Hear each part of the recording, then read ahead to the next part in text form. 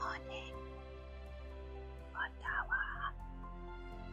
Hey everyone, help me. I'm freezing. I've been waiting for too long. The snow is covering my whole body. Help. Nah, just kidding. Hi guys. Good morning guys. Welcome into today's Genshin stream. Today we're going to be playing the world quest of the Graeae ones, you know. The long ass world quest in Snezhnaya, I mean. Yesterday we did the part 2 of it, and now finally we're entering the Flamefeather Valley, which is going to be the last part of the quest. We kind of go a little bit like off in terms of the sequence of the events, but well, whatever. Yes, this is the last part of the quest that we have not done yet. Today we're going to go through this part, okay? So, if you're watching this, welcome in. I hope you have fun. What should I do with this? No.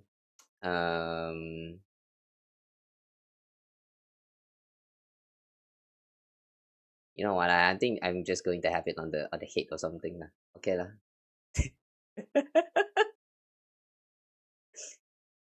Okay, bye. Very intense movement. Okay, I think this will do lah. Okay.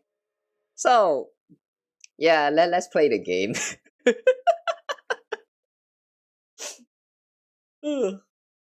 I'm not sure why this asset I even created it, but I do think this is quite cute, so it's gonna stay for now. Okay, anyway, so we're going to start the quest by continuing it with that one quest that we took yesterday before the stream. What was that again? A sprout without a gardener? Oh, okay, this one. According to the anvil, which is the person that we bullied yesterday, the stash is inside that abandoned tunnel right up ahead. Is he not going to follow us into the place?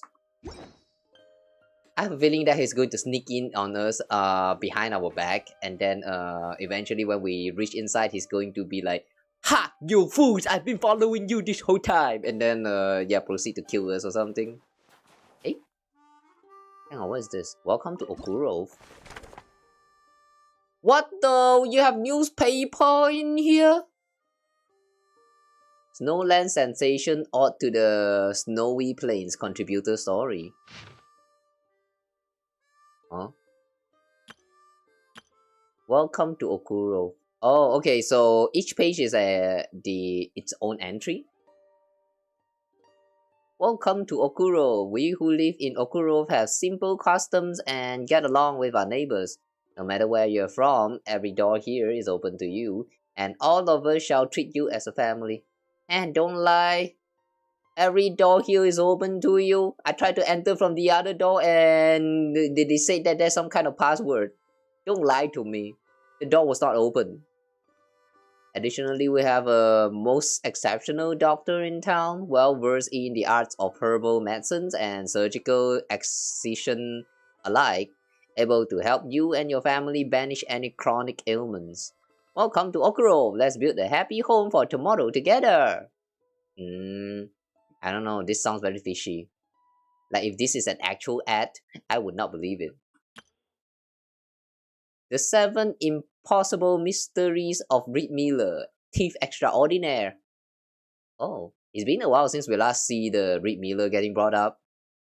7 Impossible Mysteries of Reed Miller, Thief Extraordinaire, the Platinum Piece. Chapter 11. Me? My good sirs, what manners of farce is this? Grand Duke Graeae Trobetskoy. Graeae. I like that name. Graeae. Grand Duke Graeae Trobetskoy swept his gaze, at once amused and perplexed over the police officers who were swarming around him like flies, fawning over him desperately. All my servants can vouch for me. I haven't even stepped foot outside my estate these past few days, being occupied entirely with discussing refined Fontanian operas with Mademoiselle, Milady d'Este. Where on earth would I have encountered this Viscount Swishki? Swishki? What? Who? Why, I haven't even glimpsed his shadow. The officers who had intended to curry favor with him were suddenly struck dumb, left only to exchange bewildered glances. Police Chief Delayev, our most esteemed chief, hastily removed his hat and recounted, with great care and in full details, the events that had transpired. How the young Grand Duke had first arrived as Her Majesty's special envoy, how he had instantly seen through Viscount Shushki's ruses, how he had confronted the Viscount and knocked him unconscious with a single punch before the man could even draw his pistol, and how he had personally recovered the stolen platinum piece, and in an act of great mercy helped the locals bury the unfortunate Viscountess.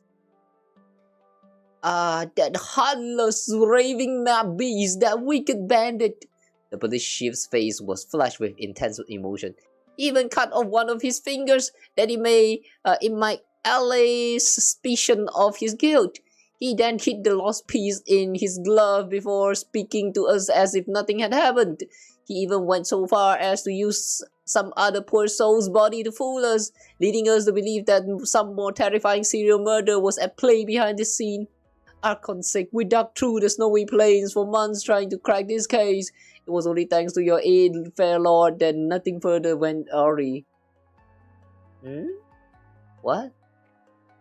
Nothing went awry, you say? You've all been deceived, you nitwits, you numbskulls! The Grand Duke, the real one this time, hurled his porcelain teacup to the ground, unable to contain his rage, roaring like thunder. That wasn't me, that was that thrice-be-damned Master Thief, Reed Miller. He disguised himself as me and assumed my name so he could waltz into Shursky's manor and take that platinum piece, precious beyond price, like one would fish for Mora in one's pocket.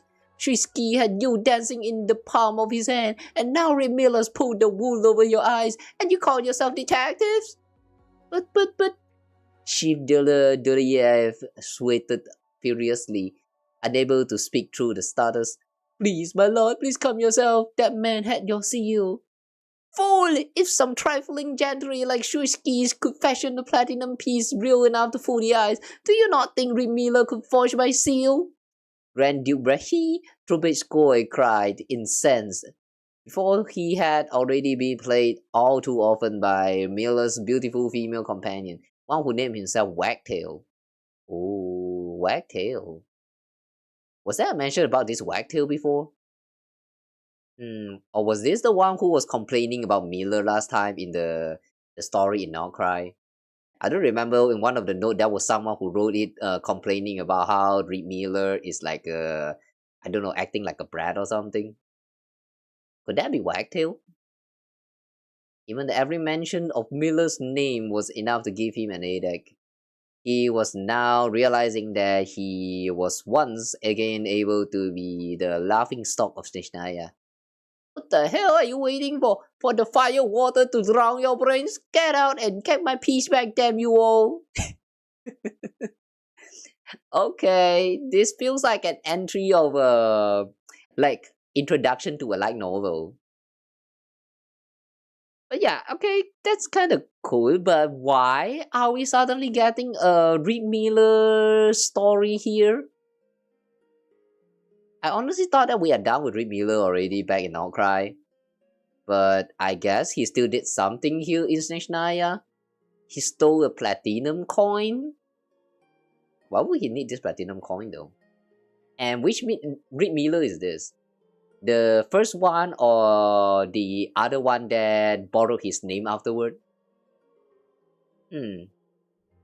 Well, I have a feeling we're going to learn about Reed Miller involvement in the Flamefeather Valley very soon. So let's wait and see for now.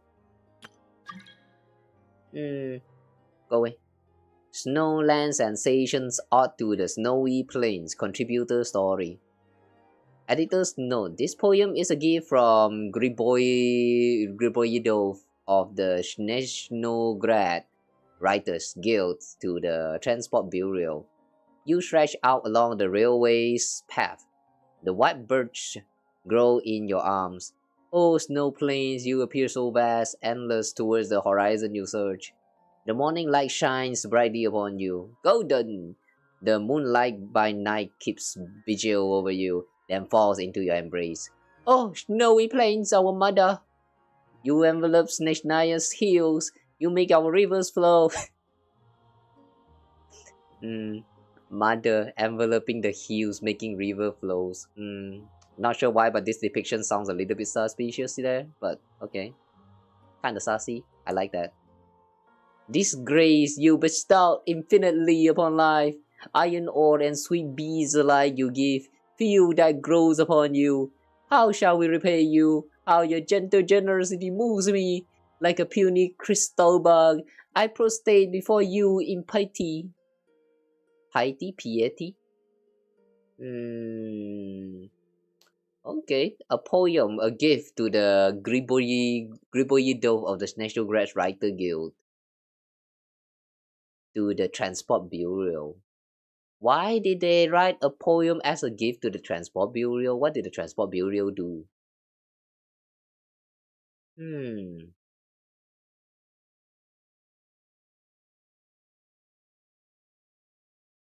Are we going to learn something about the Transport Bureau here? I don't get it. The Ode to the Snowy Plains. Is this important? I feel like this is not important at all. Okay, now whatever. I don't get the meaning behind this entry here, but yeah, let's just proceed, I guess. Does that mean that Okurov is actually the Flamefeather Valley? There was a mention about the Okurov like quite a few times before during the world quest, but I never know where it is. So I guess it is actually here. Alright, cool. Now let's go and open up the way by like, I don't know, exploding it or something.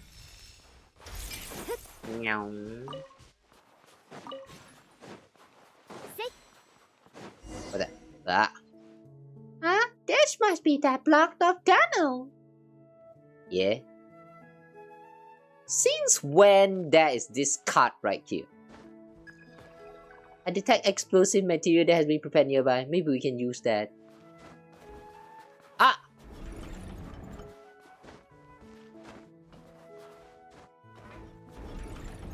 Ah.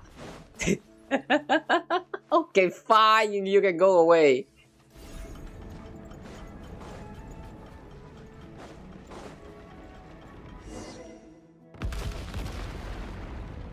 Oof.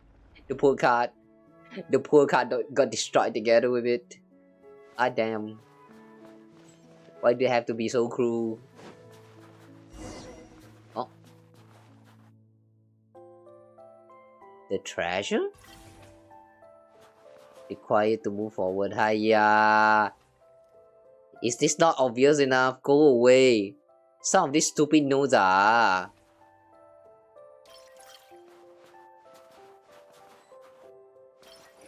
Some players really do be treating the other players like they're dumb as fuck.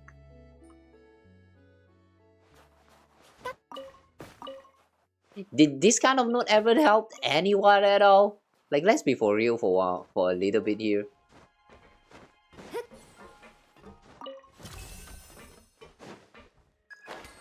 Detect another sign of life in the vicinity. Yes, hello, Crystal Bug. That doesn't sound reassuring at all. Why?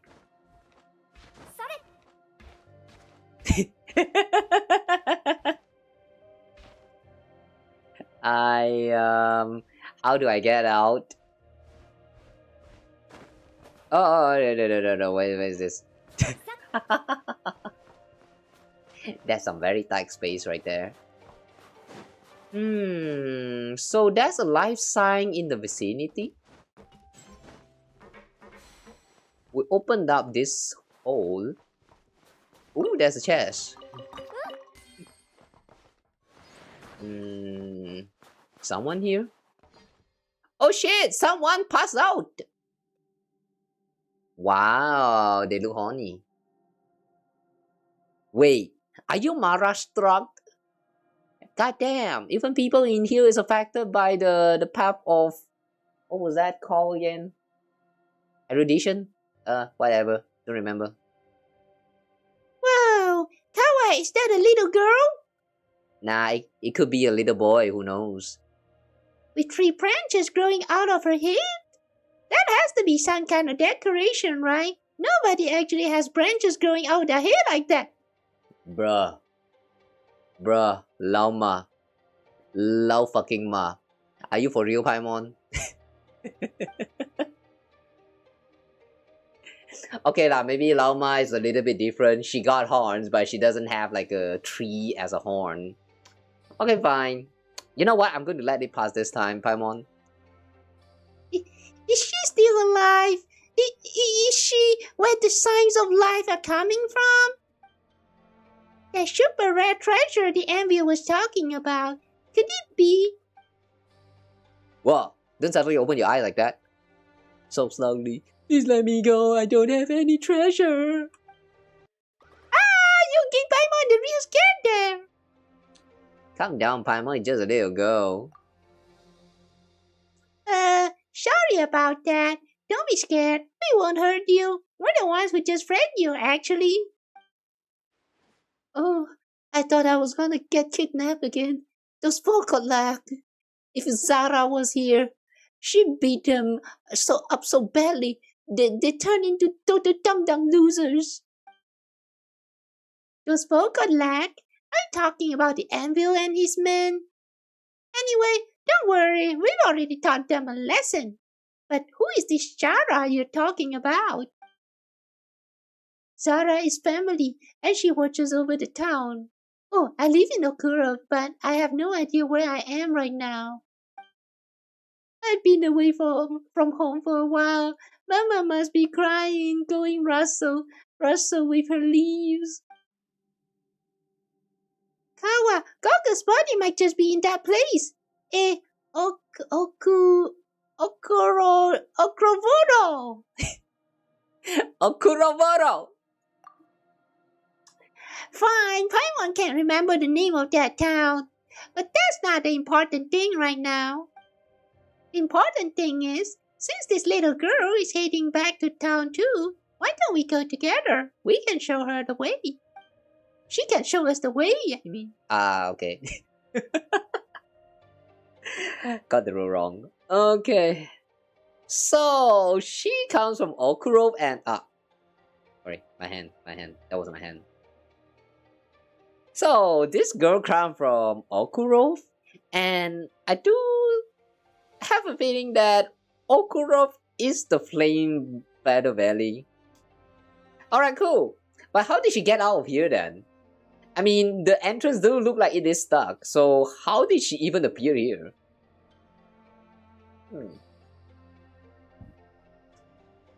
And who's the one who blocked the entrance if it was not blocked in the first place?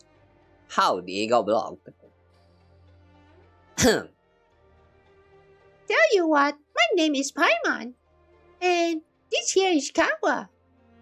I just realized Paimon did not say that Paimon's name is Paimon.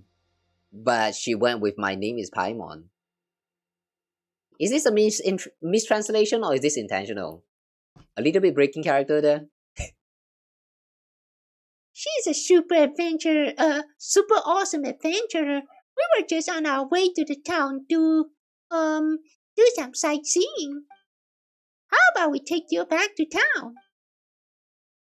Wow, 2 awesome adventurers are gonna take me home. You 2 are so nice. My name is Snezhnaya. Now we are friends and very soon we will be family. Whoa. How could not your Tata chill out there, right there? No, we just met. Chill out, okay? Too early, too fast. Hang on. Isn't it a bit too soon for us to be family? Okay, That's true.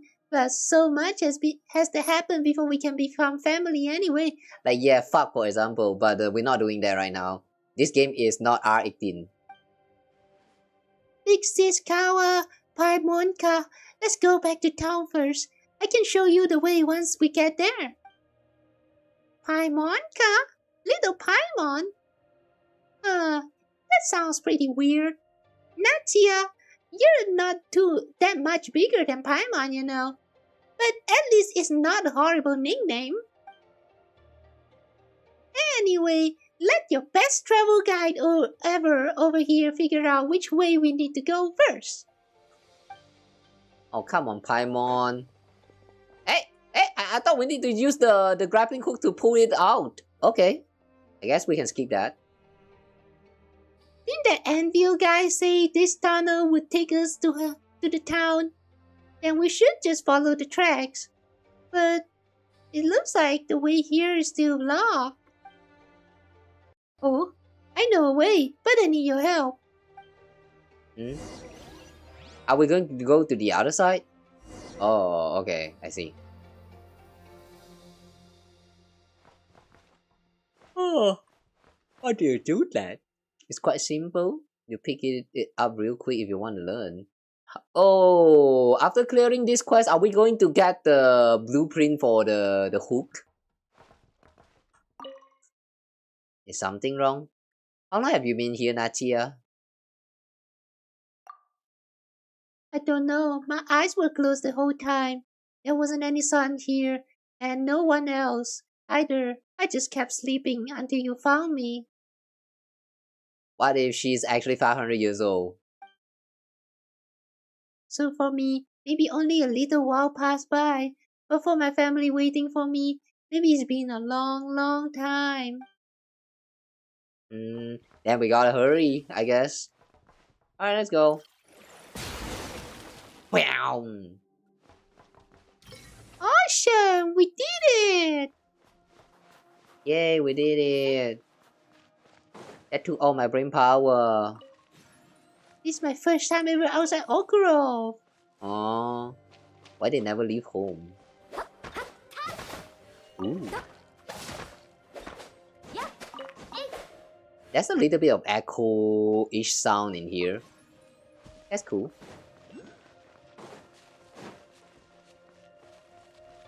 I really miss Mama and my friends too.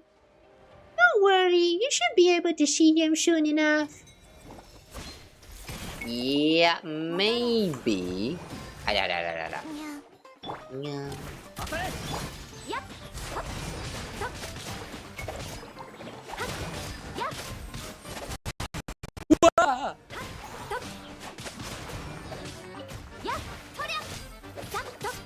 Wow, the system lagged for a while just now.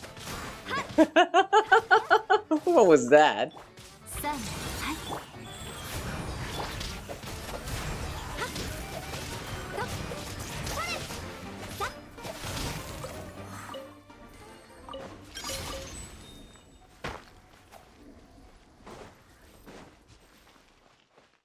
The stream alright? Alright, the stream's alright. Another train. Ooh, there's a train. Oh, come on! Go away, stupid sign! Whoever plays all these signs? Why even?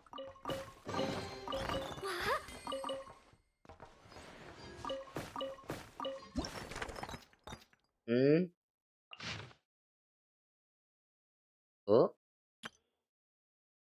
Another one of this. The platinum piece.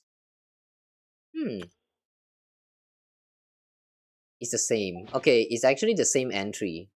Alright, we're not going to read that again. Strange how all of the train that we found in here is going to have this welcome to Okurov. At least that's what it feels like to me. If we ever found another part of the train again, maybe there's going to be another one of those. What?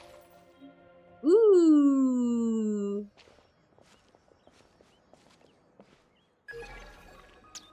There is a part of my body right here. I can sense it more and more strongly now. In the direction of that building over there. No, to be more precise, it's behind that building. Yes, over there. Do you see it? That's home for everyone in town. You mean that huge house over there? That's where everyone lives together? That huge house is our assembly hall. That's where everyone's hearts, everyone's lives, and everyone's love are all in one place. That's why it's home for everyone. Yeah, the bird is very kacau lah. Go away. And the house is just a house. You don't get it, do you, Paimonka? A house is merely a place to live, while home is where the heart truly resides. My, how clever are you, Nachiaka? So tell us, what does reside mean? Well, reside is like decide, you know? So, home is the place where you can listen to your heart and choose whatever you want. That doesn't sound quite right, but it does kind of make sense too. It does?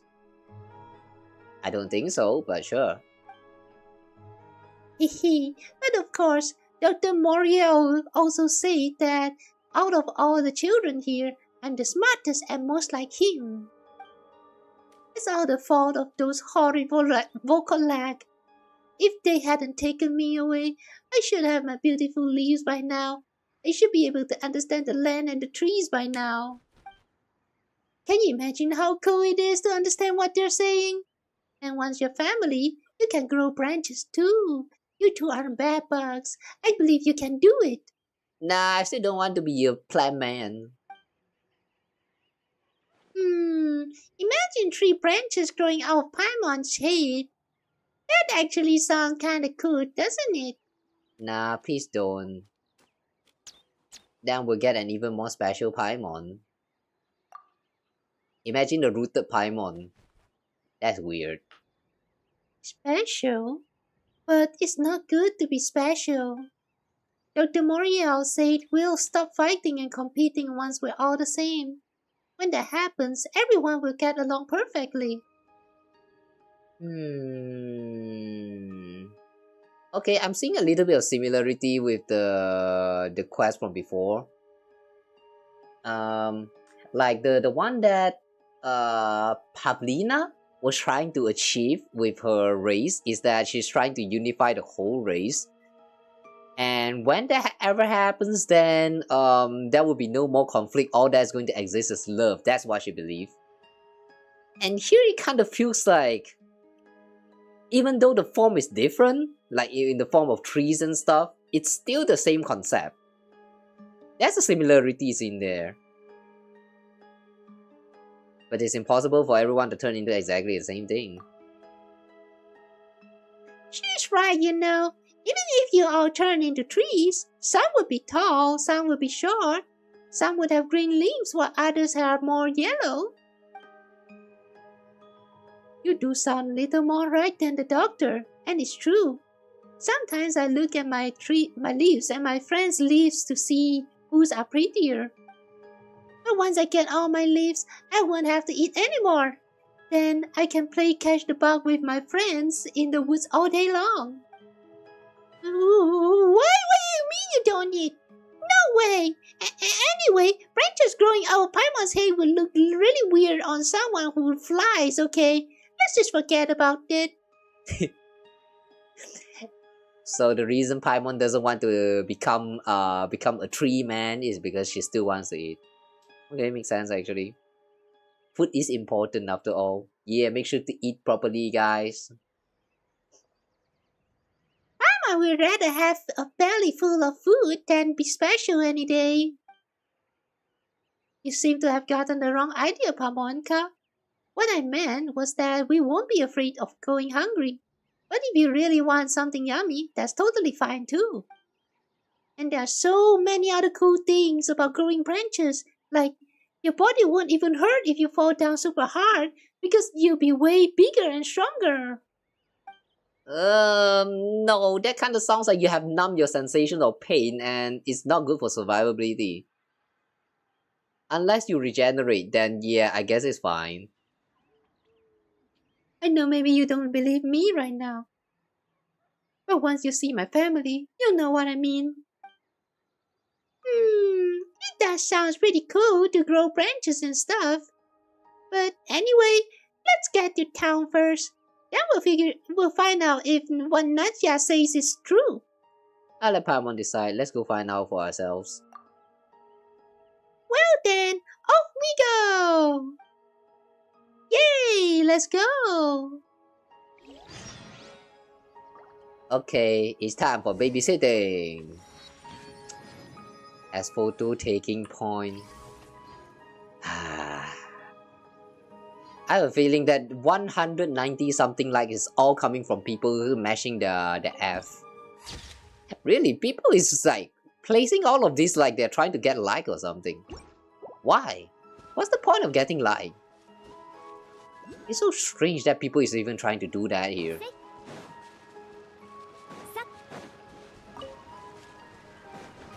Because from what I know, here in Genshin we don't really have that kind of system where you like, you know, get reward for more number of like that you get, like the one in NTE with the bagel system. The bagel system in NTE kind of works in such a way that if you get enough view, you get enough like for the post that you made, then you can actually earn some like reward points that you can do. You can use for exchanging for some rewards. But here though, I don't think I've seen any reward point shop. So like, I don't see any point for like getting likes. So why is there even anyone trying so hard? That is so strange. Anyway, let's go. Whoa. The rail is broken so hard. Ew, and what the heck is this? Barrier? Why is there a barrier here?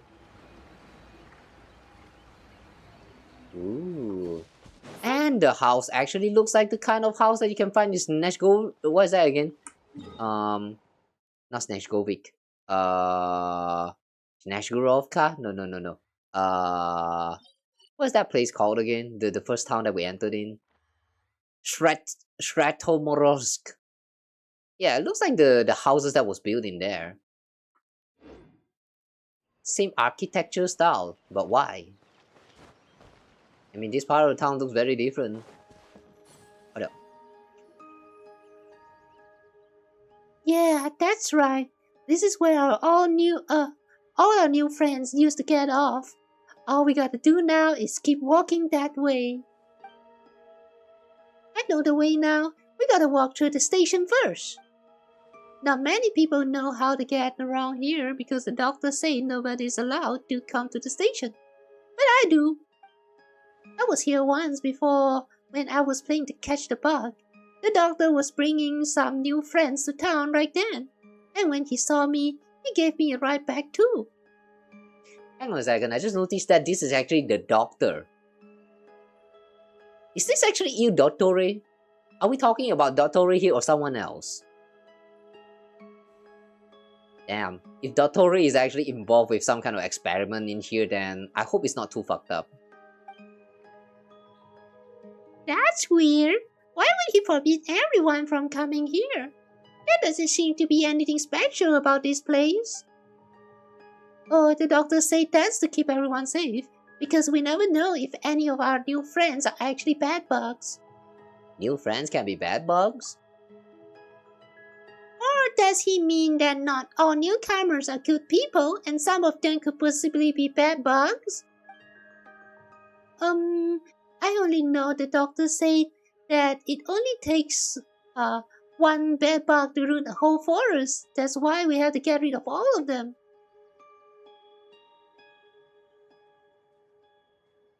Wait. I have a suspicion that Natsia is the bad bug, and that's why she is got rid of and appeared outside of the town. And now that we have helped the bad bug to get inside of the colony again, something bad's gonna happen, isn't it? Either she will die or This whole place is gonna die. So once Dr. Birdie catches all the bad bugs, we can all have a warm home full of love again, together. I always win whenever I play Catch the Bug. Dr. Moriel even says that at this rate, I'll become a real Dr. Birdie soon and catch all the bad bugs. Okay, Dr. Moriel. I guess this is not related to Dottori. Unless Dottori is Dr. Moriel. I mean, he can take on different names after all. Like Zandik, or is it Zandir? That sounds a little unusual. And it sounds a little dangerous too. Why would the doctor ask a kid to do something like this? Oh, you don't have to worry about me. Zara will help me too. Not only does she protect all of us, she can tell right away if somebody is a bad bug. She's so cool. Actually, Zara is the real Dr. Birdie. No. With those weird, huge wings of hers, Zara is a big Dr. Birdie. Huge wings? Zara has wings. Wait, is this the Firebird? The one that's rumored to appear around the town? Okay. Bird. I've answered something about that before. Something about a strange giant bird in this town. I don't know who you heard that from, Paimonka, but they must be talking about Zara. We'll see her once we're in town, and if she's in good mood, you might even get to touch her beautiful leaf feathers. Leaf feather? I thought it's a firebird. But it actually have leaf as feather? What? You do have to be careful though, because Zara can get grumpy very easily. She's only good when the doctor is around. Especially you, Paimonka. You have to be extra careful. You're so small and light like a leaf. Zara might just blow you far away if she flaps her wings. Don't you worry about that. Kawa will hold on to Paimon. Now I'm going to just let you fly, you stupid balloon. Now that we're talking about it, Paimon really wants to see this Zara bird for herself now. Then let's get going. I don't really know where she is in town right now, but we'll definitely find her if we go looking for her. Looks like there isn't a way through here either. We'll have to pass through the station then.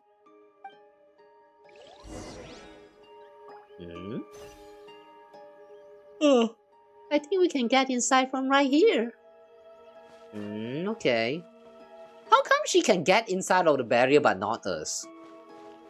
What is our difference?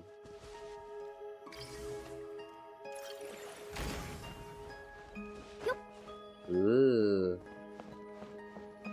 With the something doll.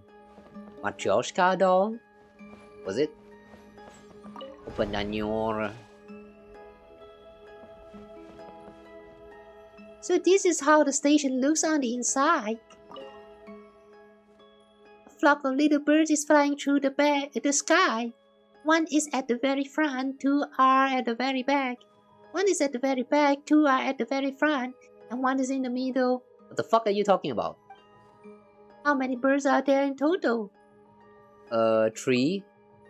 Let me think. You're right. I think it's 3 birds too. I've been asleep for so long. I need to get my brain working again. Otherwise, I might not even remember the way home. Yeah, she's old as fuck. I have a feeling she really got exiled. And she just forgot about the reason why she got exiled. And then some shit is really going to happen soon. Oh, are you right there? Welcome. Is that mechanism Paimon sees over there? Yes, it is. But how do we get it? Why are you here?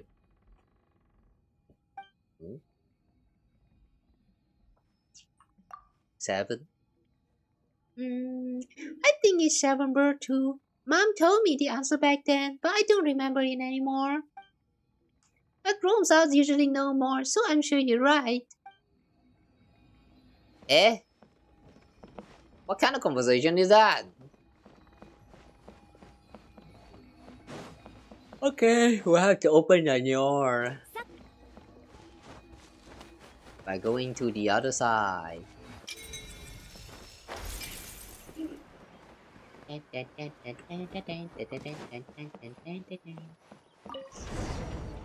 Aha.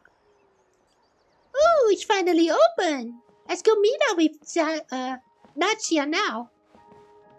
This way? Hang on, where you? This place is too quiet here. Doesn't look like Zara gonna show up either. Yeah, Zara died, I think. Oh, relax. Zara's super duper good at catch the bug. I mean, all newcomers to our town have to play catch the bug, and Zara loves playing with it. Oh, meat! Is that grill going on or something? Yeah, it is. I just got the drumstick, you want this? More and more trees. Each and every one of them is strong, healthy tree thanks to Zara. What is this? Looks like claws mark left by some bees. Uh-oh.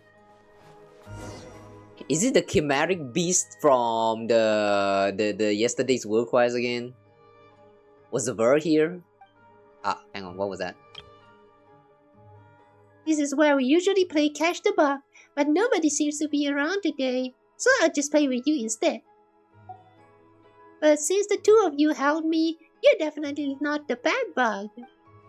I'll be the bad bug then. You two can play as Dr. Birdie. It's 2 against 1.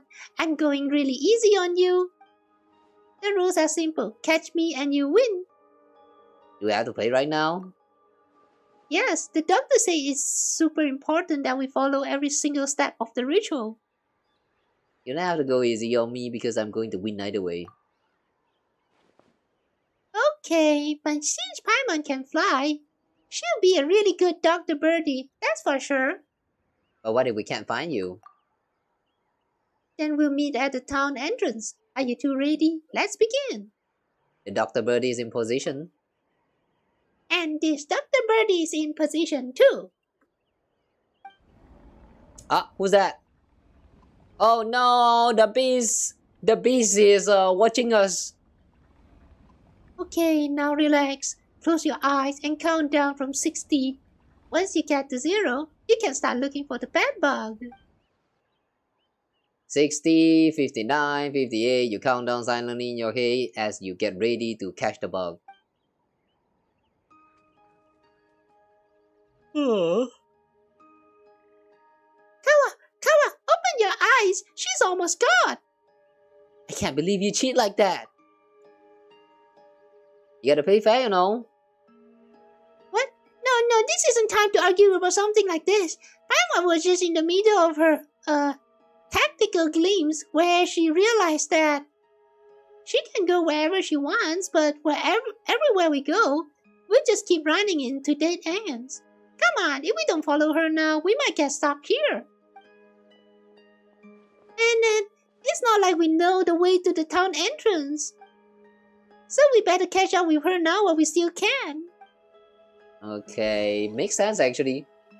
So, about the mission, we are not playing catch now. But how do we catch up though?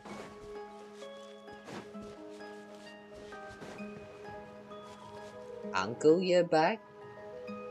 We can't seem to go anywhere. No, there's a path here. Oh. Whoa, big bro, you've been lying down so long, the seeds are gonna sprout. Oh. Natia has found some body lying on the ground. That's not a good sign. Yeah, they all died. They all died when she is outside.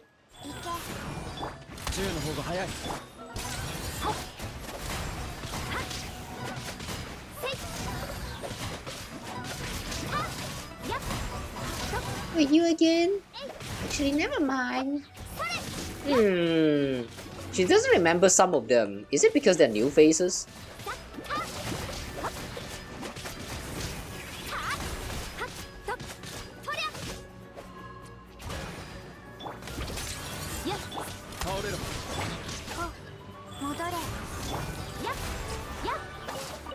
Imagine struggling with a freaking slime.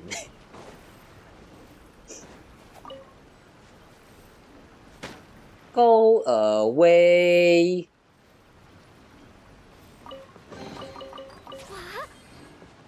I really don't like those signs pointing to the treasure chest. It's literally just right there. We are not blind. I feel like my intelligence has been mocked by these players. Whoever plays the you know, the exploration mark sign right there. Ooh, drainage hole. Okay. Catch up with Natia. Natia!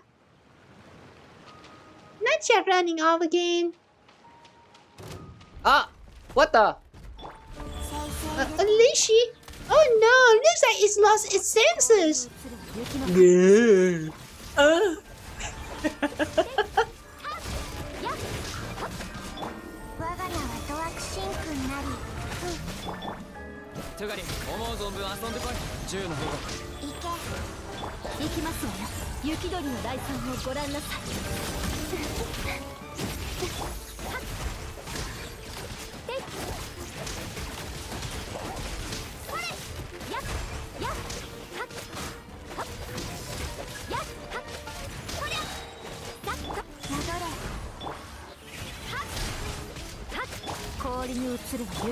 It's been a really long time since I last played a melee character that is actually melee.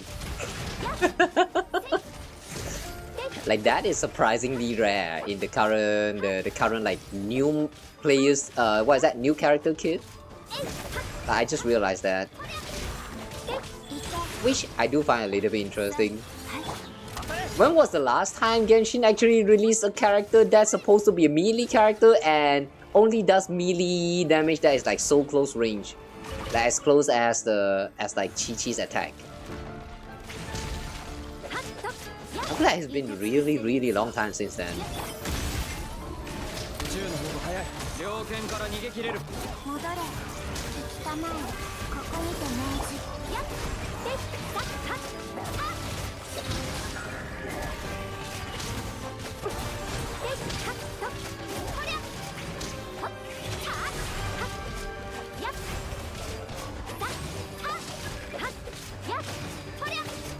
Smacking enemies like this is really quite fun. Although we're not really doing much damage. But I do kinda like this game, this gameplay.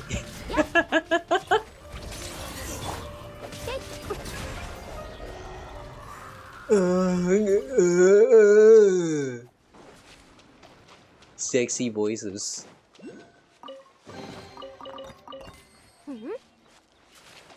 Alright, so we got rid of them, now what? Yeah, we cannot get in. So we have to follow the water path.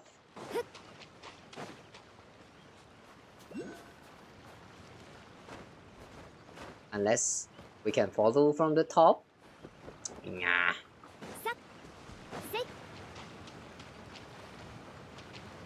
Just now we came in from here. And then...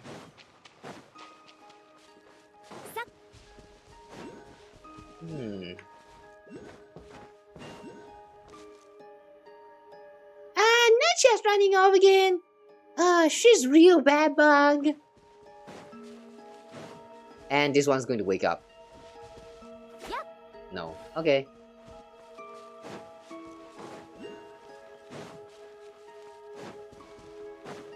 Oh. So many lashes. We gotta help Natia. Wait. They talking? What? Oh, they are talking. Still rational Reishi.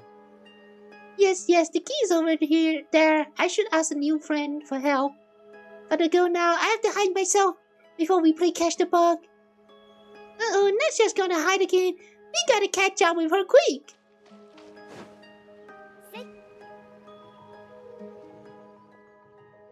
Natsya! Oh, finally. Huh? Wow, you're really good, Dr. Birdie. You caught me before I even got to hide. No, we've been running after you. This game of Catch the Bug is on pause for now. Too bad we didn't finish it this time. I found a serious loophole in the game rules. Kawa is right. You can go everywhere, Natsya, but the two of us can't. So, if we had waited for you to hide before coming to look for you, we might end up getting lost in the woods. Hehe, it's all thanks to Paimon's incredible deduction and strategic skills that we're all here together now. Wow, incredible Paimonka, huh?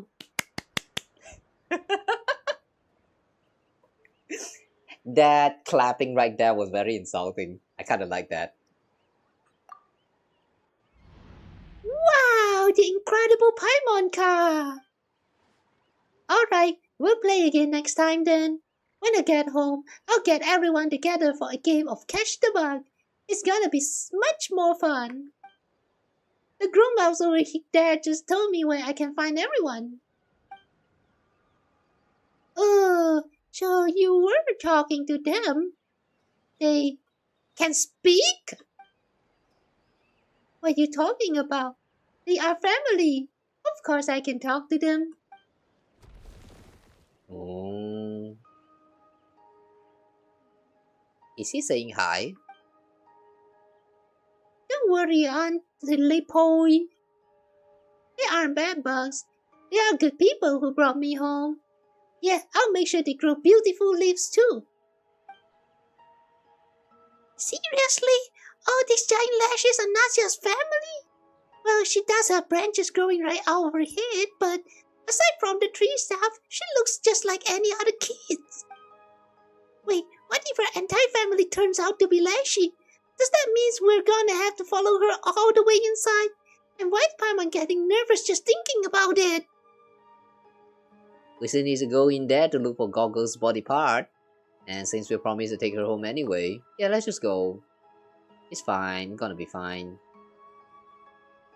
Big Sister Kawa, Paimonka, are you still taking me home? The grown-ups are awfully busy as always. What are they busy doing though? They're already trees, man. What can the trees do? Like, what are the trees busy doing? Like photosynthesize? Paimon doesn't think it's a good idea to let her go home all by herself. And besides, we haven't seen that Zara Natsya keeps talking about yet. Wouldn't it be real pity if we walked away now? Let's do it, just to make sure that Natsia's gets home safe and sound. Just to make sure we get to see Zara with our own eyes. We'll come with you and take you back to your family. The two of us always get the job done. Thank you so much. You two really are amazing. Almost as well awesome as my idol Furiosa. Who's that? Go. Busy. Whoa, they can speak! Like suddenly we can hear them as well. Alright, Aunt Lepoi. I won't bother you anymore. I'm off then. The grown-ups are too busy for me. Big Sister Kawa, Paimonka, let's keep going. Alright, let's keep going then. But hold on, what are they doing? Oh, they're burning the bad bugs. The bad bugs among the new friends. And the old friends who have turned into bad bugs too. They all have to be burned up. Once reduced to ash, the bad bug will nourish the soil, while it is from the same earth that new family will grow. That's how the bad can become good all over again. And who is watching them right now? Is this a little bit creepy? There it comes. Yeah, it's another one of those chimeric beasts. Oh! What the? You open up a hole on the freaking earth ground with icicle? How strong is your icicle even? Oh no, we got dropped down in here. Okay.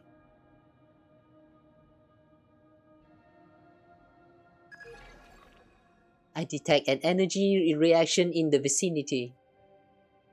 Where are we? Kawa, are you alright? I'm okay, don't worry. But why am I in the shooting mode again? Ah shit, we gotta do the pew pew again. I can't believe that scary giant bird attacked us just like that, with zero warning. Do you think that scary giant thing is that Zara Natsia was talking about? Maybe, but that does not look like a bird. If anything, it looked more like the chimeric beast, which is strange. Oh wait, is this actually the bird that is one of the boss? Just like the chimeric beast. So Natsia lied to us? Oh, come on. Paimon was really looking forward to this. Maybe Nasia didn't lie to us. It probably thinks we're bad bugs. But we didn't do anything wrong. If anything, we're the good guys here. We've helped Natsia get home, for crying out loud. But Nasia might be the bad bugs. And we allowed her inside, so we are now joining the bad bugs too.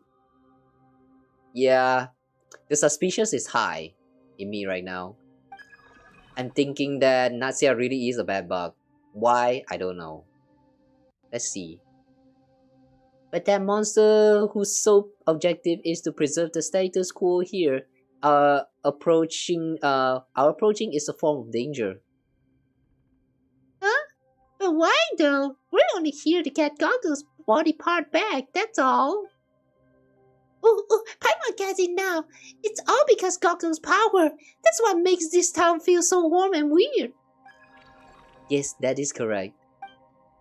That half-man, half-bird creature named Zara, and the way the local residents have transformed in both body and mind, all of this feel extremely familiar to me.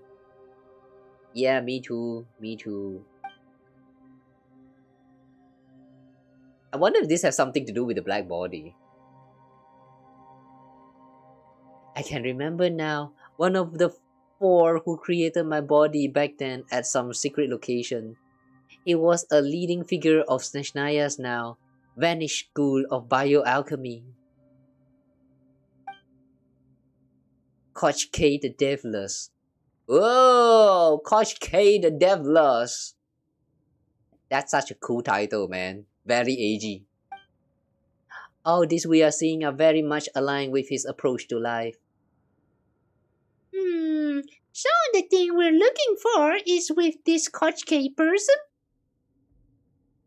From what I recall, in yesterday's world quest, Koch K is the one that we learned to be the researcher that has been researching about... No, I don't know what they research, but there was a mention about him doing a lot of inhumanly experiments on the Fae, and therefore he got banned or something. Like banished? But yeah. So I guess we're going to learn about Koch K's purpose, motivation for achieving the what is that, immortality or whatever. Jeez, this town feels even weirder now.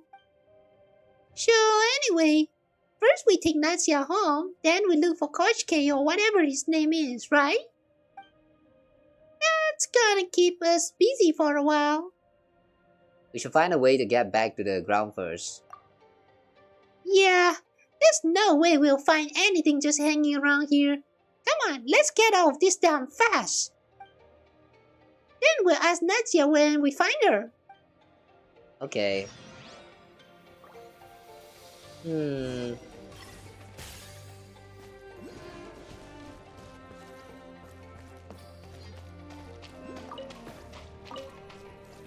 Huge space. The path here is completely falling apart. It's falling apart, huh?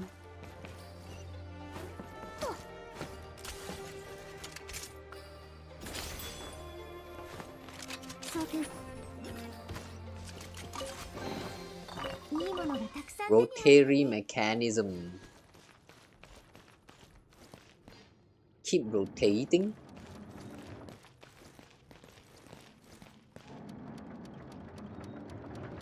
Oh, you have to hold it down. Okay.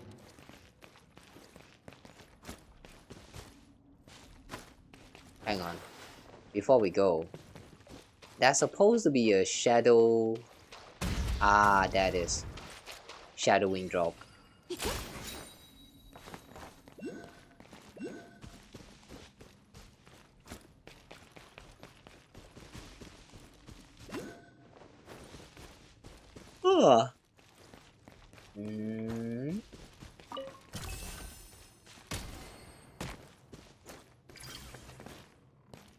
Open. Pick up.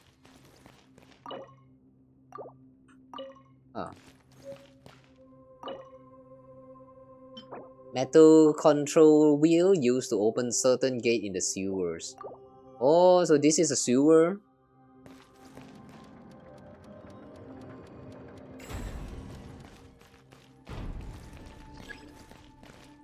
The door seems stuck. Doors, and more doors here. You can slide to navigate those spaces. But what about Paimon? Paimon can't do that.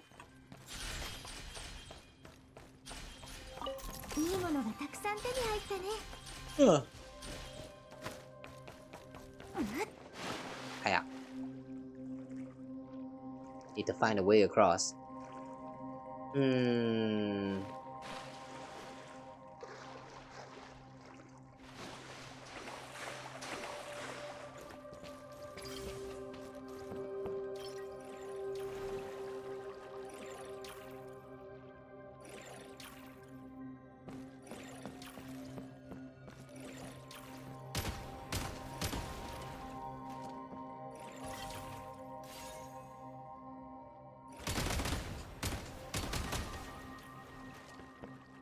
Okay.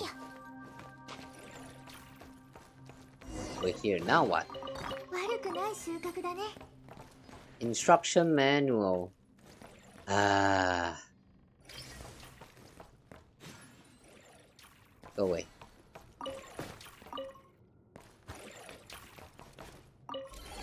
Oh, we found a blueprint for the gun. Gun stock. Finally something that we can use.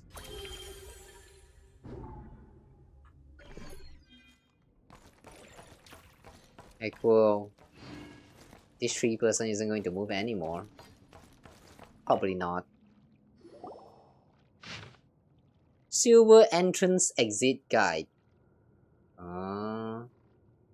Okurov lies nestled within a valley with a low-lying basin floor. Under the influence of something, temperature may rise. As snow melt may occur, if drainage within the valley proves insufficient, accumulated water could lead to severe flooding. Thus, an underground channel system was constructed. First for drainage, second for something. From this, the tender sprout of something began to emerge. I have begun to discern the correct path forward. Must undergo 3 rounds of authentication. Obtain the red, white, and blue keys. Placed at 3 different locations. Insert all 3 simultaneously into the slots to activate the gate. Insert either white or blue key into the control console will lower the water level. Inserting both the white and blue key cards will fully drain it. Key and then there's key cards. Are they the same thing or different things? So we are trying to drain it, or are we trying to... Okay, I think we're draining it. Yeah, I read all of this, Paimon. This is written in such a complicated way. Looks like there's a name written on the cover of that tattered little book. Dr. Morio? So these are the notes written by that kind doctor? Whatever. So all we have to do is go to these three spots and find the red, white, and blue keys. Then we insert them into the three places and we should be able to get art, right? Ah, Graeae say something but immediately got cancelled. M.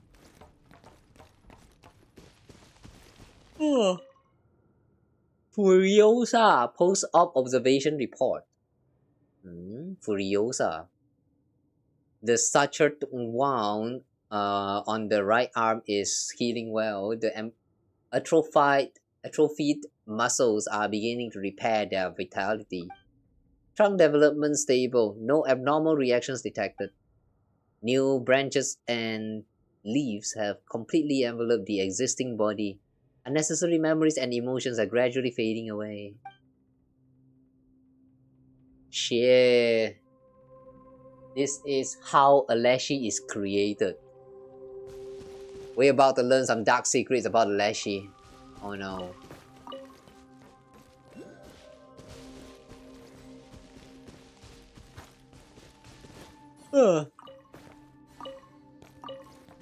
Welcome to Okurov.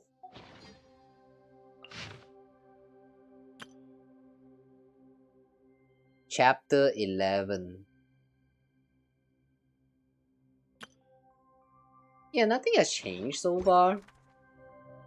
There's a lot of this Welcome to Okurov poster, flyer, which is a little bit strange.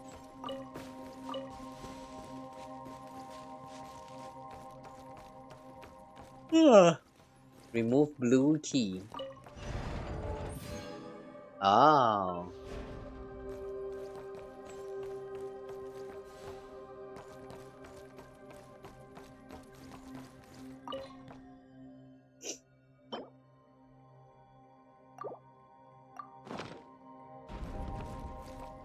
Okay.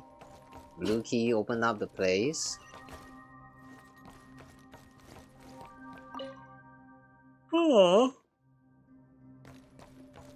Stopping one key in can be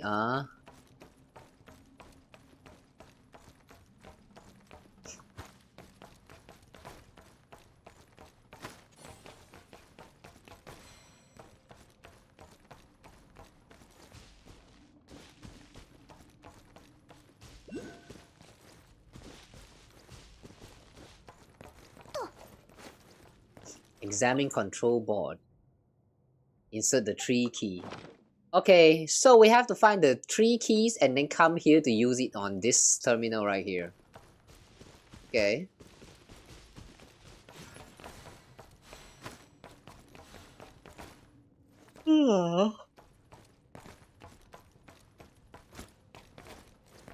Insert white key.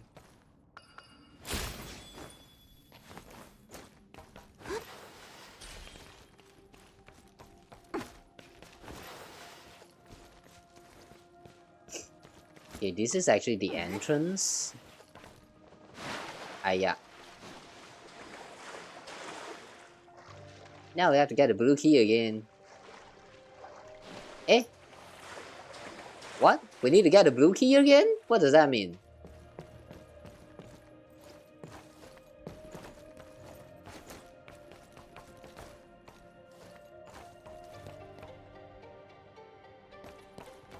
Oh.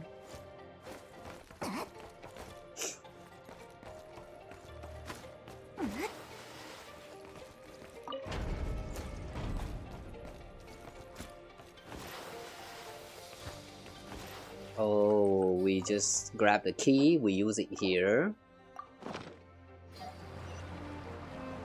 And the water is drained. White key detected.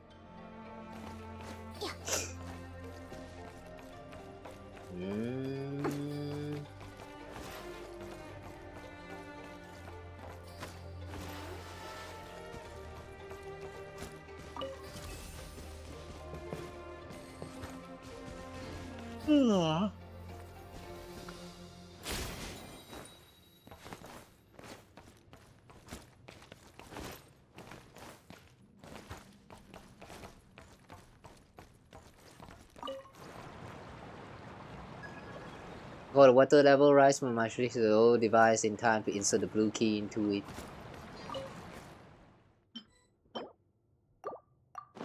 Like that? Ah, yeah, it's okay, it's rising.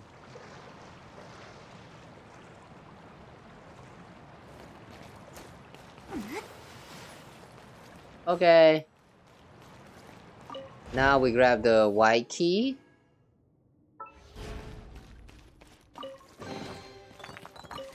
Now we need to find the red one.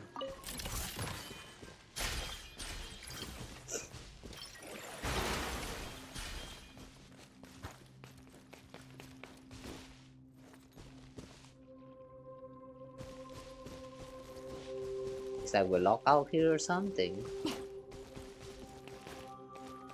We opened this up and we somehow ended up back to the beginning.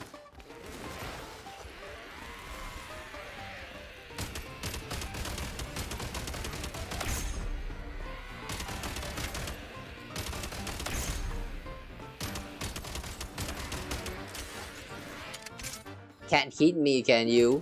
Heh.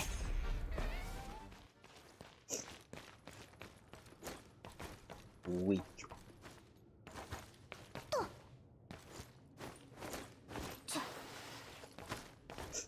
Alright, anyway, now that we have the white key,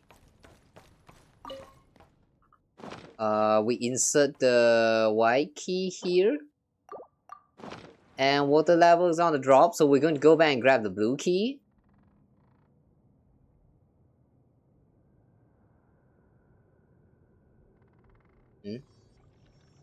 Oh, Paimon's going to grab it for us.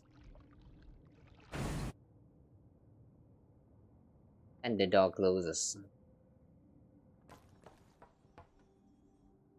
Ding ding ding! Paimon's got the blue key!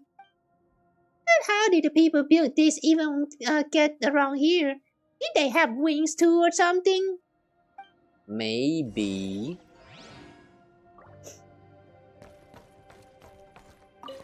Though it's a little bit too late to ask this question because for the past 6 years there has been a lot of moments like this. Where you explore around inside of a certain construct, a certain building, infrastructure. And it just doesn't make sense for the transportation to be this shitty. But it's just that shitty. So yeah, people from the past either have some very dead brain or they just prefer this kind of movement, which is kind of kinky. But I guess we don't judge.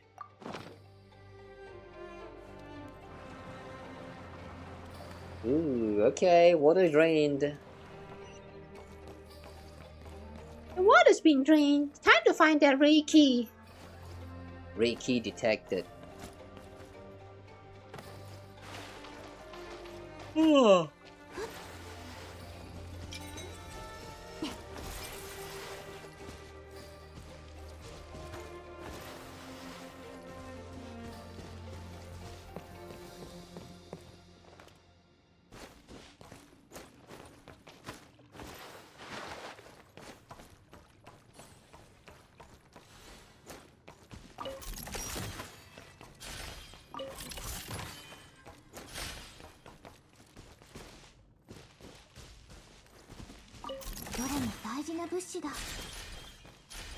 Picked up one frag crystal. Oh, one frag crystal is the bomb, I think.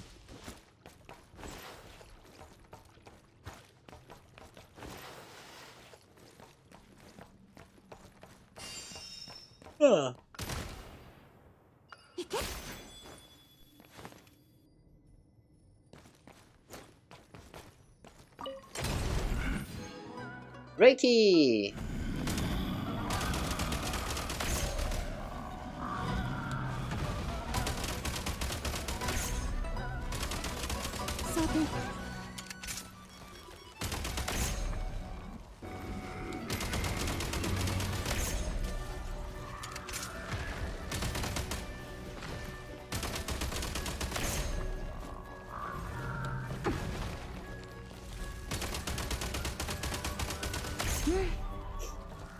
God, this is so tiring.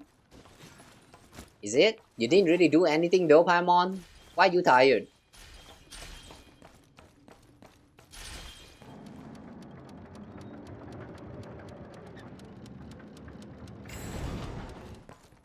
Okay, rotate this to open it up and then... Ooh,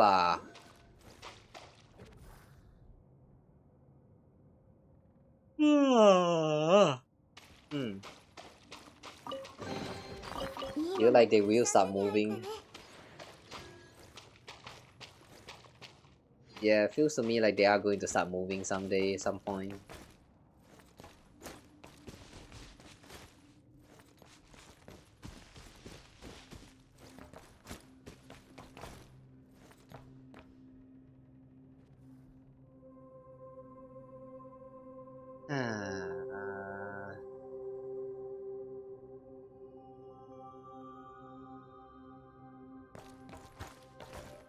Where's the crystal? What is that again? The shadow wing drop. Is it all here?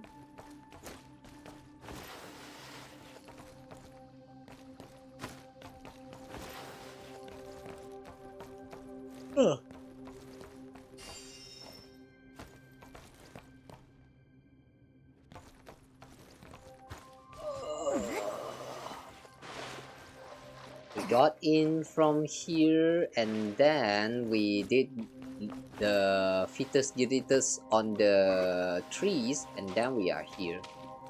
Okay.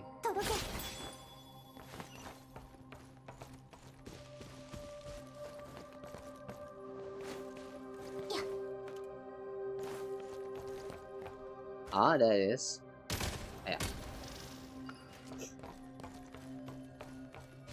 By the way, this is bad, guys. I am kind of falling asleep. Oh no.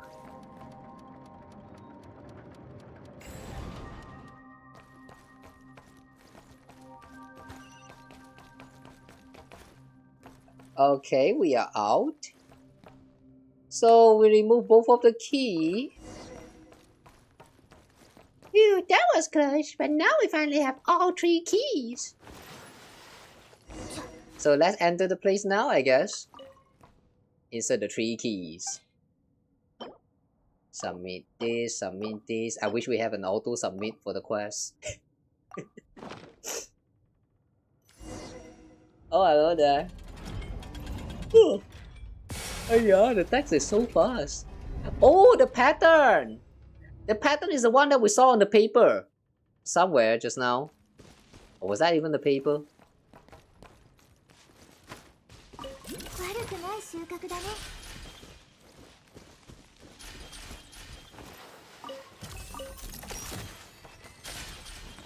Oh.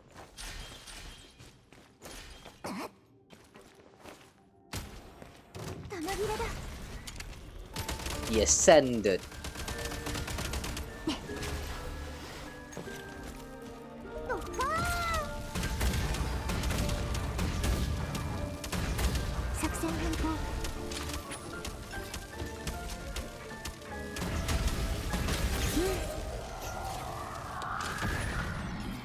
Really love the grenade launcher. Silver leaf control wheel. Why do this Lashy have it?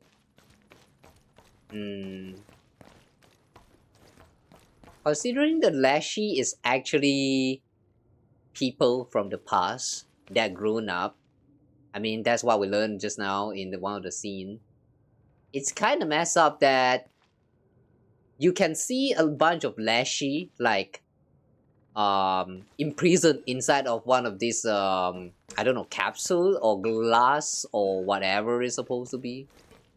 Kind of looks like there has been some kind of experiment carried out on the body of those Lashy. So in a way, it was a human experiment. Or maybe these are the Fae from the past. It's pretty fucked up, man.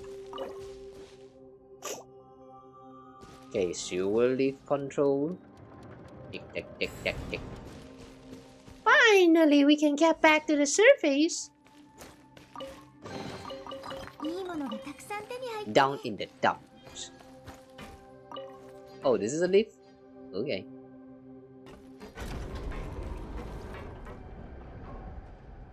Besides, we have no idea where Nadia is now. Nah, she's outside somewhere, very safe. Probably. You should go to that town entrance. Oh, yeah, right. We did agree to meet up. Foul.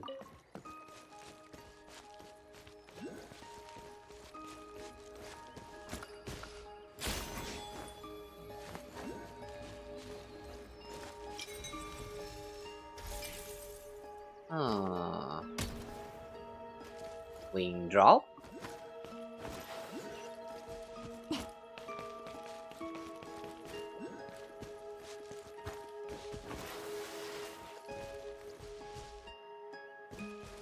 Oh. There's a wing drop near there, but maybe later. We'll get to there. Waypoint!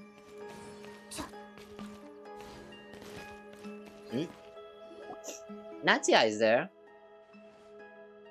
All I'm gonna do is toss those frogs into his house and then wait to see his face when he's come back to the house going repeat, repeat. Hehe, it's gonna be so funny. It's a bad bug. Will you help me please, Aunt Lepui? Would you help me get the key? Believe family. Finally! Nadia, we're over here! Yay! Big Sis Kawa, Paimonka, you're here! I've been waiting for you for so long. Zara is so mad though. Maybe she thinks the two of you are baddies or vocal lack or something. I saw the two of you just drop into that big black hole. It was so big and so deep. I didn't even dare to look inside. But I knew that the two of you would make your way out anyhow. Thanks for the trust, I guess. It wasn't easy, mind you. But never mind. Right now, we have a few questions for you. Do you have a family member here named Koshke by any chance? I don't think I've heard that name before. Why? How come you did not? How come you have never heard that name before? No? Really? I don't know everyone's name though, but if you want to know, Monka, you should talk to Dr. Morio. The doctor knows everything and everyone's names. When you turn into a tree, slowly you won't be able to talk anymore, and everyone else will start forgetting your name too. Only Dr. Morio remembers all those names. This kind of sounds like it resembles a little bit of the system of Leyline. Like, you know, when someone died, their soul is transferred back to the Leyline, and then the Leyline flows, and then it reuses the soul to create another life again. Like, I don't know, something like that. Kind of sounds to me that this Dr. Moriel here is the Leyline that stores all the information of all of these people. Weird. Turn into a tree? Hold on, so you mean to say that Leshy here all used to be human? Leshy? What's that? Anyway, whatever that is, that's not us. What Aunt Lepui and the others have almost completely turned into are the perfect tree. But right now, I'm only half tree, and it's all those vocal lag's fault. Otherwise, I'd be exactly where they are now instead of being so far behind. So how do you communicate with each other? Once I turn into a perfect tree, I'll be able to talk to the other trees just by touching their leaves with mine. And my roots will be joined with everyone's too. Dr. Morial say, let us become one family. Create a world that is warm and where pain is no more. Let us come together so we may reach heaven. The eternal courtyard that is free of all worries.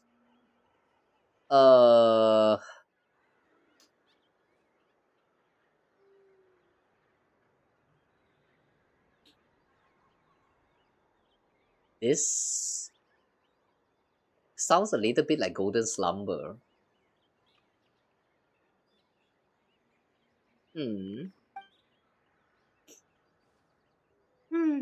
Kawa, might this Dr. Morio really be? It might just be Koshkei the Deathless, a madman through and through. That's right. You must have thought of it too. He could be that Koshkei the Deathless. From my perspective, that's highly logical deduction. Ooh, you think so too, Goggles? But what are we supposed to do now then? Let's just follow Nastia for now. Nastia.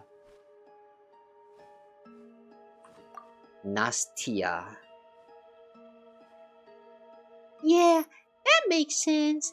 As long as we follow Nastia, we'll meet that Dr. Morio, Koshkei the Deathless. Big Sis Kawa, hi Monka, what are you two whispering to each other about? Whoa, nothing. We're just really interested in Dr. Morio. Can you tell us more about him? Of course. Ever since he came to Okurov, the town has become really nice and warm. All the ice and snow have melted into these creeks, and you can see so many trees with pretty leaves coming out from the ground now. It's made everyone better too. Mama's leg stopped hurting after he started helping him, and her eyes stopped being so red and watery too. But she ceased to be human, didn't she? Everyone stopped fighting too, even the ones who had been at each other's throat forever. Now, they hold each other's hand in theirs and have become family. Is that why you two want to be my family? Sarah will definitely stop being mad at all if you do that. It does sound like it comes with plenty of benefits. It's all very tempting, but I'll have to think about it. Yeah, this is a serious matter that calls for serious consideration. Okay then, I hope you will join us after you've done considering. Big Sis Kawa will definitely have the prettiest leaves. Anyway, the most important thing for now is to get to Natsia's home. You mentioned before that your home is at that tall assembly hall all the way over there, right? So how do we get in there?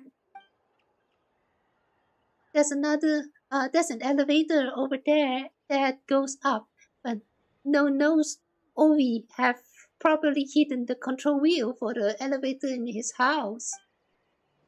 He doesn't like us, and I detest him too. He's not gonna give it to us if we ask for it. So we gotta kill him. Nice. But without the control wheel, we can't take the elevator to the assembly hall. Show us the way to his house, Nastia. Nastia. We'll take a look first. When there's a will, there's a way, and we'll find it. Okay, the confidence. Sure, Paimon, lead the way. Go on.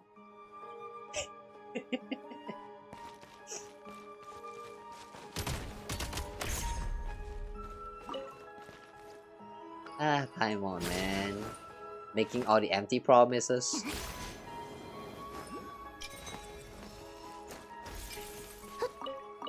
Roads around here are smoother in the past. Later on, the weather became warmer and warmer. The root of the tree climbed out of the ground and reached the road. Everyone really liked these trees, so we never really asked about fixing up.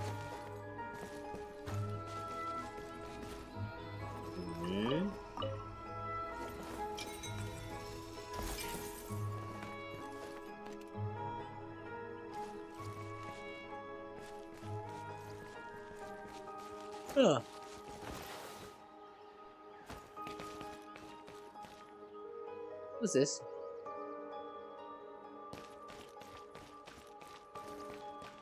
This is the place Mama and I used to live here. The grown-up says that we won't need any treasures from the past. That's why I don't really live here anymore. Would you like to see it anyway? I could show you around. Is this you? Open the door. The door seems stuck.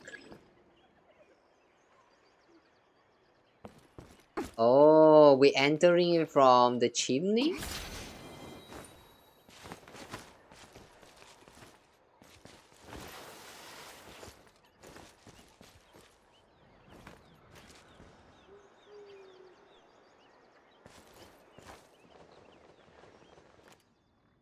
Oh, we are supposed to get in here.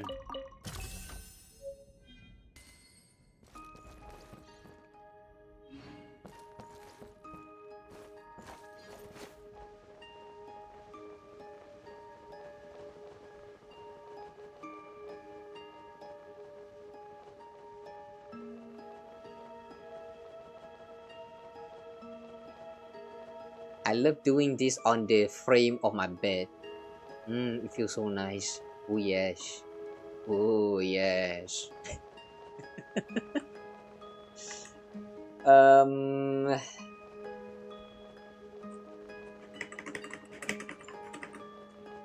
Fuck, we are stuck.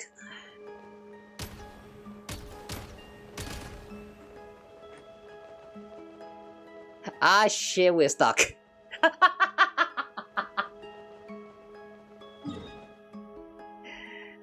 Wow, like this also can. Okay.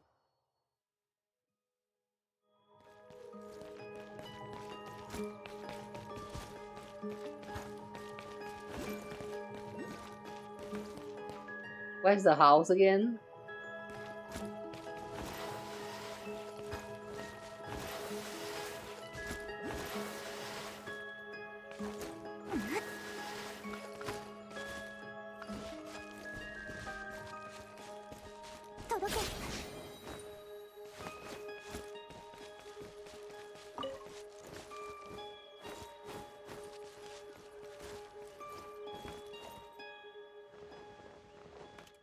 Alright, we're back here. This time no more jumping onto the bed.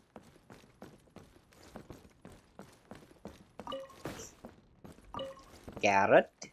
Picture with Natsia with her mom. She looked like a normal human before. Yeah, this is some very mad experiments to turn the people into trees. And also like the one photo that captures a warm moment between Nastia and her mom.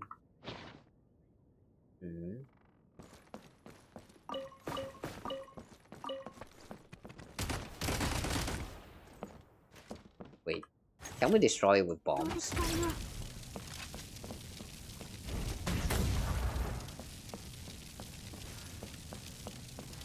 Nope, cannot open the door.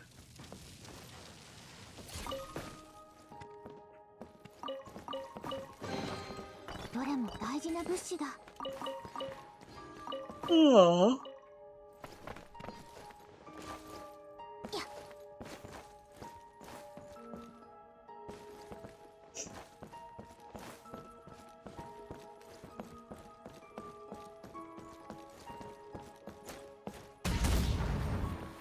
Oh, this one can be destroyed.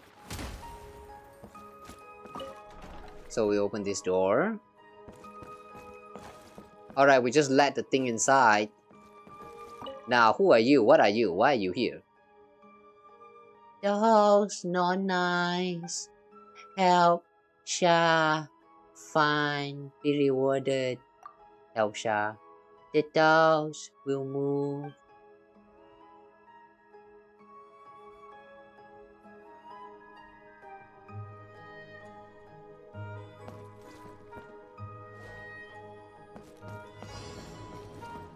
I feel like the doll changed somehow. Oh, spot the difference. Oh, this one can move.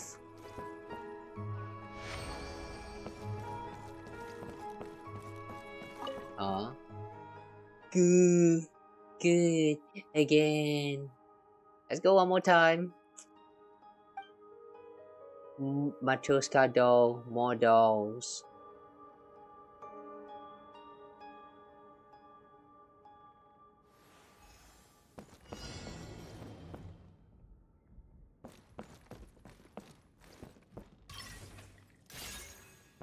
Ah, one extra.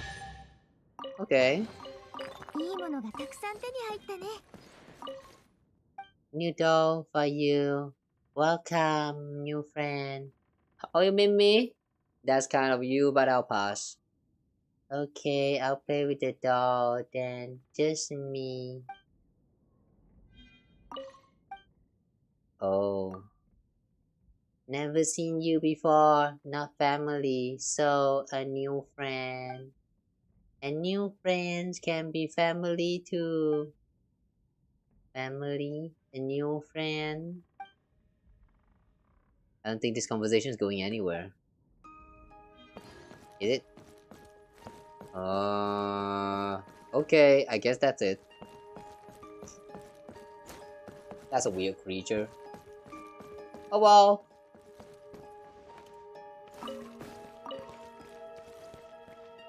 Oh.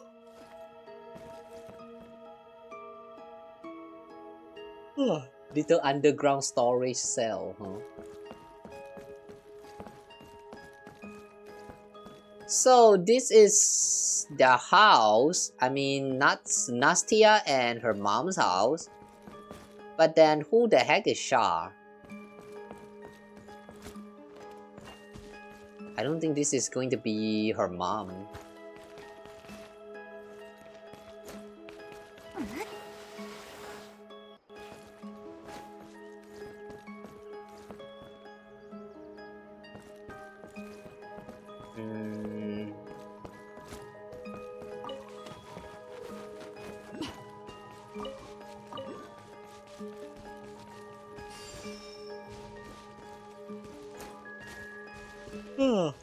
No nose old. No nose old's home. Wow, this tower has failed. Aya. A ceiling.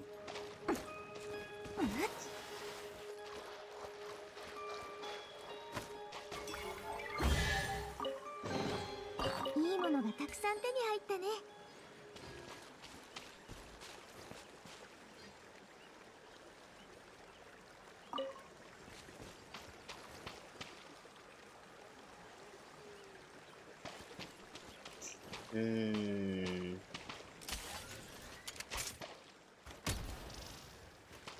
Okay, shadow drop. Head to location near Oaf's home.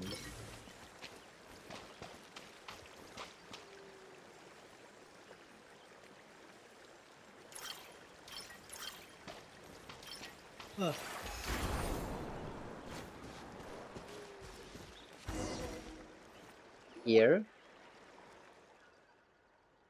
Okay, we're here. And he's still standing there at the door. Looks like talking it out isn't an option here.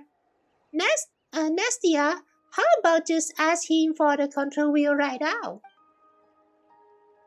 Even if he really hates you, there's no way he'd stand in the way of a child trying to get home. That's where you're wrong, Paimonka. He would never give us the control wheel. He has always stopped us from going to the assembly hall.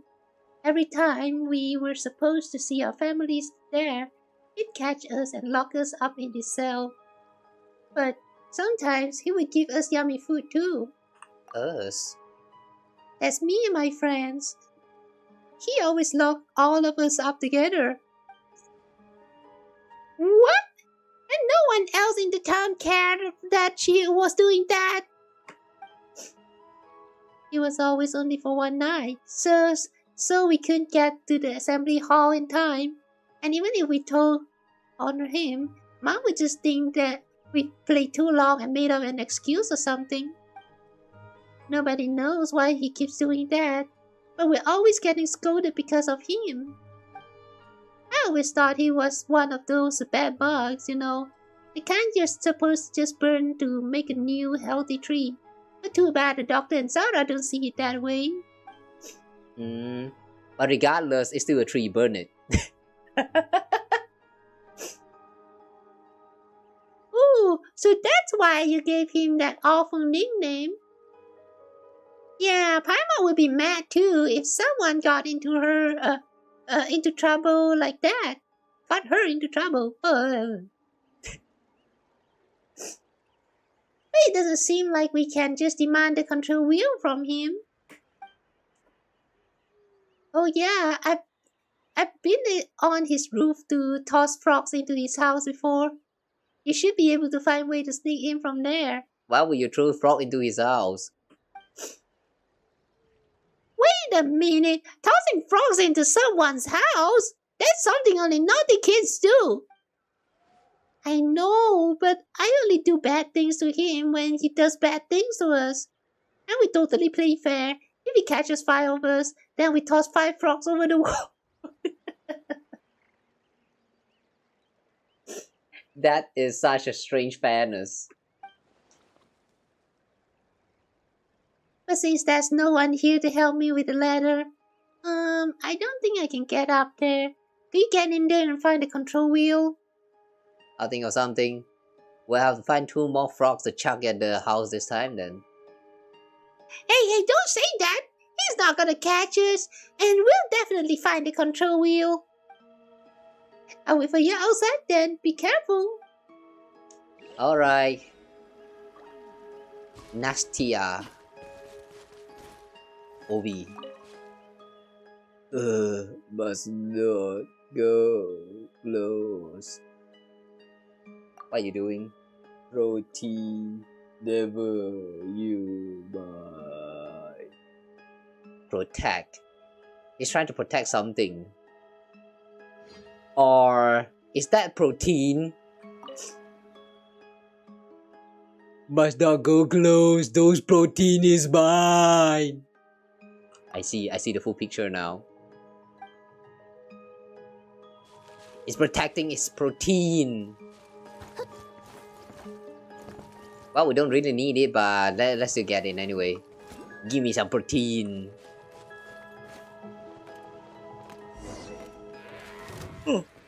Okay, that is a lot of frog.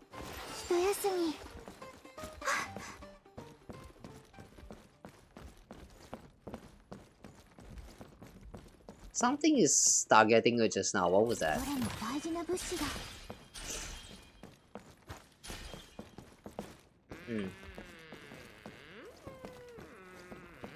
What the fuck is that sound? Huh? Did someone play any song alert just now, or?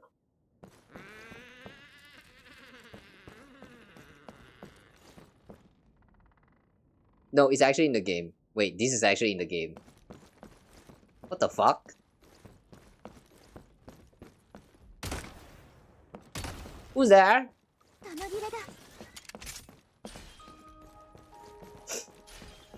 Hello, is someone here? Spoiled food. A mountain of food that exudes the noxious stench of rot. Damn. What a strong smell. Why did he left so much food in the house?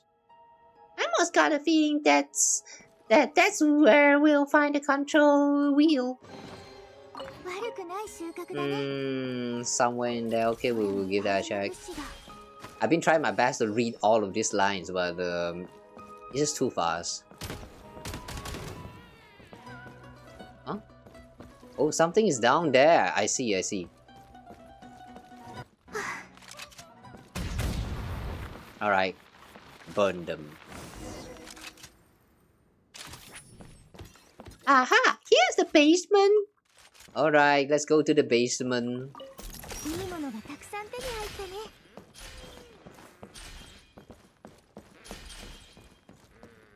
Really, who the fuck is making those noises?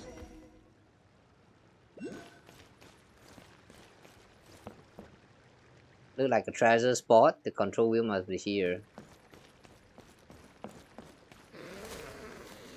Oh, you are the one. Why are you in his basement? Did you get kidnapped or something? It'll be really messed up if this little guy is actually the one that OV has been trying to protect.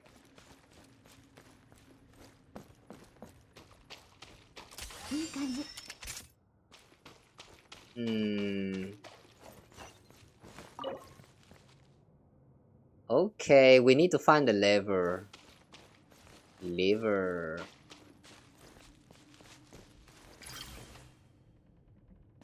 Isabella. Why?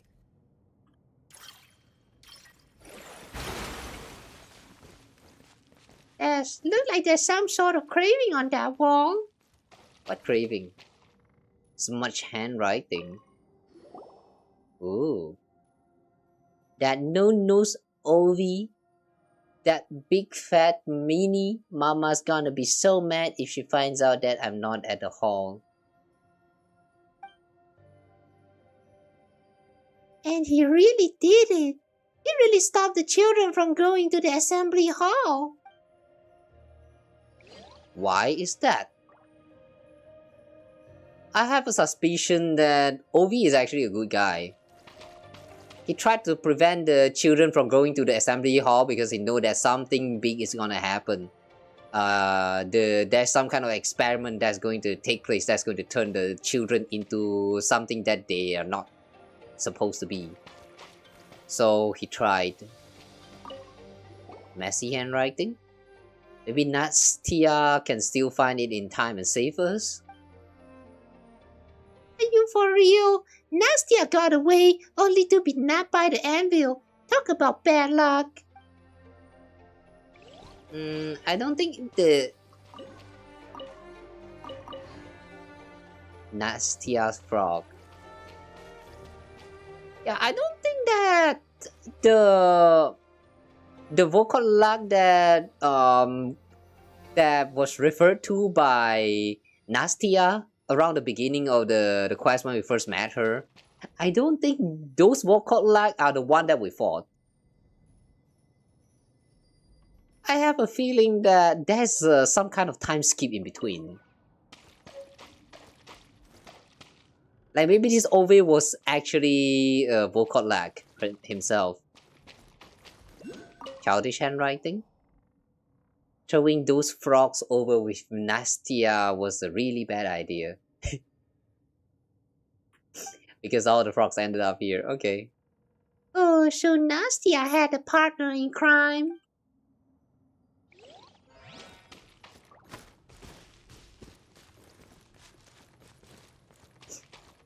Yeah, I really don't think Ovi meant them harm. Considering that he even tried to give them some toy to play with.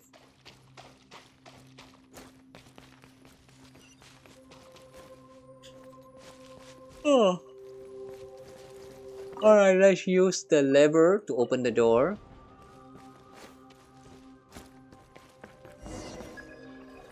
Control wheel bearing detected.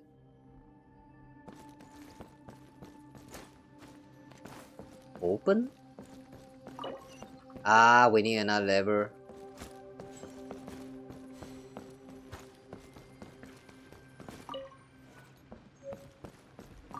Exit door lever. Ooh, we got another one of these things to open up the treasure vault.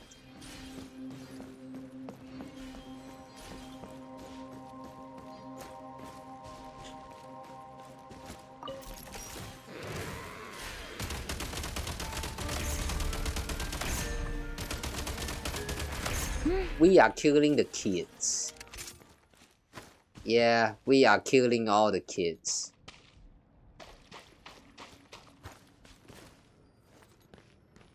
The Lashy that we just killed, those are the kids, isn't it?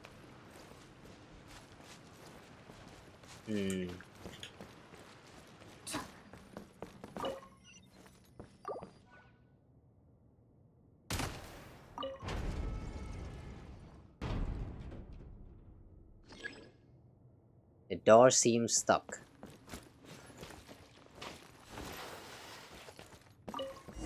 Well, we did find a wheel.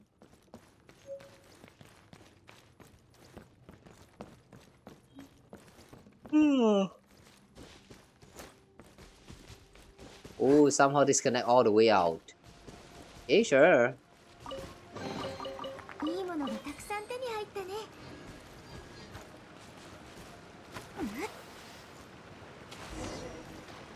届け。 Pamonka, big sister Kawa, over here. Alright, found you. Hi there. So what? Oh, you're back. Did you find the control wheel? Of course, that was a piece of cake for us. Hey, that's Paimon's line. And now that we have the control wheel, that means we can take the elevator to the assembly hall, right? Yeah, let's go right now. Mom and everyone else must be worried. Quick, come with me. Okay. Imagine the surprise when you open it up and you see everyone died there already. What's left is just a big damn tree with some weirdly human-shaped features on it.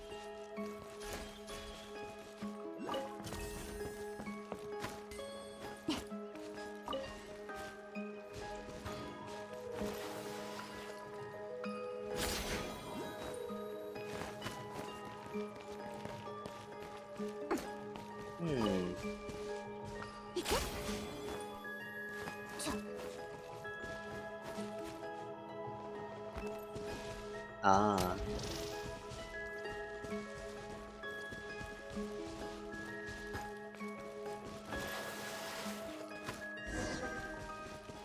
Okay, here we are. Take the elevator to the assembly hall.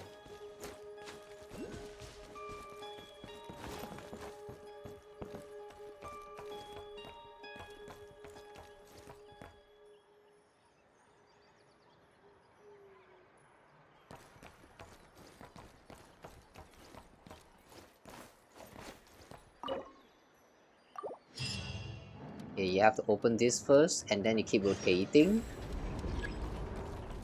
And now the lift has come. So we can activate this to go up.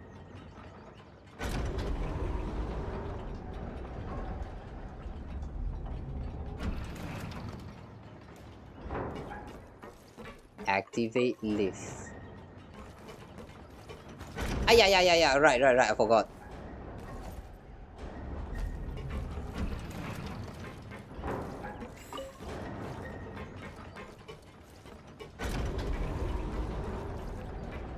Sorry, the sleepiness is getting into me a little bit here.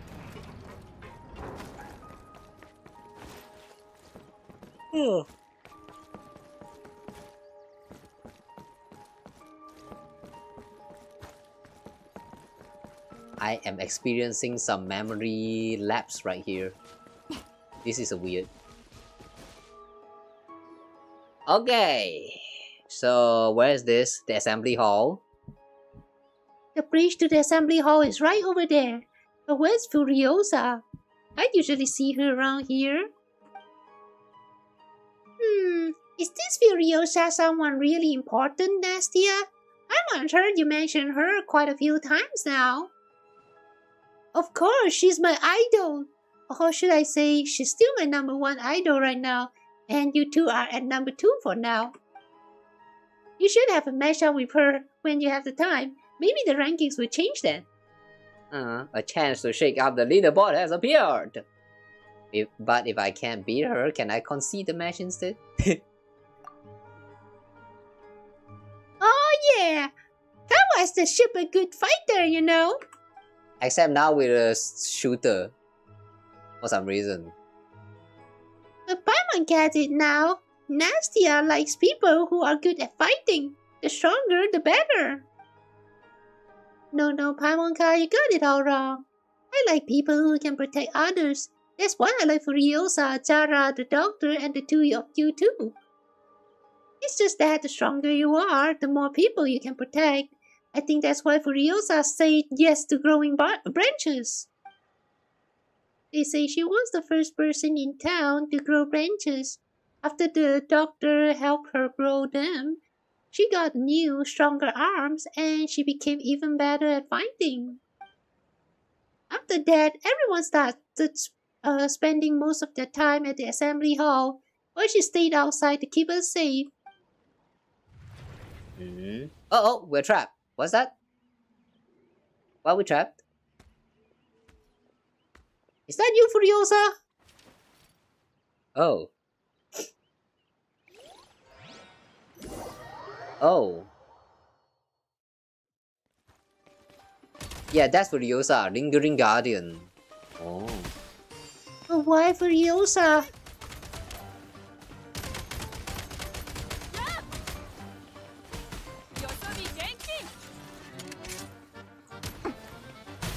Reloading. Hmm? 照射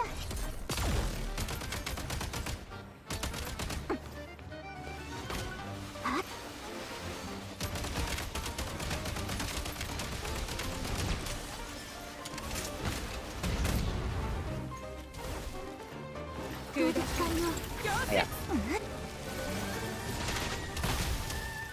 Hang on.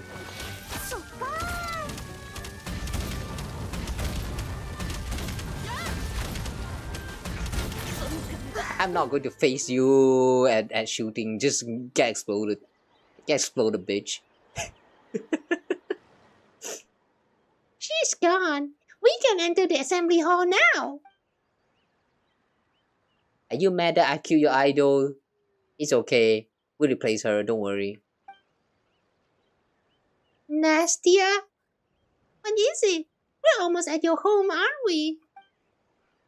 I just don't understand. Why did Furiosa try to stop me? And why hasn't she turned into a perfect tree yet? Because it was all a lie. It was all a lie by the doctor. Forbidding doors of melancholy. Damn. Can we talk to her? No.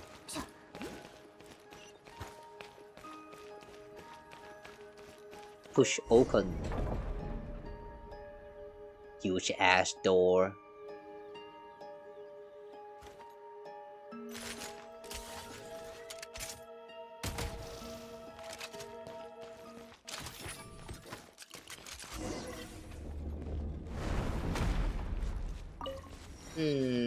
Okay, we got a chest. どれも大事な物資だ And we got another incense, which means we can now open the treasure vault? You're stronger than me, you give it a try. Try what?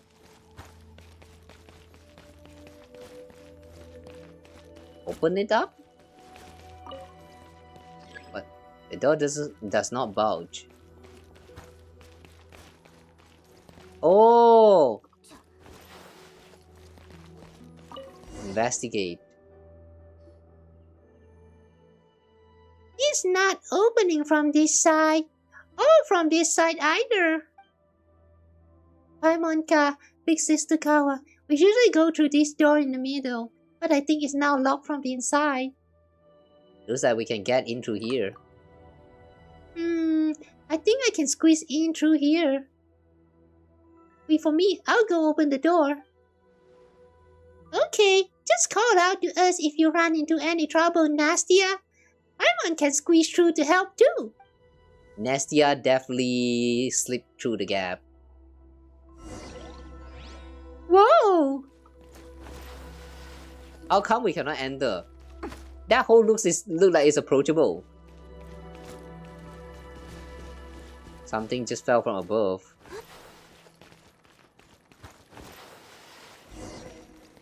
Talk to Nastia. Oh, the door opened. Okay. Hall of Prayers. Wow! This place is spectacular. Yeah, it's super pretty, huh? Gets boring if you stay here too long, though. We used to sit here carrying the booklets Dr. Moriel wrote us and reciting the prayers he wrote for Zara. I only remember a few lines. Once I was a firebird burning on a rusty roof. It pecks at wheat grains of flesh and drinks the bitter wine of thought. until it becomes a silent tree, growing new branches and leaves in the warm ashes. Reciting prayers is no fun. I was spaced out a lot of the time, so I remember most of the places here. Huh? Why is the curtain drawn here? There should be a road behind it that leads home. Curtain? Road behind that leads home? Let me see. There's a mechanism that can open the curtain over there. It's so high up, I can't reach it. Can wait for us here, Nastia? That's right. We'll meet up with you once we activated the mechanism. But I don't want to wait here by myself. You're not family, but I don't want us to split up. Please let me come along. Don't worry, I'll stick real close, just like Paimonka. Okay then. Then let's go together. Who knows? Maybe you'll be able to help us out somehow, eh, Nastia? I feel like she's going to just make things worse because enemy is going to start spawning and start attacking her. いいものがたくさん手に入ったね。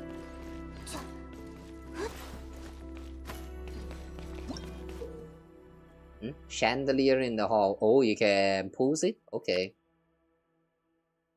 There's a lot of use of the grappling hook in here.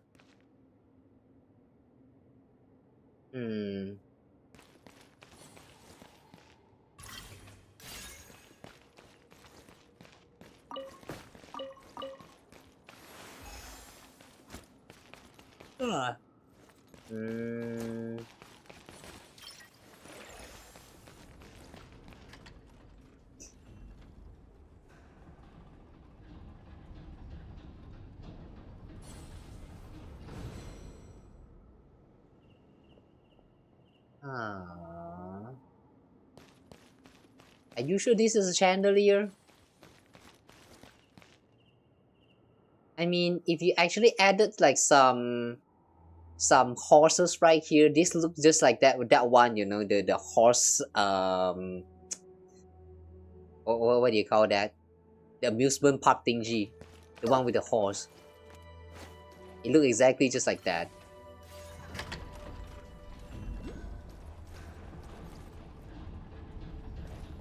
She looked very excited, by the way.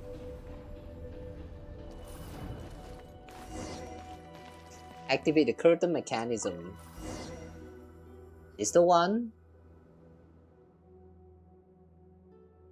Huh? Why isn't anything happening? Is the switch broken because it hasn't been used in a really long or something? I think there's another switch on the other side. The curtain should open if we use both switches at the same time. Tell you what, Paimon's gonna fly over there and you two stay here and activate this switch.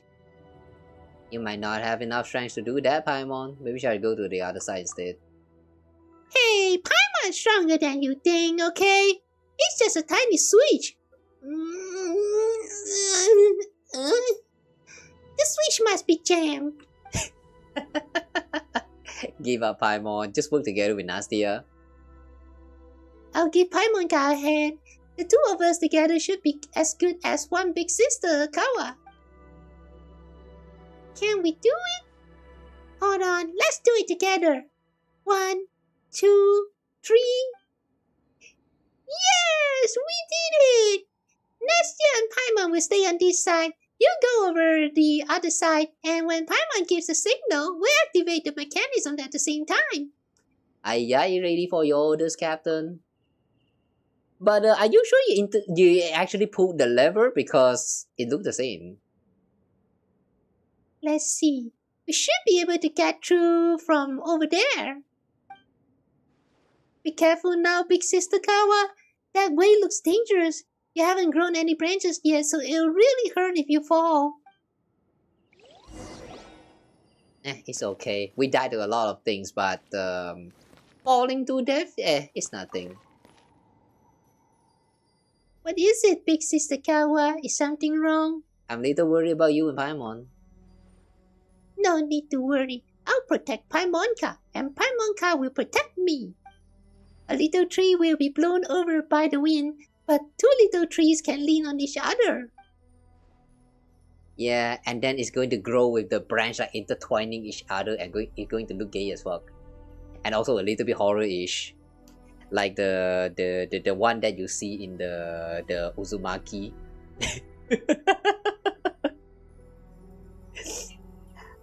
Yeah, guys, what do you think about trees that has like their branches like intertwined with each other? I don't know why, but looking at the tree branches, like overgrowing and kind of binding itself with the other trees' branches, it's really giving me the creep. Like, I don't know. There's just something creepy about it. At least for me, it really feels like that. Observe. Okay, we can use this chandelier. And I gotta find the way to reach the top of the chandelier first.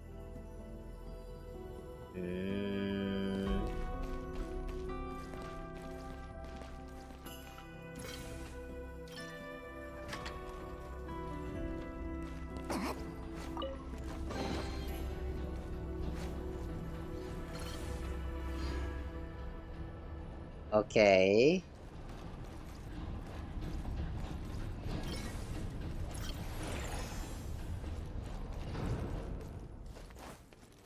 And now we remove this. And we're going to place another one here. Okay, now we got drag here. Nice.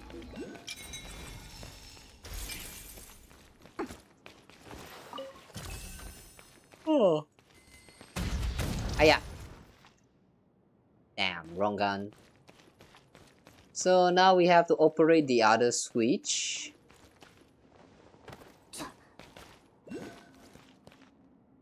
Ooh, let's not fall down first.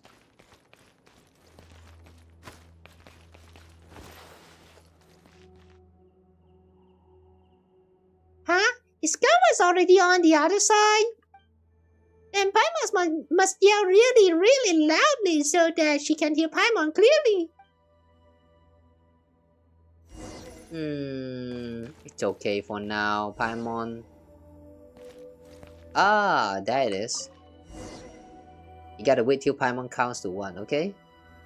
3, 2, 1. Okay.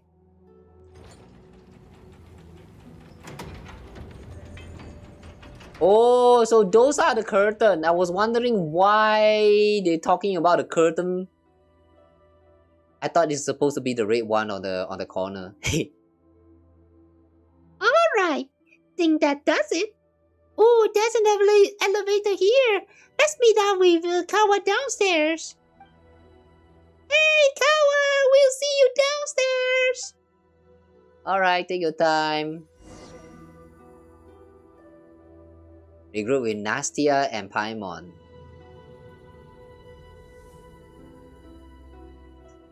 Ah! Bro, I thought you were waiting for me. Why did you just went down there? Ah. It just kept going, huh?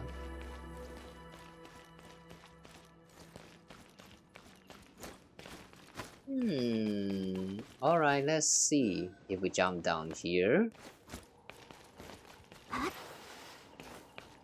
There's nothing in here.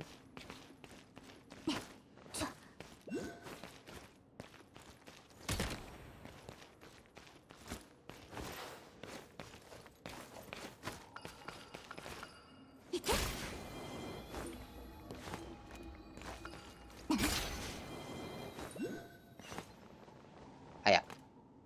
Ouch.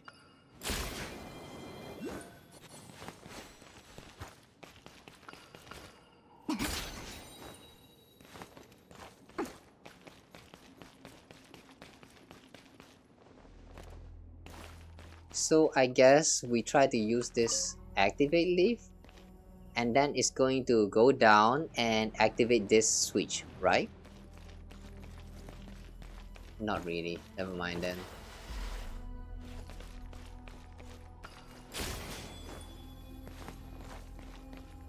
So there's a Cryoculus here.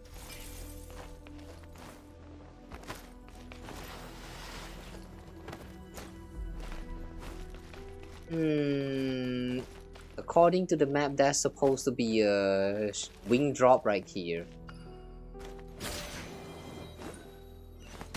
I would dead.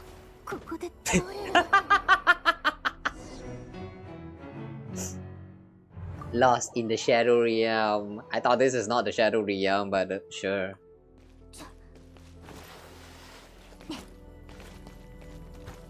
Alright, let me try that again.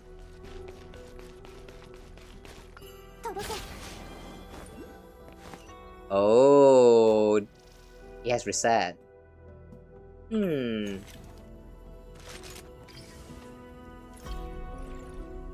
Okay, place one right there.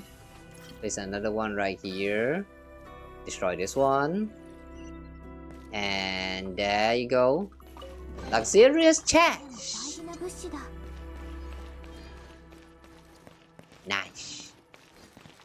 Okay. There's nothing else in here, so let's go down and meet up with Paimon and...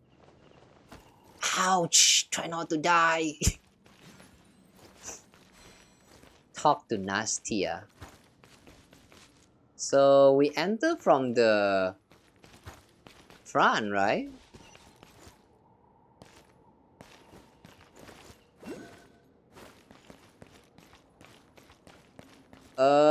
It does not open though.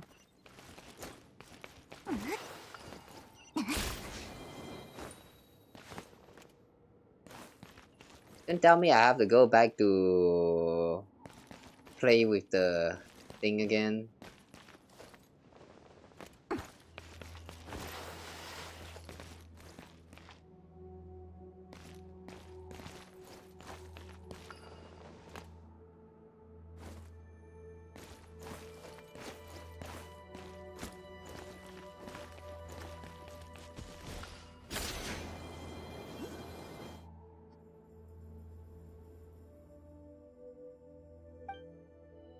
Shit, we have to redo the pulls, okay. It's not worth it to die here.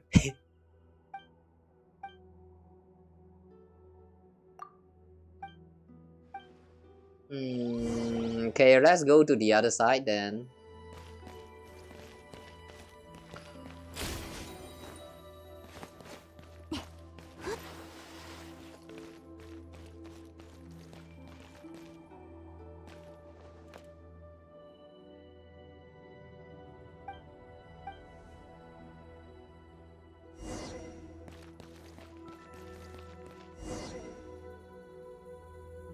Ready up. Okay, 3, 2, 1.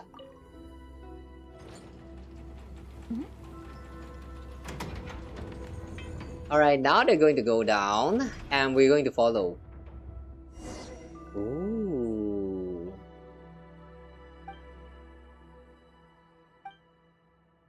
I just noticed the mural right there at the back of the room. It looks very suspicious. Kind of look like a tree.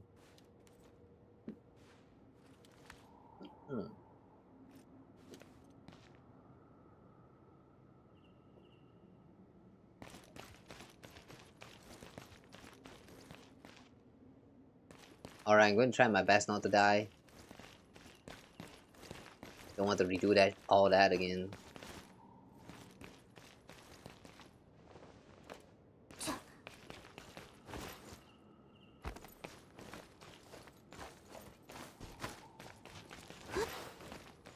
Ooh, yeah, look at that. Looks like a tree, and then something at the center or the top. And then these two crystals, I have no idea what they're supposed to represent. It could be the moon. And then there's three something beneath the tree. Hang on a second. Could this be related to the vein that we see? The one that looks like a tree root that spawns on top of the Snezhnaya? I still don't know what that thing is actually about. Will be very interesting if it's related.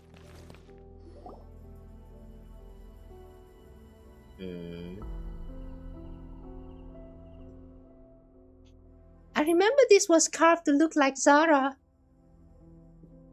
But Zara doesn't look like that anymore. We have to keep going through here. Oh, okay. Onward we go. Hang on, isn't this just a wall? This is the doorway to home. Only the ones who are chosen can go through and become eternal life free of all worries. Dr. Moriel is the only one who's supposed to know how to open this door, but one time I saw how he did it when I was hiding in the corner of the hall. Nastia draws a simple diagram and hands it to you. Yeah? You just rotate it, basically. So this thing is actually a dial. To open the door behind it, we have to turn it to match the right pattern. Wasn't that a bit too easy? What's on your mind, Nastia? Nothing. I don't know why, but my heart feels a little messy, like a pile of fallen leaves. The doctor once said that the closer you get to home, the more nervous you feel. I never understood it back then, but now that I think I get it. But why though? As your landmark, just go away.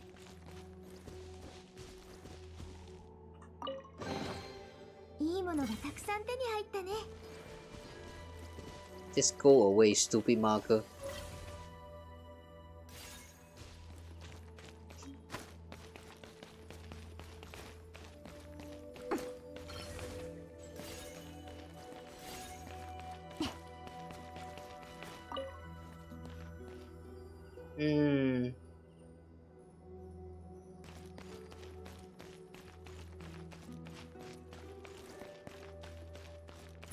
Okay, I guess we have to place one of this here.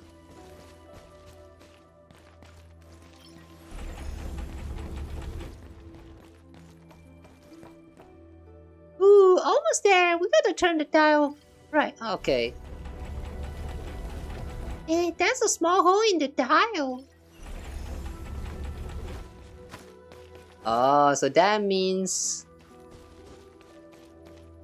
Wait, that means that this structure right here at the bottom is not broken, hang on, it is broken intentionally.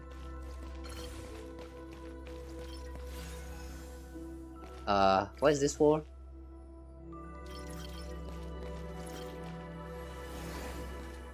So we place the block here and we destroy this pile.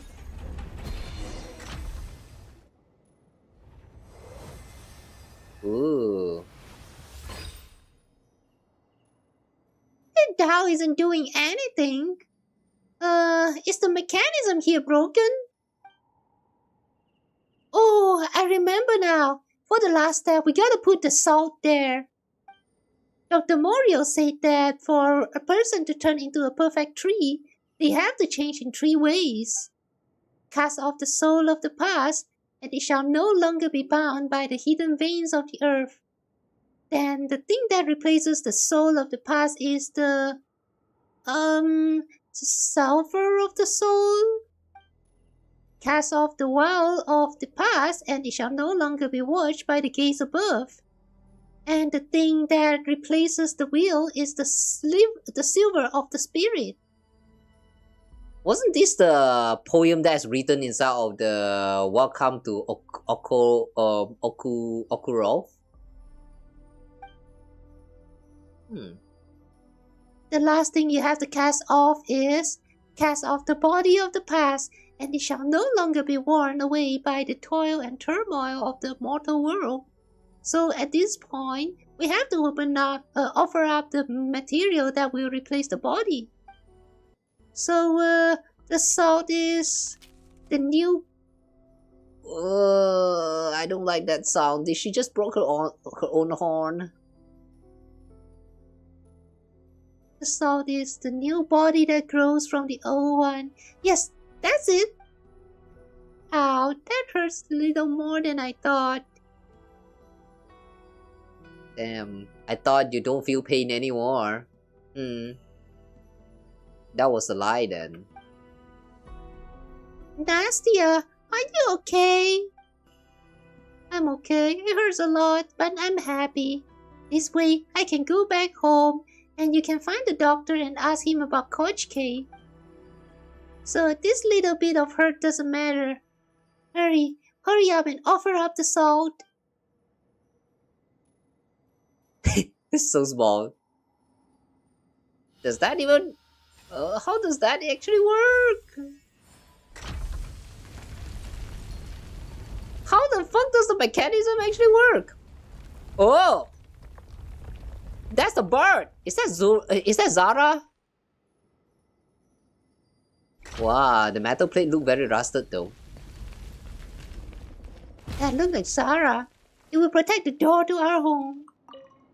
That's what the doctor say.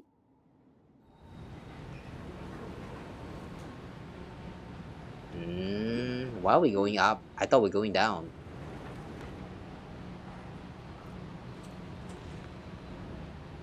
Oh, we are going up. Oh, okay. Ah.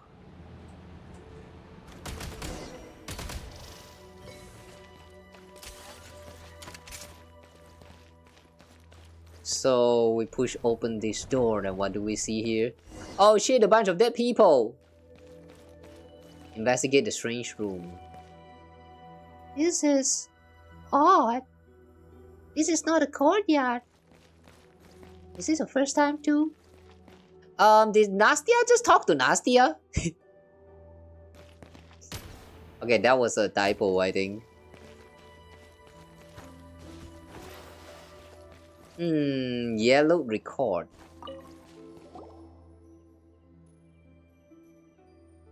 I did not expect the Fae something so adaptable.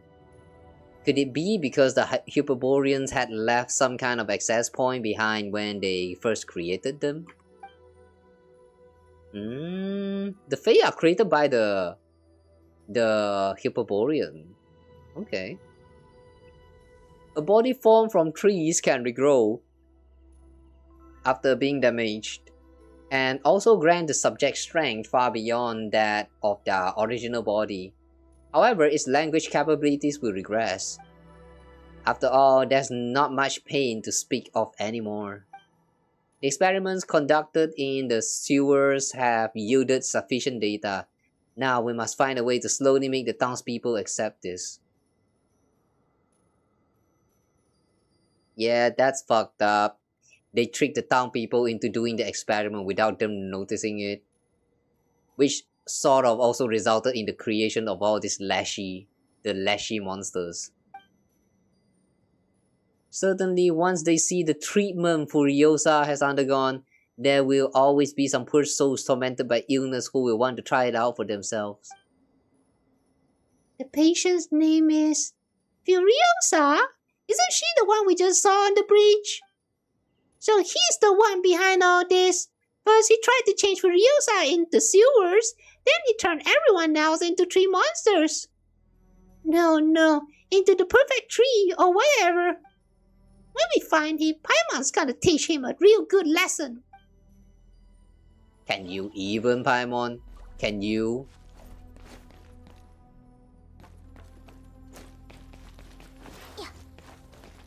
Oh, what is this? Who are you? Kinda sad that we cannot inspect at all. It definitely makes sense for us to not able to investigate inside of the Shadow Realm using the elemental vision, considering that there's no element energy at all in here. But it would be nice if we can do it.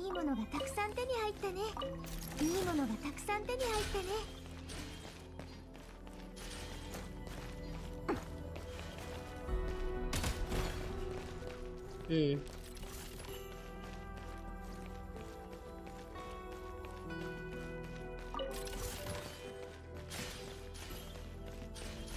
This place does sound so sad though.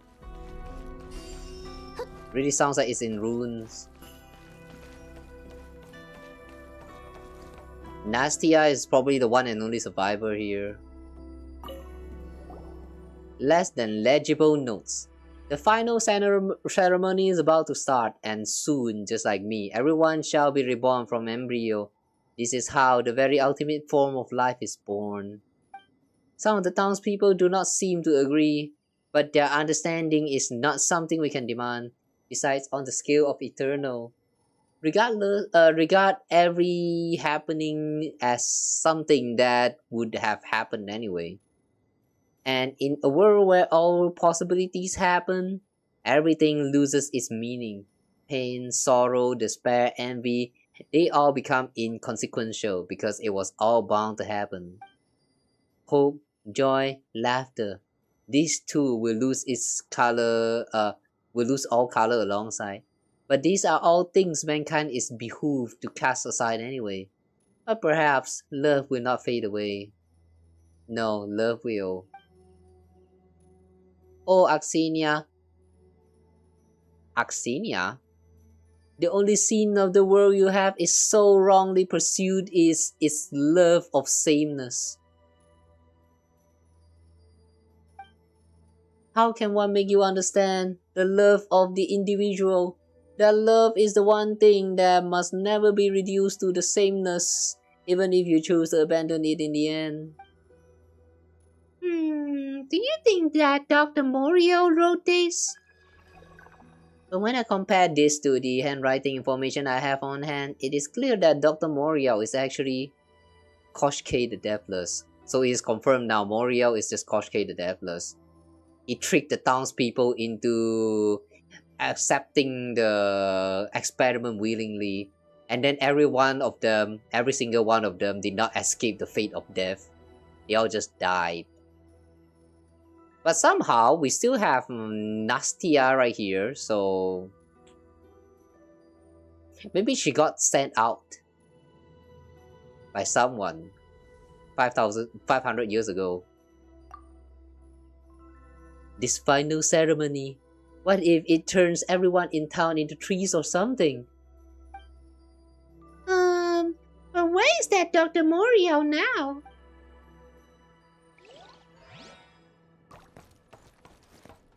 Probably also a tree. I have a feeling that that is Dr. Morio. That one right here is Dr. Morio. Did you find anything nastier? No?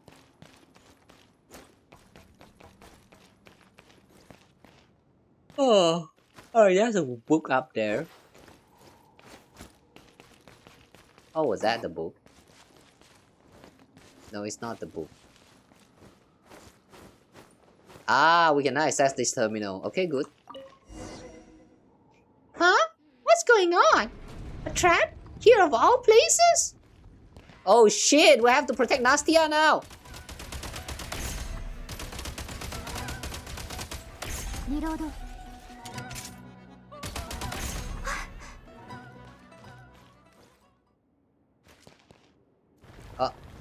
So many monsters! Doesn't look like there's a way for Nastia to make it over. She can, you just have to believe. Reload.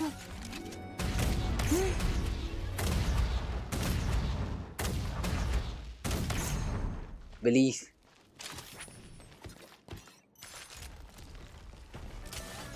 Oh, come on. Ah! There's one behind me! Shit. Sorted. Oh, fuck off!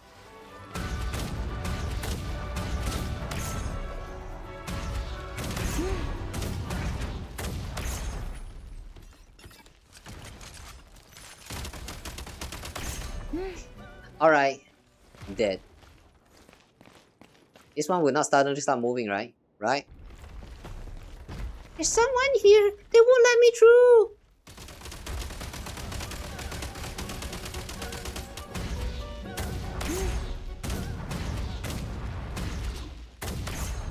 装填 Well, at least they die in like 3 hits.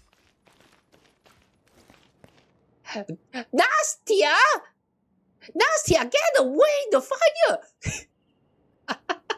Dumb NPC.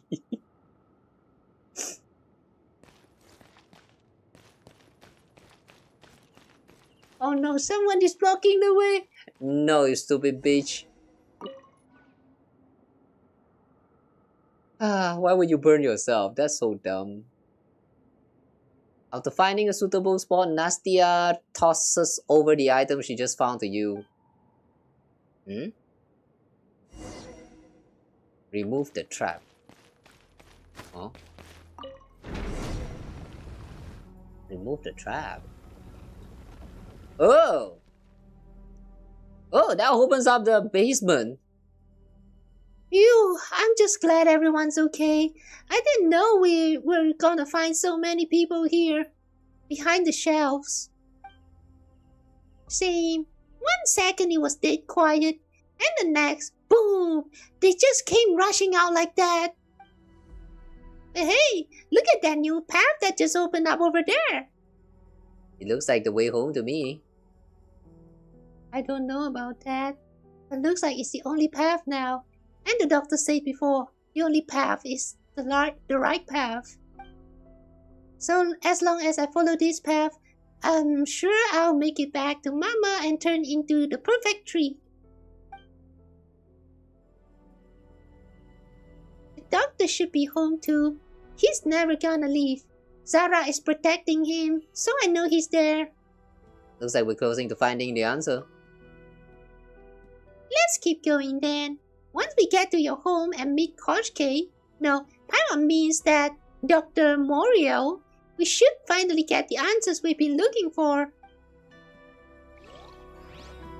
Is she gonna ask who is Coach K? No. Oh! The bird is here!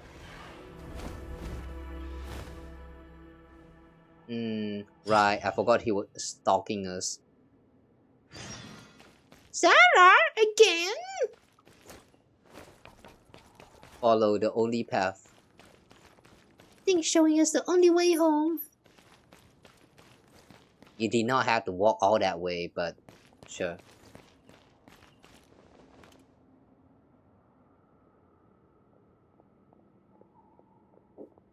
So we're going down. We're getting closer and closer. I sense the heart of whatever grand art. And that heart is a part of my tree and my body. Whoa, so much blue algae! Is it just Paimon or is the blue algae really thriving here? You are my... Please don't spoil. Not like that, sign. Don't play with emotion. Whoa. It's very eerie, but at the same time also kind of pretty.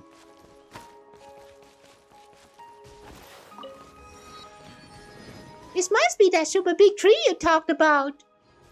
I like Dendro Dragon.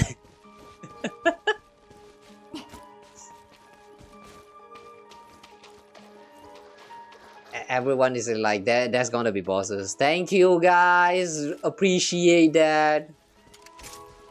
Like I cannot tell from the look of this arena, bruh. For real, whoever is leaving signs, man, stop spoiling the things. Hiya. Look at all these people spoiling that that's gonna be a boss fight. Like it's still not obvious yet.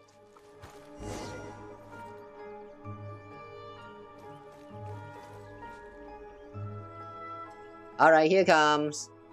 Come Zara, let's fight. Oh, it's fused with a human body on top. これでも食らえ玉切れだセカンドモード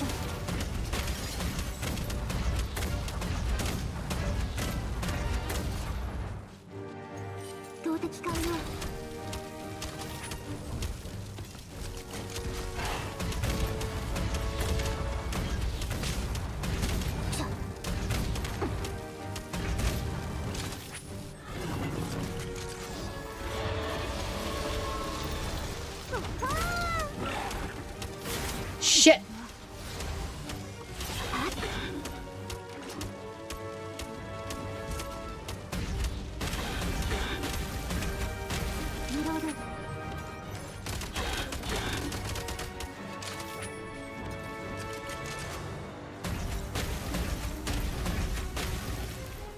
変更。リロード。 Wow! I'm going to clear this without healing. Watch me. これでも食らえ。 Yeah! Don't come here.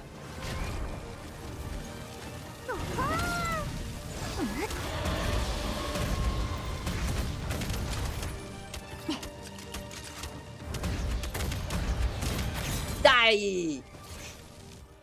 Easy. Yeah, grenade launcher is OP. I like that so much better than the assault rifle. Yes! We finally beat it!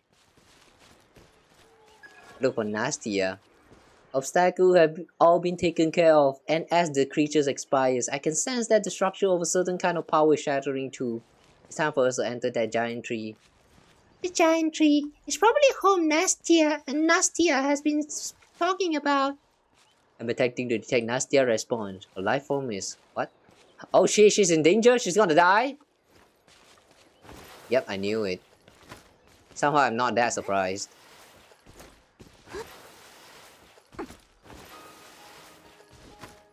You're gonna die, isn't it? Nastia? If you wanna die, just please don't die at the... you know? Just don't die without me watching. Oh, what the? This egg again! Don't tell me there's another primordial human, aside from the proto-man, which is also supposed to be Graeae. Oh damn, but it's big. Why is this so big? Nastia! Don't worry about me. Actually, I should say that I feel very good right now. Because I saw Dr. Moriel. I saw him, and he even praised me. He said he could see that I am working really hard to get home with help from both of you. He said I was amazing, and that I could turn into part of the perfect tree too. And I could feel Mama too, even though her heart felt a bit different. But I know that Mama was there. Huh? Dr. Moriel? Nastia's moms? But there's no one here except Nastia. You can't see them, Paimonka. You have to be family to feel them. Because the perfect tree is a life that transcends all time and all life. It is eternity. Nah, you crazy bitch. The hive mind is infecting you. Wake up. Thank you. Nastia is no longer alone. Nastia is us. And now, or perhaps then too, Nastia has always been part of us. It is only at this very moment that she has returned to our embrace. On the level of eternal, all is connected. Thank you for your help, especially you. Descender, the fourth, one half of the twins, and now the one who stands unique in her position. Now who stands unique in her position? Like we replace her position? As the... like we took on her role on this world? Hang on.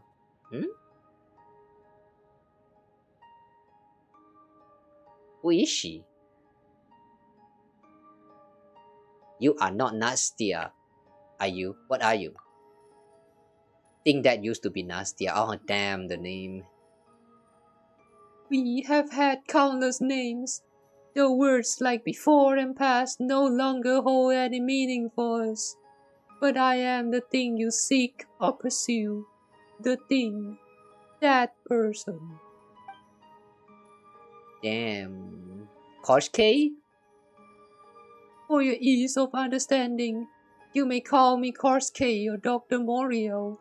There's no real difference between the two, especially now, less than ever. Oh, so you're the baddie in this story? We Gogo's power back. And Nastia too. You're not allowed to use Nastia's body like that. The Eye of Graeae, or primordial human. The return of its power was a thing that was bound to happen eventually, but fate would take a turn. I, or we, had originally thought that the one who would appear here would be someone else, Oxenia. But now, you have been chosen to take her place and do what she was meant to do. Oh, by take her place, he was referring to Oxenia. What? Take it. The ritual is already complete. I, or we, have no use for that power anymore. For we are already eternal. We are alive, that is, in concept, infinitely close to eternity. Even this brief moment of speech between us will not matter.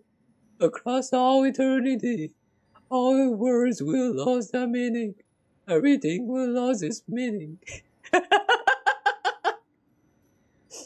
How do you speak like you're representing multiple people all at the same time, guys? Echo? Do I just enable echo or something?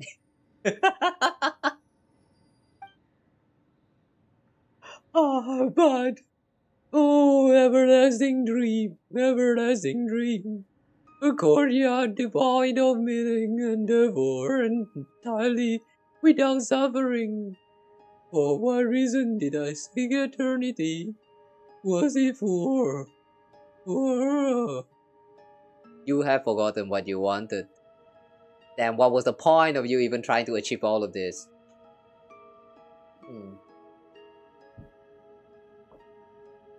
What was your point? You tried so hard, you got so far, but what actually mattered here? I don't understand. Because one thing has lost all meaning. Oh, eternity, the cold and merciless far shore, where even the fiercest love cannot reach. We shall return that power. Oh boy, it's kind of tough to voice like that. But all of this shall still end in a way no one wishes to see. What do you mean? You shall come to understand at the very end, in the very beginning. It was your design, your choice. You chose the descender. Is this be a final struggle or merely a coincidence of fate? Such brief suffering, I shall return to among us. Nastia, you still have a little time before you become us.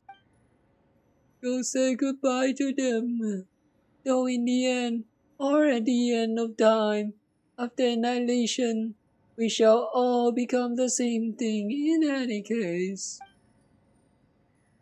Okay, I'll take a minute to do that.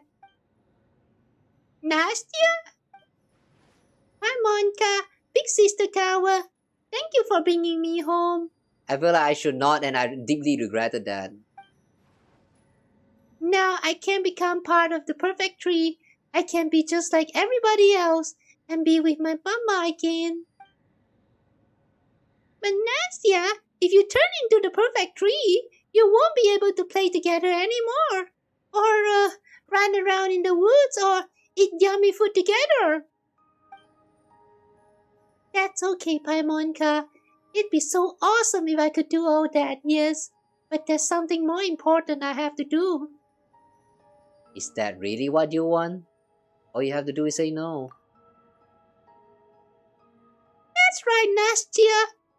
There's so many fun things to do outside and so many wonderful things to see too. Just come with us. And then that ritual thing Koshke set up. Gogos must have a way to fix it, right? Yes, the ritual can be dismantled. While what has already been changed cannot be reversed, once the ritual stops, life's form will not continue to transform. Nastya, you do know that you can still live a wonderful life without turning into the perfect tree, right? And you can leave the rest to Kawa and me. We can keep you safe.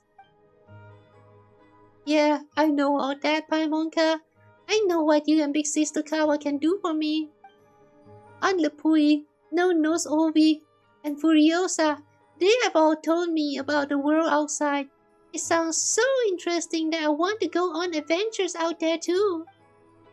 But what made me happiest was coming home every day and telling Mama, who lay in bed, about the day I had, about how I played with my friends, and all the fun stories I heard.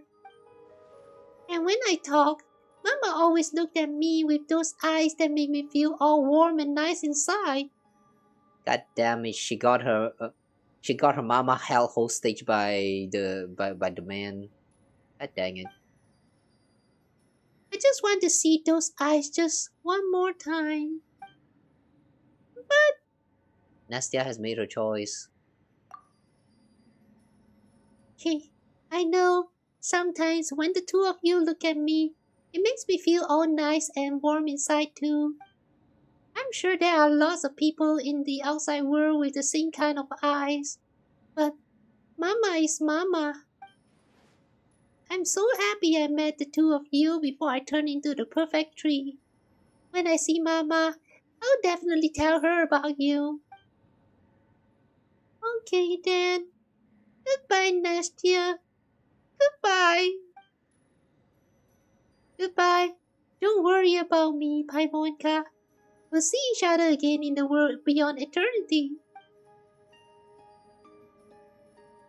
So what's gonna happen to her now? Is she going to turn into another tree or something? From the girl's waving hand comes a light and disintegration that then spread to the rest of her being. The light grows, then dims, transforming into that glowing blue algae you have seen earlier along the way. Her body is changing faster than expected. That brief confusion in her eyes turned into joy. Huh? The girl who is now glowing from top to toe appears to be taking a step toward you. Or perhaps that was just a momentary loss of balance on her part. Her body falls to the ground in an almost weightless manner. And by the time she touches the ground, she has already become blue algae. And it looks just like all the blue algae you have seen along the way here. Fuck! So all of those blue algae that we saw was all just people that used to be living? That is not perfect tree! It's freaking blue algae! What the fuck?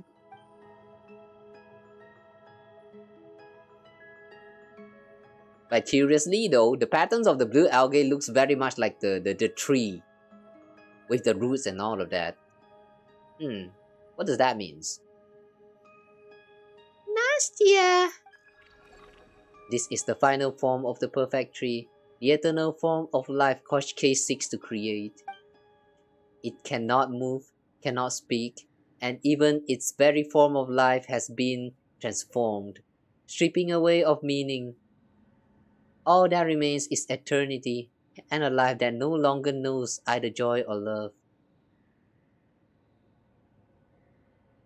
Damn, this feels like a callback to the Inazuma's arc. You know, the story arc where A is trying to seek eternity, and then eventually after confronting with us and all of that stuff, she sort of gave up with the eternity, but instead let the people like pursue their own kind of eternity. Because nothing lasts forever. It's the concept is a little bit contradicting for the one with Inazuma, but I kind of like that answer better than this one.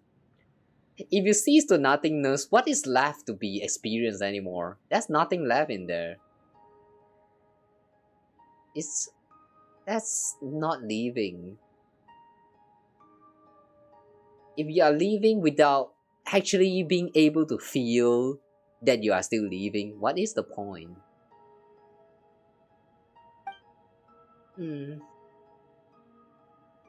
I sense that all the power from the grand ritual in this area has been recovered, and it is now in that enormous egg, the egg that is a part of my body. This eggshell is a part of his body? Obtain.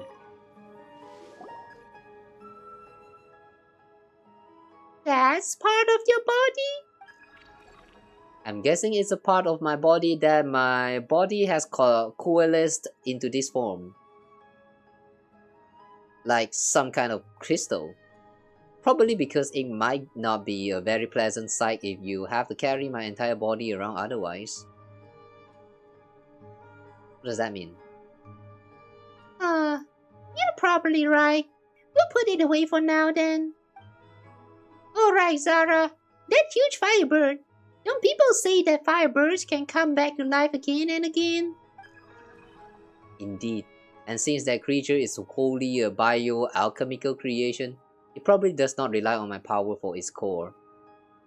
And what if it decides there's nothing left here to protect and gets super duper mad? What if it decides to go off and destroy everything? That is a real possibility.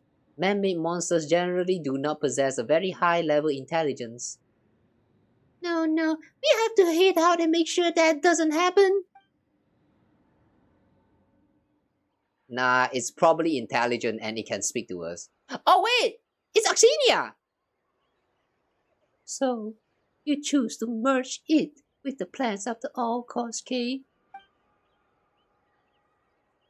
Oh, Firebird, Firebird. Oh, how you sing in the night, dance in the palace of glass like ice and snow, then bow your head in song to feast upon the golden fruit. Ah, you're here. Are you worried it might revive again? I've made a few small adjustments. Its body will soon break down and disintegrate. Ultimately, if a man-made monster cannot transcend all things, it is no more than the body of an ordinary monster. Oh, thank you. That's a huge help. You're Axinia! Yes, I'm glad to see you remembered my name. But why are you... Why am I here? There could hardly be any reason. Our goal is the same. To help the wheel inside the eye of Graeae find its body and reclaim its power. As for Korchke, I'd say he both succeeded and failed. He once spoke to me with such fervor about the greatness of personal love, yet now he can't even hold on to that love. How very tragic. Still, Korchke's ritual won't draw upon his power. You've already recovered that shattered body, the fragment of his power, haven't you? That is what you want, isn't it? Yes. Then we shall cross paths again on the journey ahead. Ah, it is almost time. Huh? Time for what? The fallen leaves rustled at our feet. Whoa, you can summon some portals? It's slightly different from the one that your siblings summoned with the Abyss power. This is something else. What the heck is this? Wait, the entrance to the Shadow Realm? She has been trapped in Shadow Realm so long that she has now mastered how to control the Shadow Realms? Is that what's happening here? Damn, that's kinda OP. Alright, anyway. The fallen leaves rustle at our feet. As winter begins to lay down its offerings. It's almost time, everyone. Out in the fields, the last blooming flower is about to wither. A lot of these people really like to being poetic, huh? Hey, hold on! We still have so many questions. And she's gone, just like that. What a strange lady. Goggles, how are you doing? Did seeing her remind you of anything at all? A few things, but they're only vague impressions for now. She, along with Koshke and 2 others, created me. That was at an organization called Vergelmir. That is all I can remember for now. Ooh, okay then. That's alright. She did say we'll see her again later anyway. So when we do, we'll just make her tell us everything. Heh. In the dwelling of life completed. Wow. I don't think we have recovered all of the goggles power. So we have found all of the powers now. All that's left is to go back to the Pale Crown Palace and use the thing. Pebble of Serpentine Algae. Another pebble. An egg-shaped stone infused with the power required for the Eye of Graeae to reclaim his physical form. Once used by the alchemy named Koshke to create life in pursuit of eternity. Hidden within it may lie the revelation of how a mere mortal might forge immortality through rebirths.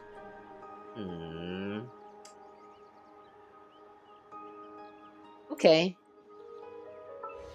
So, since we're done here now, let's go back to the Pale Crown Palace to submit the thing. But yeah, yesterday I kind of mentioned about this as well, but I really think that we kind of did the world quest a little bit out of its sequence. This feels like the one that you should do before you go through the Pale Crown, the Pale Crown Palace, since what we learned back then in the Pale Crown Palace is that the Pale Crown Palace is that place is Bergamir, and there has been some experiment going on, and it is also the birthplace of Graeae. So basically, what was revealed around the end here was literally nothing here. Since we already learned it, it's we're really not getting anything new from this last part of the drop. I guess maybe aside from the part where Axinia has now gained the mastery of controlling the Shadow Realm, maybe. Well, that is quite cool in itself. But yeah, anyway though, with that we are done with the world quest for the Flamefeather Valley. And before we go out though, I want to check something real quick. This place right here. Yeah, this place right here. This is inside of the train, right? Oh wait, this is not inside of the train.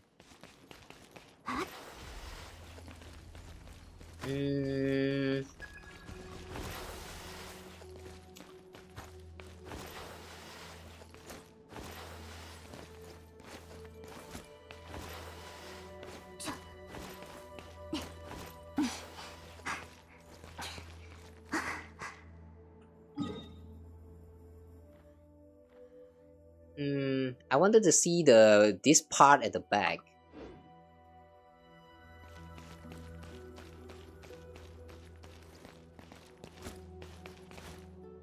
So you have to... I don't know, what's going on here? It's saying that there's something at the back though.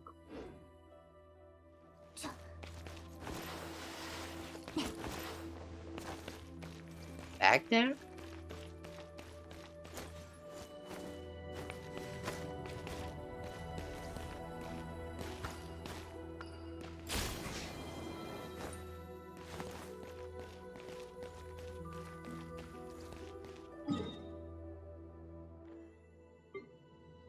After we use the elevator, path to the hidden palace, the hidden place. Wait. Yeah! Bam bam bam bam bam bam.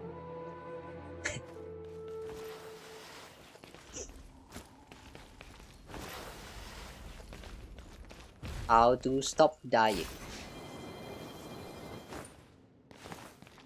Ooh, wait a second. There's something outside.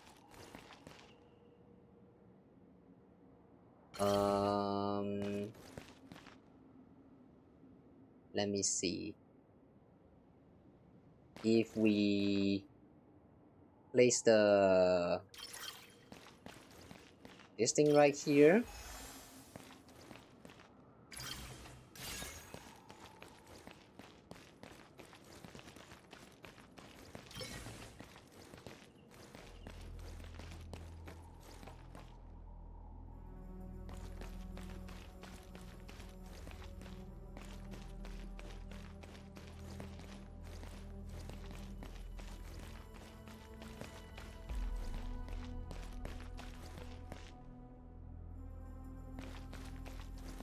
Yeah, I think what we have to do here is we need to get on this platform.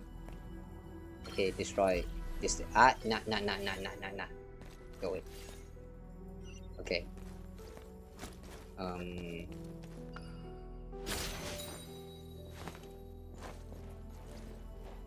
yeah.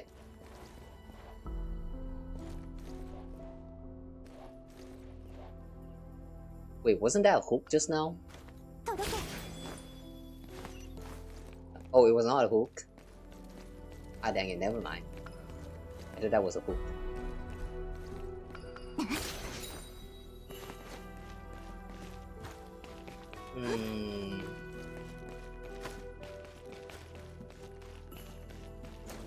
Can we even leave from here?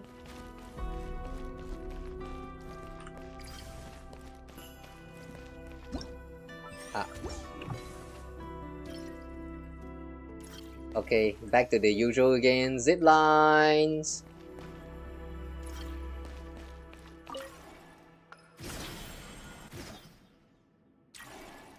Ah!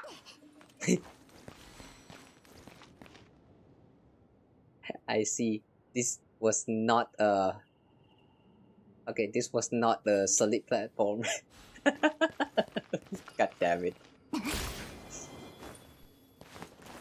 I feel like I got scammed.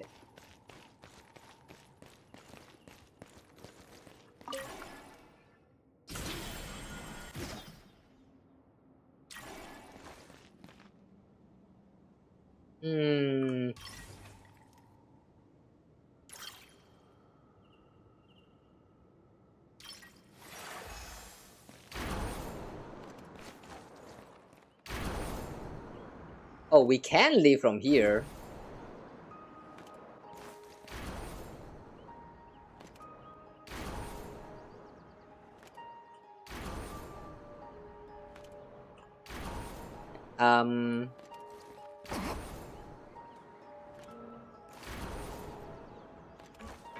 Alright. Yeah, we are out. Interesting. You can actually get in from here. Oh.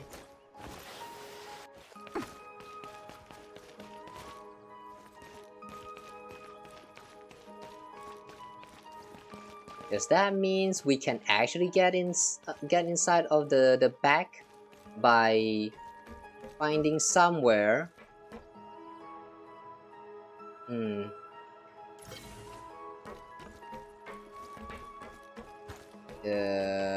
I don't think I'm making any sense here, but whatever.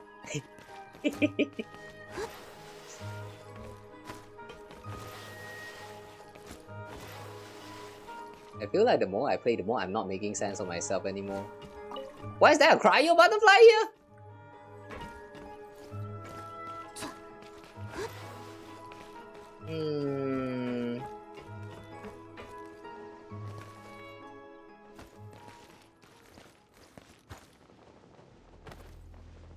You know what? We are going to just use the elevator again once.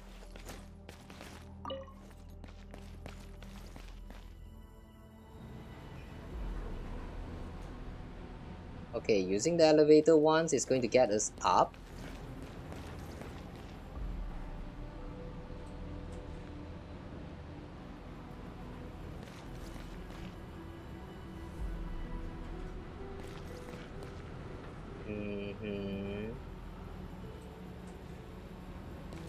And then up in this room, we entered here, right? Ah, this is the room that was shown on the map.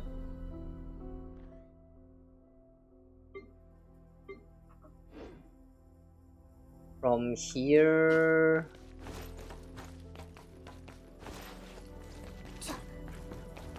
Alright, this doesn't lead outside.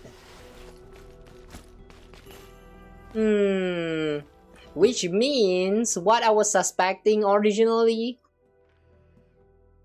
as in this part right here, I thought that we actually have to go inside, explore around the place, and then we will somehow find the password somehow, and then we can use that password to like pass through this area right here. I mean, this pathway right here is going to unlock. Like last time we came here, we that was like a door that we can knock on, and then we need some kind of password, but we don't have the password. So I thought that we have to go inside first, and then like somehow like get outside the other way around. But seems that that's not the case. So yeah, I guess that's it for now. I guess. All right. Now let's go to the let's go to the Pale Crown Palace. Alright, we're going to continue with the final part of this whole world quest. It has been long, but we're finally here.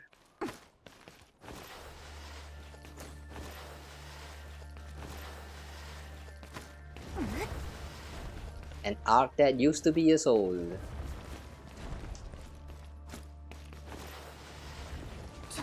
An arc? Hang on, what arc?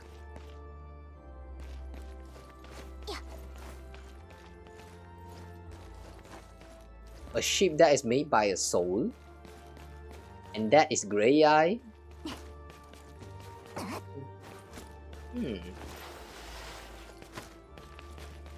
So, where's the door again? Ah, there.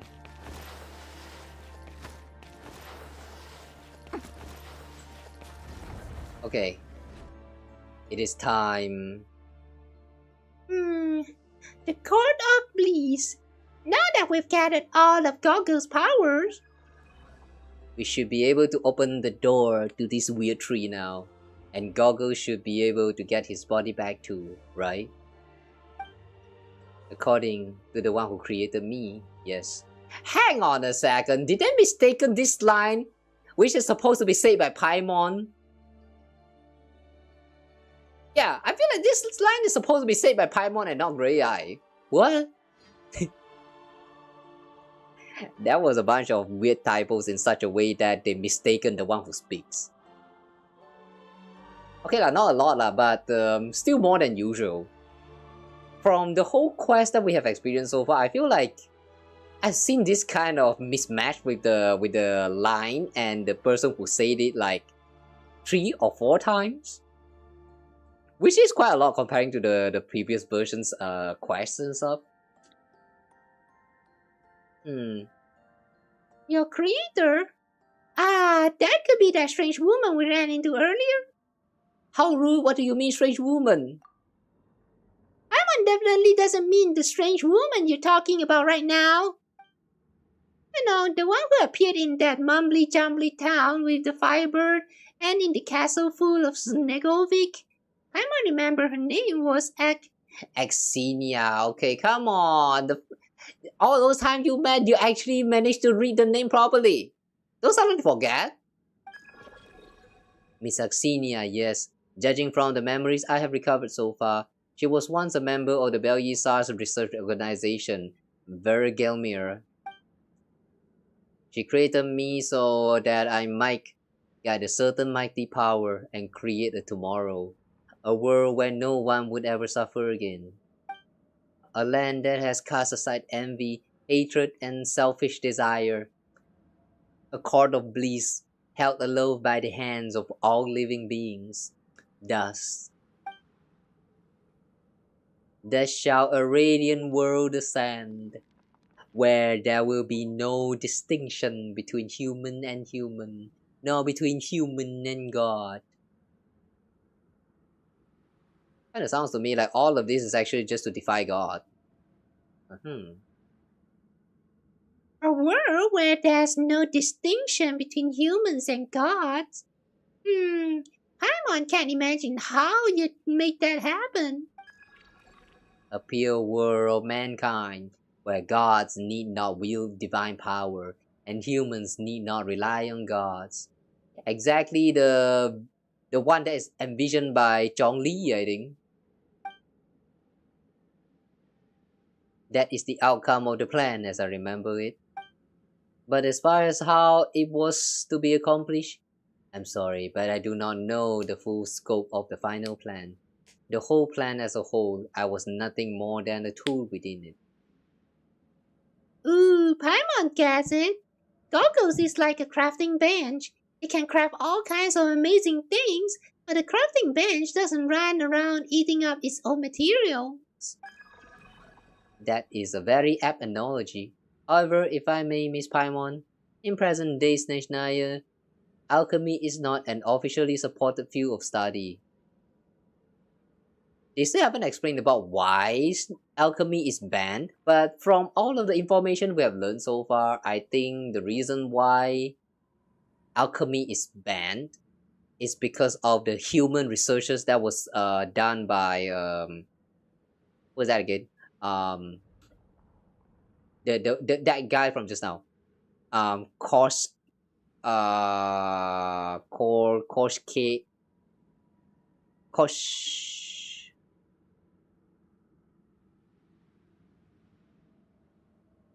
Fuck, I just done with the quest and I already forgot his name. Alright, whatever lah. That guy, yeah. He did a bunch of evil experiment involving like face, body, and so the from that point onward, it is deemed as blasphemy and thus banned from the whole nation. That's my guess for now. But it could be something else. We'll see. Right. Well, there's no one else around that can hear us anyway. Nah, we have Axinia. She's going to pop up next. But should I truly seek out the final power? What if, after we open the door, what I get back are not the ones I wish to recover? What should I do then? What if that's the only reason I was created? The purpose I was destined for? And to decide yet, wait until you remember. What's wrong with crafting band wanting to craft? Exactly! And if anyone's to blame, it's whoever misused the crafting bench. Well, this is all your fault. Now Paimon can't stop imagining a crafting bench going huff huff like some kind of dog. Reminder that in Natland there's also a quest where the crafting bench can actually talk. I have not done that one, so yeah, I guess we don't know about it yet. Anyway, Goggles has helped us out a lot. Even if that wasn't what Goggles was originally created for, Goggles has still been really useful to us. When that time comes, just come back to us. Is that so? Besides, we already talked about all the things we're going to do together when you get your body back. Warming up by the fire, having snowball fights, running around on the ice fields. We promised. Yes, I look forward to adventuring together with you both after I recover my body. Though I have thought this countless times throughout our journey, I'm truly glad that you were the one to bring me out of that place, and that I was able to meet you both. The final power, all the answers lie beyond this door. Now, please open it. A very different response than the last time we were here.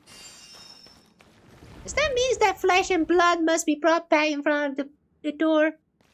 Is that how the door can be opened? Don't know, Paimon, we're just gonna try. Alright, let's do the return ceremony. Hold to consume cresting energy.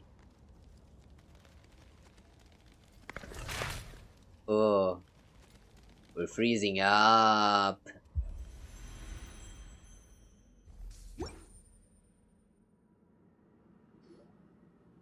Oh, we're finally in.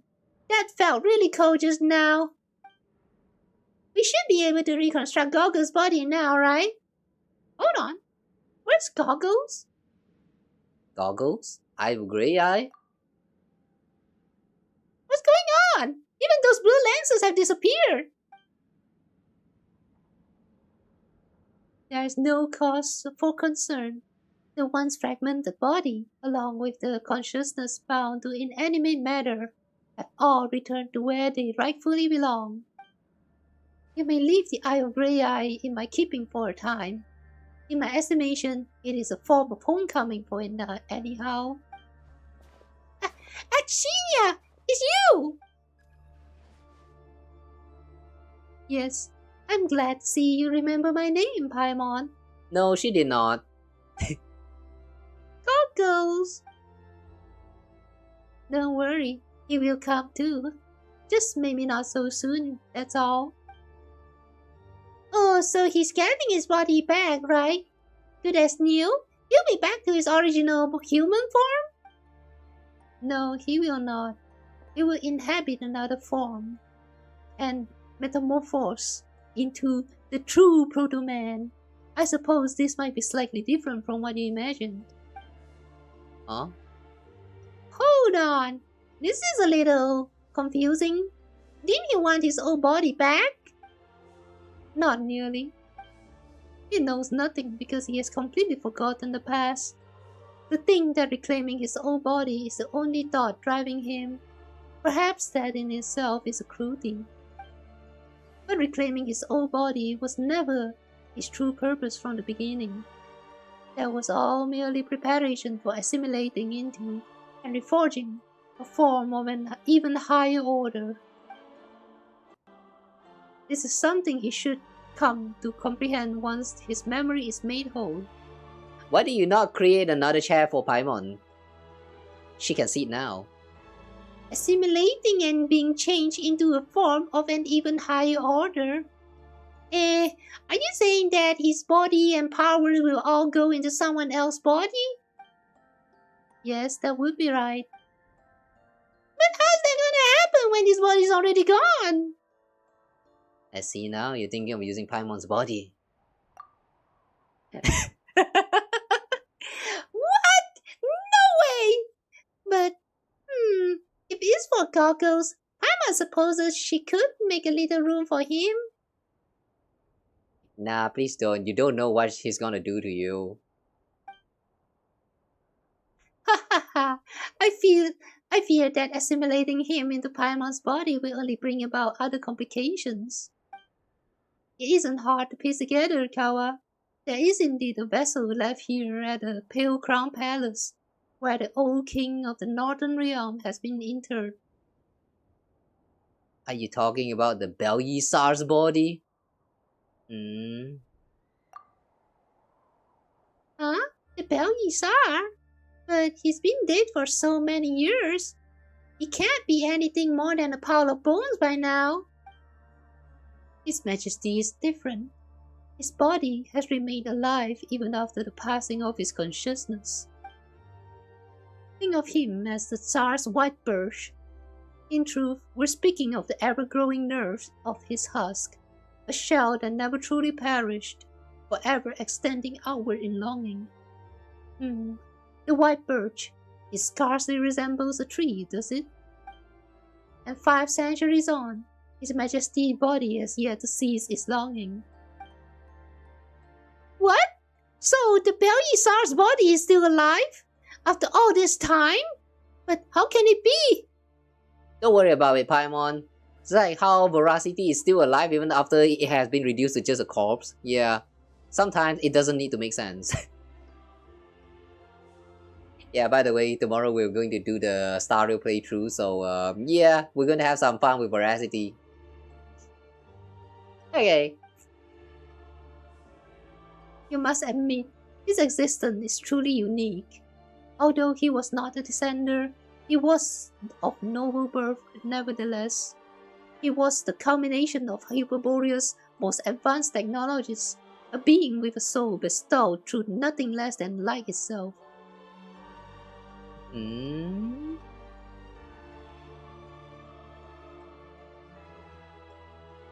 Wait, does that mean Bel-Isars is actually artificially created human with the help of like light energy or something?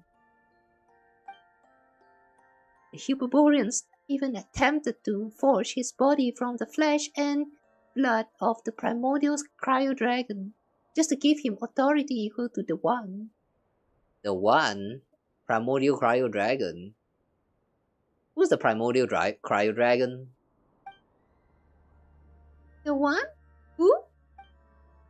A wheel born alongside Taewon, the master of the Light Realm's power at the very beginning, and the king of all Dragon Lords, Nibelung. Holy shit, this is tied to Nibelung? Wait, Bel-Isar is the offspring of Nibelung? Or is he the creation of Nibelung? Ever since its destructions, the place of primordial human, or Narayana, has sat vacant. Narayana? Wait, Narayana, there was a mention about this somewhere. A long time ago somewhere. I remember the term Narayana. Who mentioned about this again? Why was that mentioned again? But in the heavens above, the cold blaze of the ruler who must not be named. Or should I say, the long nails of theirs continue to hang high and pitiless over the world. And so, they sought to create their own gods. And that is Bel-Isar? So that's why they created Bel-Isar. But they couldn't possibly have called him that all the time. At the time, did they call him the primordial human or something then? Though they attempted to create the primordial human, the experiment went off control. Otherwise, the Golden City would still be standing tall upon this land today, and we would not be standing atop this frozen expanse instead. Oh. This is what used to be the Golden City? That has nothing to do with the King Dashrat's one? Okay.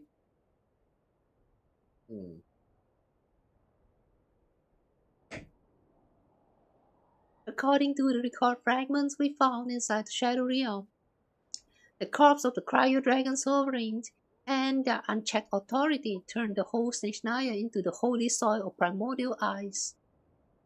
So the reason the place is so freezing, so cold, it's actually not because of the Tsar, but it's because of the Cryo Dragon Sovereign. Wait, but the corpse. Oh, so Cryo Dragon Sovereign died. Even the ley lines in the area were affected, to the point that they became veins of pure crystals. That is, until that being witnessed this and sent their heavenly nail crashing down. Ow! But since the experiment was a failure, how did the Bel-Isar came about? It spun out of control, but it was not a failure. 1,000 years after that experiment and its cataclysmic impact finally cleared, His Majesty awoke from the remains of the Cryo Dragon.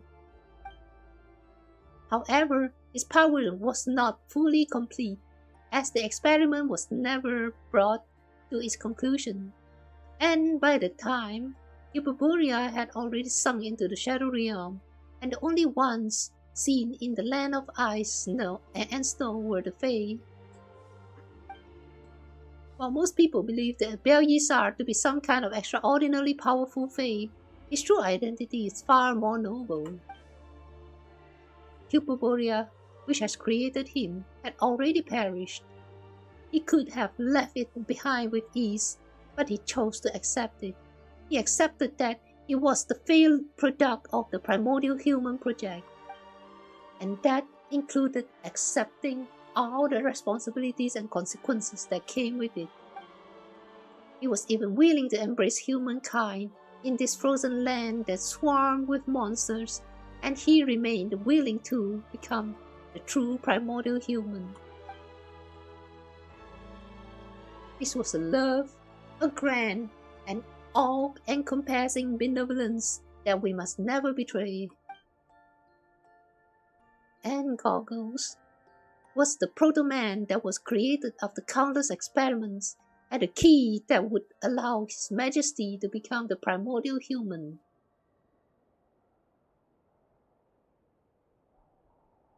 Ah, wait. Hmm? The key that would allow His Majesty to become primordial human. So the meaning of the key is actually regarding turning His Majesty into primordial human. But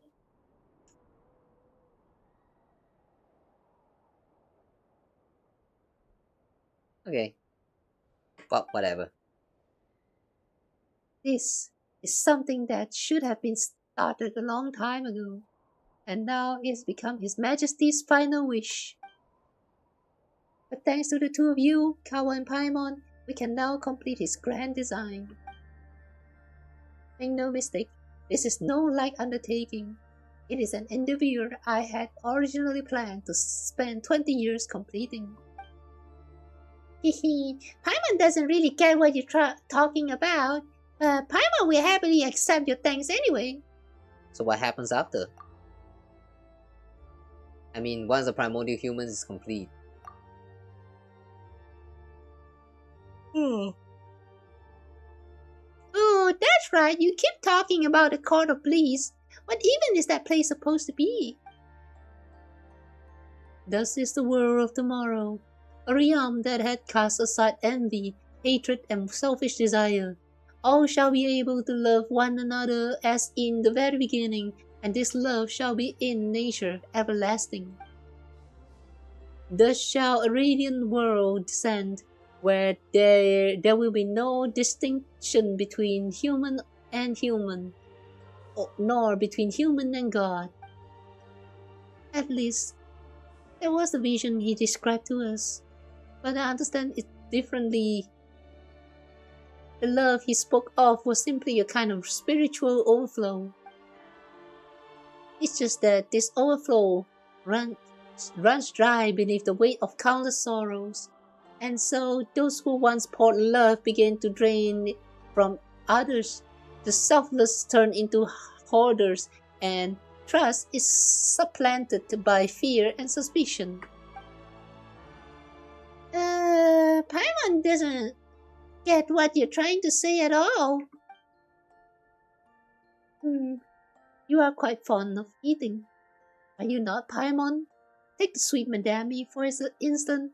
You must have it utterly delicious the very first time you tasted it. That's right, Paimon even had 2 whole birds in one go. Yes, but it did not taste quite like as delicious as the second time, did it? And by third, the pressure had faded even further. Eventually, a day will come when you find yourself completely sick of it altogether. Is this what happened to you? No way! Paimon would never get sick of eating sweet madame. Paimon knows for a fact that... But, wait, you're actually right. Though it really was the most delicious the very first time Paimon had it. Then you will find yourself carving something even more delicious. This cycle will repeat itself time and again, simply because you're sick to fill the void left by the memory of that very first bite. And that void is precisely where countless desires and wicked deeds are born. But what if it worked the other way around? What if you could get the exact same feeling out of everything you eat, whenever you eat, no matter how many times you've done it before?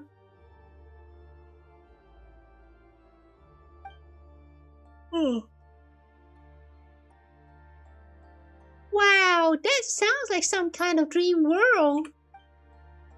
This is the world of tomorrow. In this world, no matter what you do, your heart shall always brim with that feeling, that sense of being touched at your very core. And of course, and of those feelings, love will be the most apparent of all. It is a kind of love that cannot be extinguished, a love that is unchanging and everlasting. And such a world, brimming with such eternal love, will only become a realm free from worry and pain thereafter. But it would also be a world where change is no more. Yes, that is because time and change are what ravage all things. Every second that passes is the second that erodes the everlastingness of love.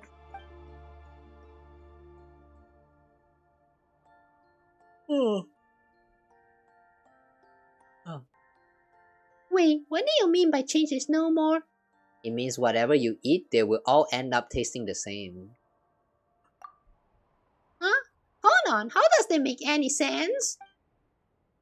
So it's like, because everything you eat makes you feel super, super happy, it doesn't matter what you eat anymore? Just like voracity. That is right. You really are quite a clever little thing, Paimon. The very first step in shaping this world is to use the Shadow Realm. Light may soon cast its gaze toward the shadow, but that will still take some time.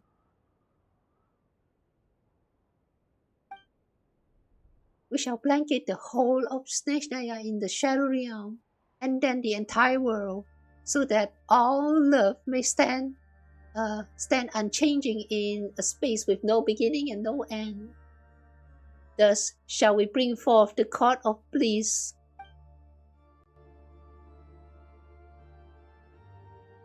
Choice will lose meaning, while the difference between the chosen and unchosen will dissipate. In a world like this, I reckon even the abyss would become lovable. No way! Goggles said he wants to get his body back and go on all sorts of adventure with us. Goggles would never ever want a world like this.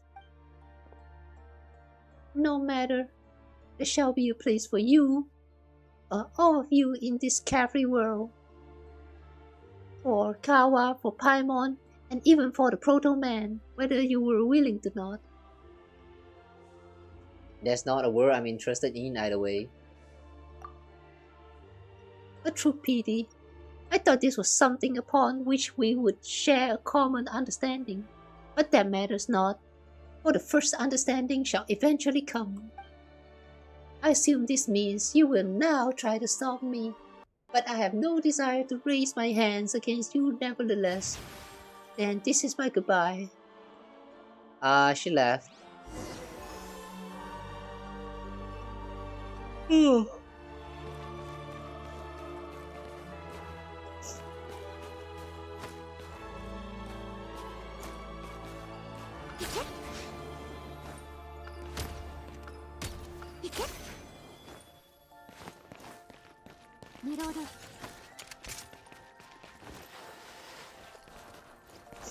Okay, so where is...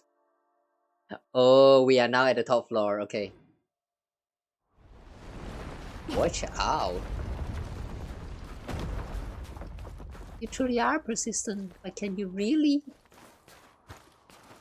get over this shit? Yes, we can. Watch me.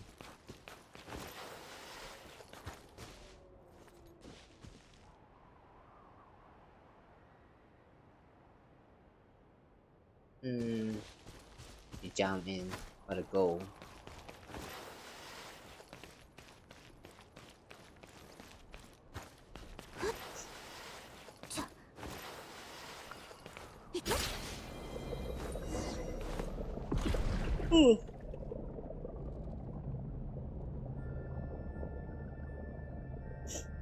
Okay, so that is not a platform, but a portal. Alright. So, pew pew time.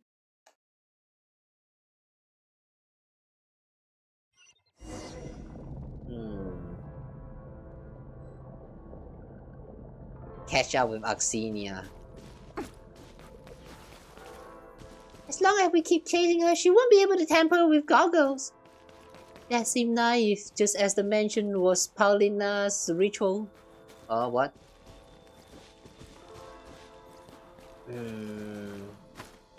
Okay, so there's no cancelling the ritual anymore?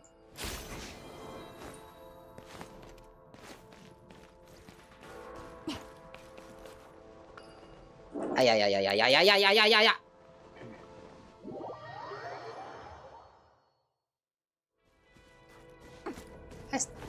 Well, it seems like I do suck at aiming.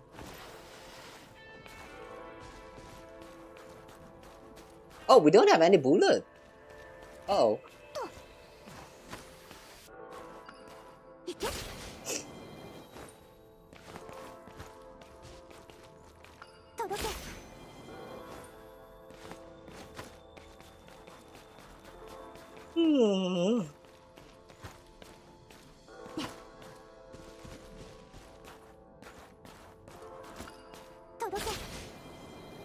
Oh, terrain!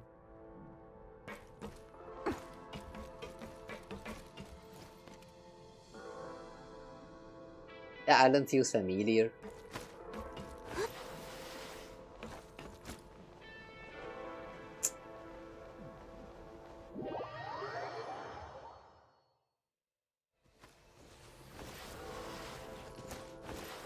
God damn it, man!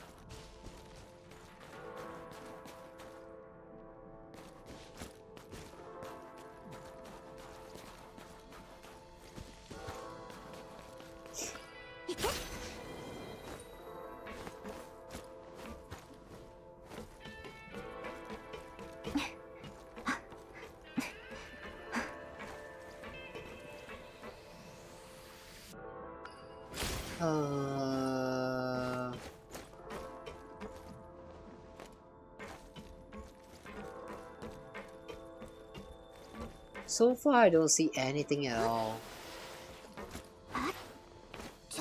Wait, is this actually the train that we explored last time when we first got trapped together with Alyosha?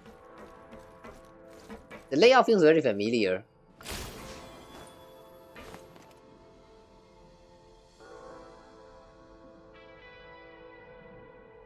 Wait, the train at the back is still flying.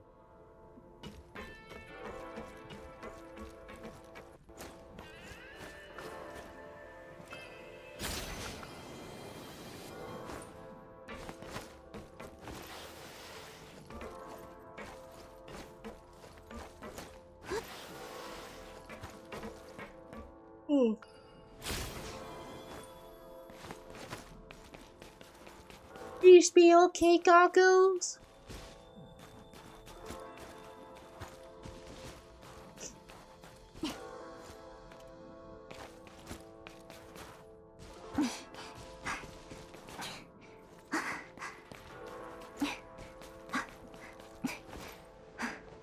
Oh, there's Axinia.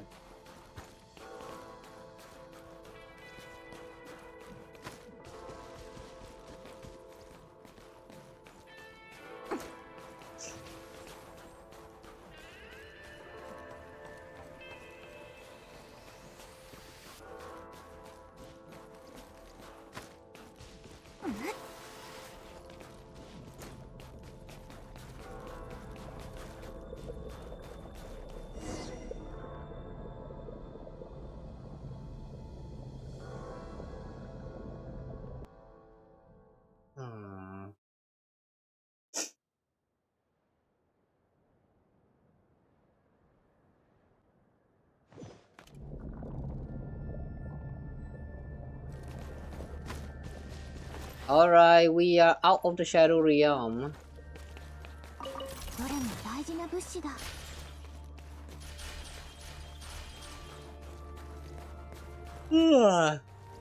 Nice.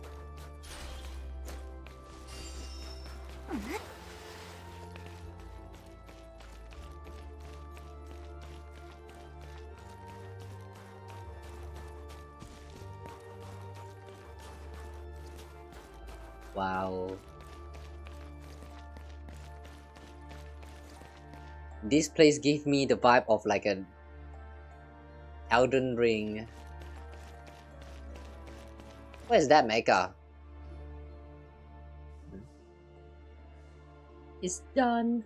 Now, all we have to do is wait a little longer. What is that? It's huge and kinda weird too.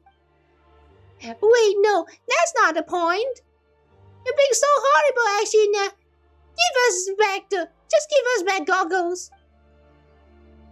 Looks like the two of you are really fond of the Eye of Graeae.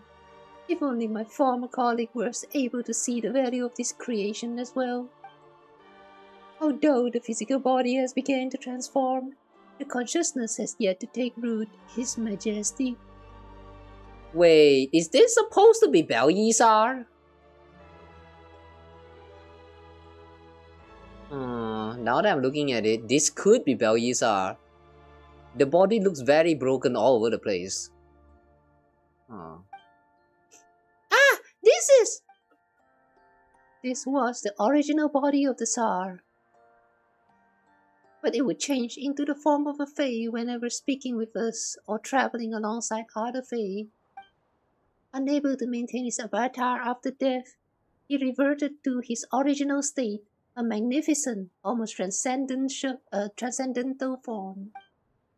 As I ever told you this before, that the faces of the Proto-Man were actually modeled after the visage of His Majesty the Belyazar's human manifestation. Just give us back Google. Who give a shit? I do give a shit, by the way, but yeah. Paimon has zero interest in whatever you were babbling on about just now. Actually, I do, Paimon, I do. Very well, here. The Eye of Graeae was always built to host a Proto-Man's consciousness, such that he would not disappear after offering his flesh and blood to His Majesty. It was originally meant to preserve him. Now, since it is no longer useful to me, I shall therefore make a gift of it to you. I trust that you will find a good use for it. I hereby transfer its ownership to Kawa.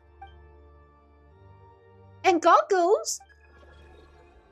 Restored to original state, the Eye of Graeae is now at your service. This isn't him. This isn't goggles at all. That's just a tool. It's nothing more than an empty shell. Oh. I'm sorry. Its consciousness should already be part of the primordial human by now, to serve as the core of the Beacon of Light. Svarod.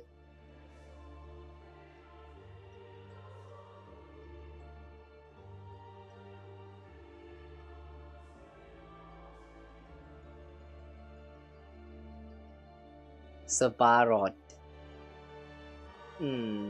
Okay. Why are you now? Clara?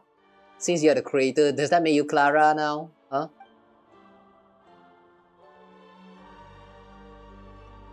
This is something I am unable to return to you.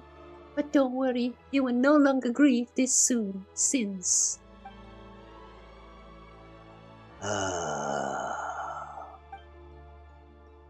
because the primordial human has awoken. Kawa, Paimon, and Axinia too. Goggles? Yes, it is I. I now remember everything. much time has passed, both for you, Xenia, and for me. Fate truly is absurd. This is exactly the scenario that I strove to avoid when I was still in my prototypical form. That's just how fate is. It pushes you to the cliff's edge, like the words of Nemesis. You could have stopped long ago, Xenia. A situation you had to avoid? Yes, and that is why I tried to persuade Korshke, Pavlina, and Elvis to stop her before she decided to begin the final experiment. Damn. After all, the authority that the primordial human wields may as well be the deadly venom to humans and fae who carry mixed desires within them. Eternal.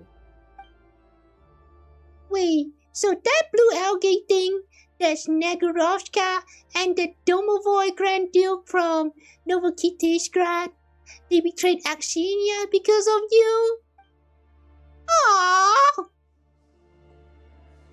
I promised them they could both stop Axinia in and gain what they wanted in this way.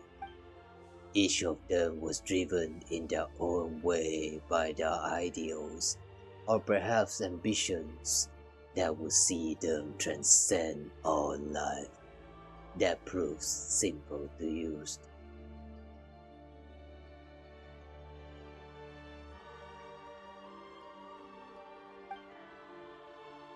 By contrast, our dear Axinia, our lovely Axinia, the resolve she possessed seemed all the more unusual, did it not? And so, I incited them to divide me up, to split me into pieces, and to betray Axinia. For if I were to become the primordial human, become a transcendent one, just as I am now, that would mean that the world was about to undergo an inexorable revolution. The beast mocked me, for it believed its mission fulfilled, and I, despite fleeing my duties with all my might, would not hear all the same. You don't want to become the primordial human. You don't wish to create a new world. Yes. Yes, because Axinia, you left no place for yourself in the world that would be born from these fresh schematics, did you? Eh? Yes, I am willing to believe in a nation of love everlasting. I believe in His Majesty the Tsar and in his final wish. But those who have lost faith in love must be banished from the new world, the realm of eternal love. I do not have the right to enter that world. Banishment. It is more akin to being slain, I rate. Eternal love, eternal overflow, eternal joy. Those who trust not love and joy cannot enter this realm. But it is precisely one who does not trust each either who could fashion such a cruel plan. This the loving Belshazzar had long realized. And that is why he is great. He chose me. This is my duty, my sole purpose for living. Even I cannot step into the new world. I wish to see its descent with my own eyes, to see it rise from the cornerstone forged from my corpse. No, you cannot see as a corpse. What are you talking about? And as for you, do you still believe that an eternity of love can't be attained without His Majesty's plan? Elvis, Korshke, Pavlina, the pursuits have melted away like snow. None can resist the erosion of time, the withering of the spirit, the shriveling of dreams. Interesting, because this reminds me of the Lijuan chapter again. Like, Zhongli mentioned something very similar to this.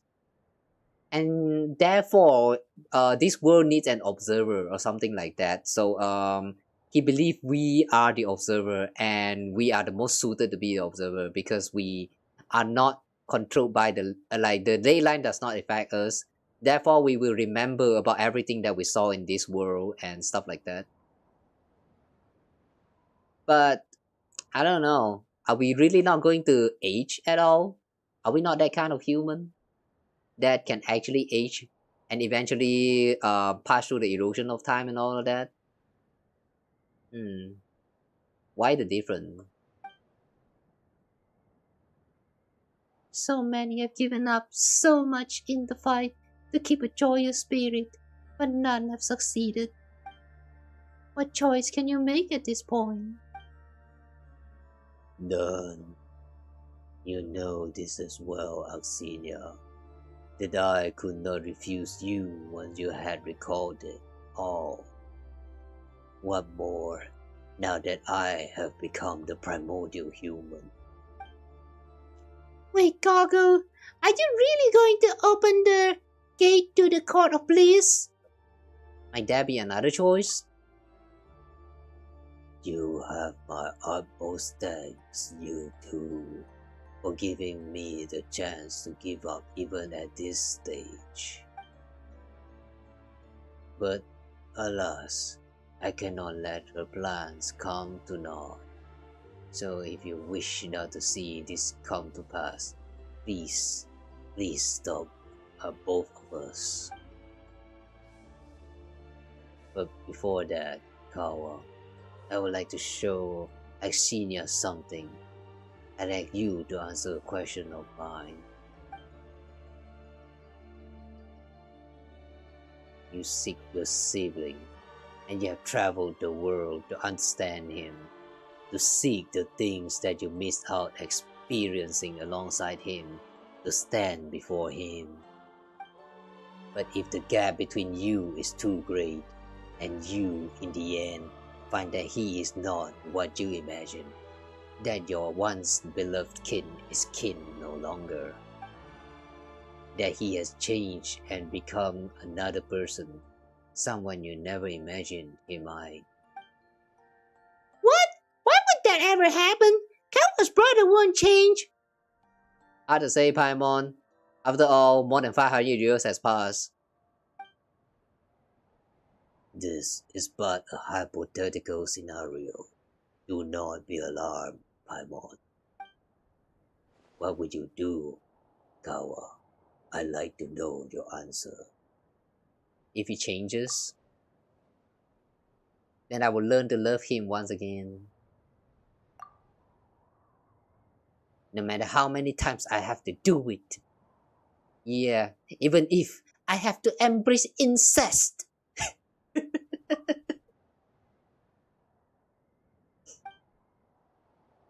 Thank you, Kawa. That was wonderful.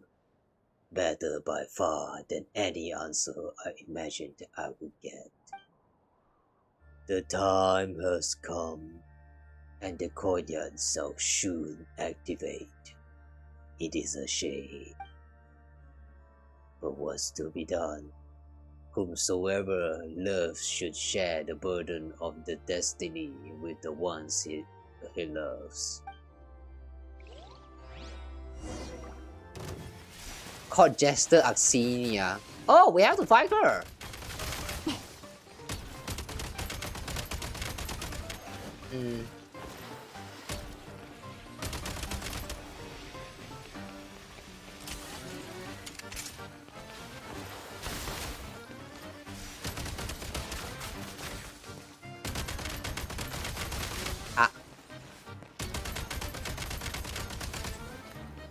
So, you also fly like that, huh?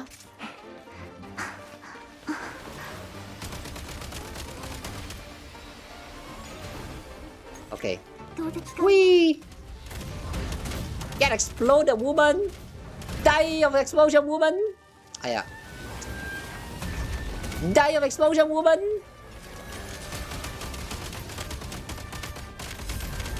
Whoa, what is this? Whoa! Oh damn! Shadow Realm power!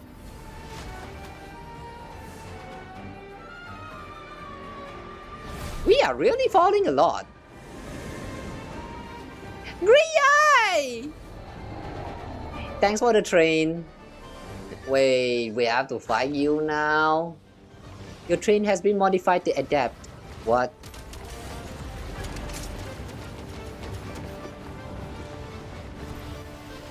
You're not the same Goggle anymore? Ah, right.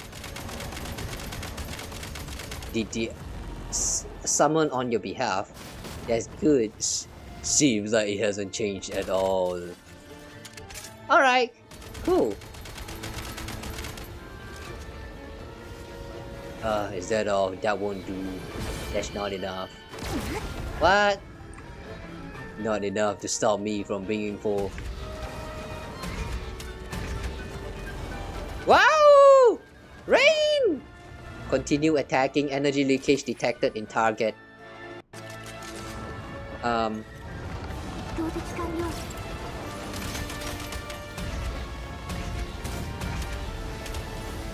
Woo! 弾切れだ Courtyard free of cash and love.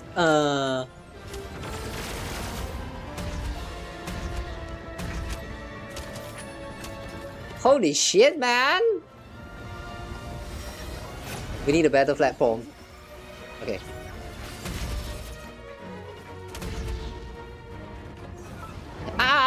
No, no, no, no, no, no. We don't need that.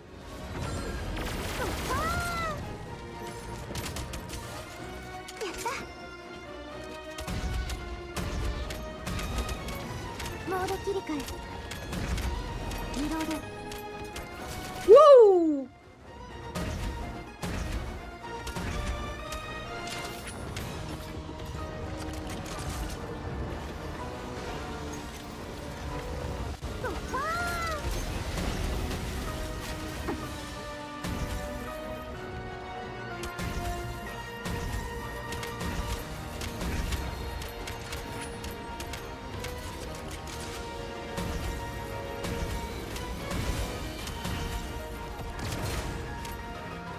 Holy shit, man. Like lingering in the shadow sea, withered will shall return weeping. What? 弾切れだ How many kills can we do? Okay, good thing that the heal can actually respawn itself. That is very nice. What?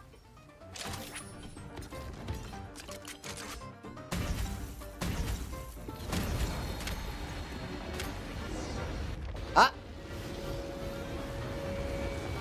Oh. What's this? Tentacles! Don't summon tentacles!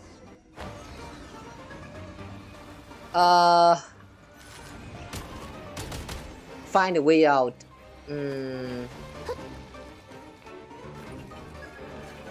Final protocol initiated. We walk infinite paths to find the light that leads us into the future. A path appeared? Whoa, what the fuck is this?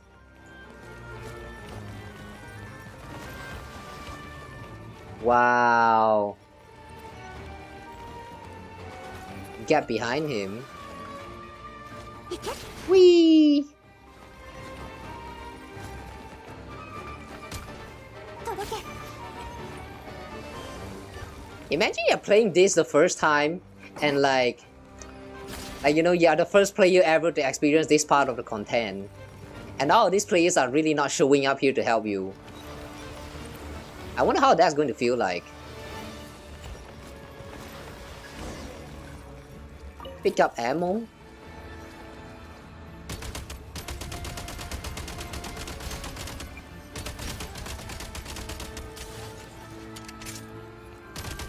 Loving being loved burdens that burden each other. I think you have the right to what? Oh, what's this? Whoa! Since when I have this special ball gun? Nice ball gun, very cool. And just like that, he sinks into the Shadow Realm. Damn, Graeae.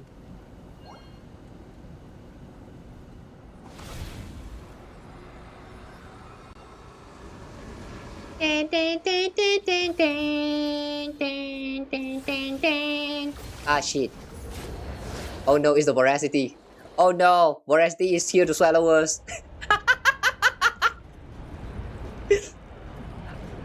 Why does all of this feels like a Star Trek reference?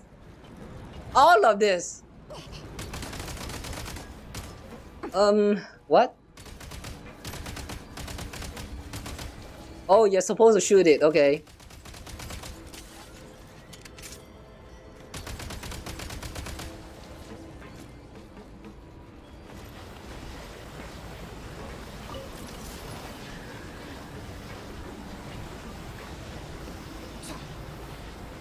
What? There's more? Oh, there is more.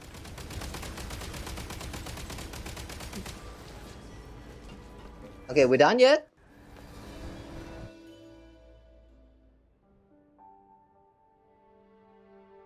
The door to the world is closed. The one behind it all trembles, as though shaking loose the scaled wings of a dead moth clinging to his shoulders. With several shudders, it shreds its giant form. Then he appears. The will that once dwelt within the eye of Graeae now truly possesses a body no different from that of an ordinary person, and now bears the very appearance of the Tsar in his youth. Like Ikor? And so, only two remain in this world of shadows, the one within the egg and the one outside it. Only the betrayer and the betrayed. Only the one who falls in love with the first person they see upon opening their eyes, and the beloved who knows neither love nor sorrow. The one within the egg and the one outside it. Within the egg is the primordial, the primordial human, and the one outside of it is... Ooh. The one outside of it is... Is it Axinia that we're referring to right here? So she did all of that because she loved the Belyazar? Or does she actually love the primordial human?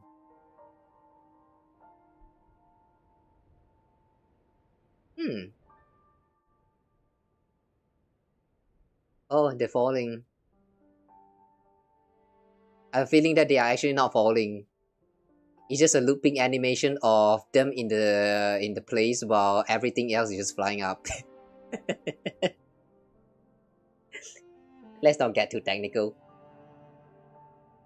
At the end of the day, I haven't been able to do anything in time. Ah, what a shame. This was the so great endeavor I was meant to undertake. Hey, what are those buildings at the top flying there? The fuck was that? Yeah, you two are not falling at all. Primordial human. So what is your actual name? Is it Ikor? As I see it, you have done enough. You endured the passage of time for so long, even in such a place. Your ambition burned so strongly that even the branches of fate had to bend low for you, to the point where you could escape from this place. In truth, my escape from the Shadow Realm was largely thanks to Ismailov's aid. Ismailov's aid. He said it was the last thing he could do for me. And yet, I still failed and lost everything. And where are we falling to now? Perhaps we shall fall into the endless depths of the Shadow Realm, tumbling for 500 years and another 5 thereafter. But this is already the best possible ending I could face. Is that so? Yes, Oxenia.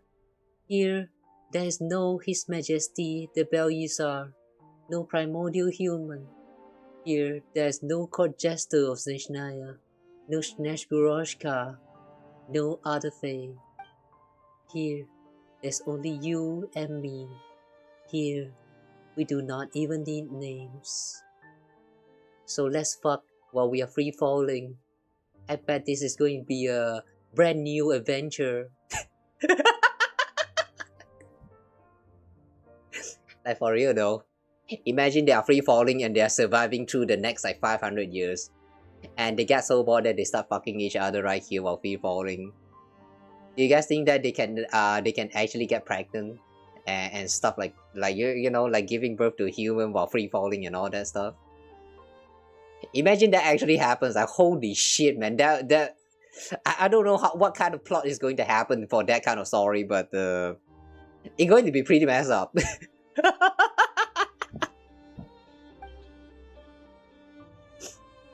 Is this what you wanted? Yes, it is indeed. This is good. To be within the shadowy realm, a world as small as a walnut shell, just the two of us at the very end. I once thought that I could never be worthy of setting foot in a world like this. You know, Kawa is right. Why should we fear love's fading? That we should insist that it stand eternally. One who dares to believe in love will not be obsessed with its disappearance. And if I believe in it, so what if I should lose it? I'd climb back up, shake the dust, turn free, head off in pursuit once more, to take hold, to go forth, to love again. Why did I want to? Oxenia, I once hated this world, imprisoned as it was within an eggshell. Yet, in the end, all I did was build another shell. Perhaps that is just how fate has been from the start, pushing you to the cliff's edge, like the words of Nemesis. Never thought you'd be the one to say that to me. I was once driven to such fury when I learned the truth of the world, and bearing that indignation, I asked the Tsar, what is the point of an egg that does not allow the life within it to emerge from the shell? Why does it exist in this universe at all? But I never received the answer I wished to have from him. So that was a thought you once had. Wait, hang on. Oh, that was primordial human. so that was a thought you once had. I see. What about now, Oxenia? Do you still think this way? You've done so much. Did you ever find an answer to that question? More or less, I suppose. The answer is... you already know the answer, don't you? You once considered me far too selfish. But no matter what form love takes, whether it gives or takes possession, outward expressions of love always reflect what lies within in some way. To love the world is to love yourself. But this is also a great thing, because this is how the world is, and one's desire to be saved must be strong enough to save the world entirely. I'd always believed that I should love myself first, and then the world, or I would fall into error, just as I have today. But you are truly magnificent, Axinia. A cheap compliment. I am hurt. That came from the bottom of my heart. Oh, they're getting closer. Are they gonna hug? Yes, everything. Pavlina, Koshki, Elvis, you, and His Majesty the Tsar.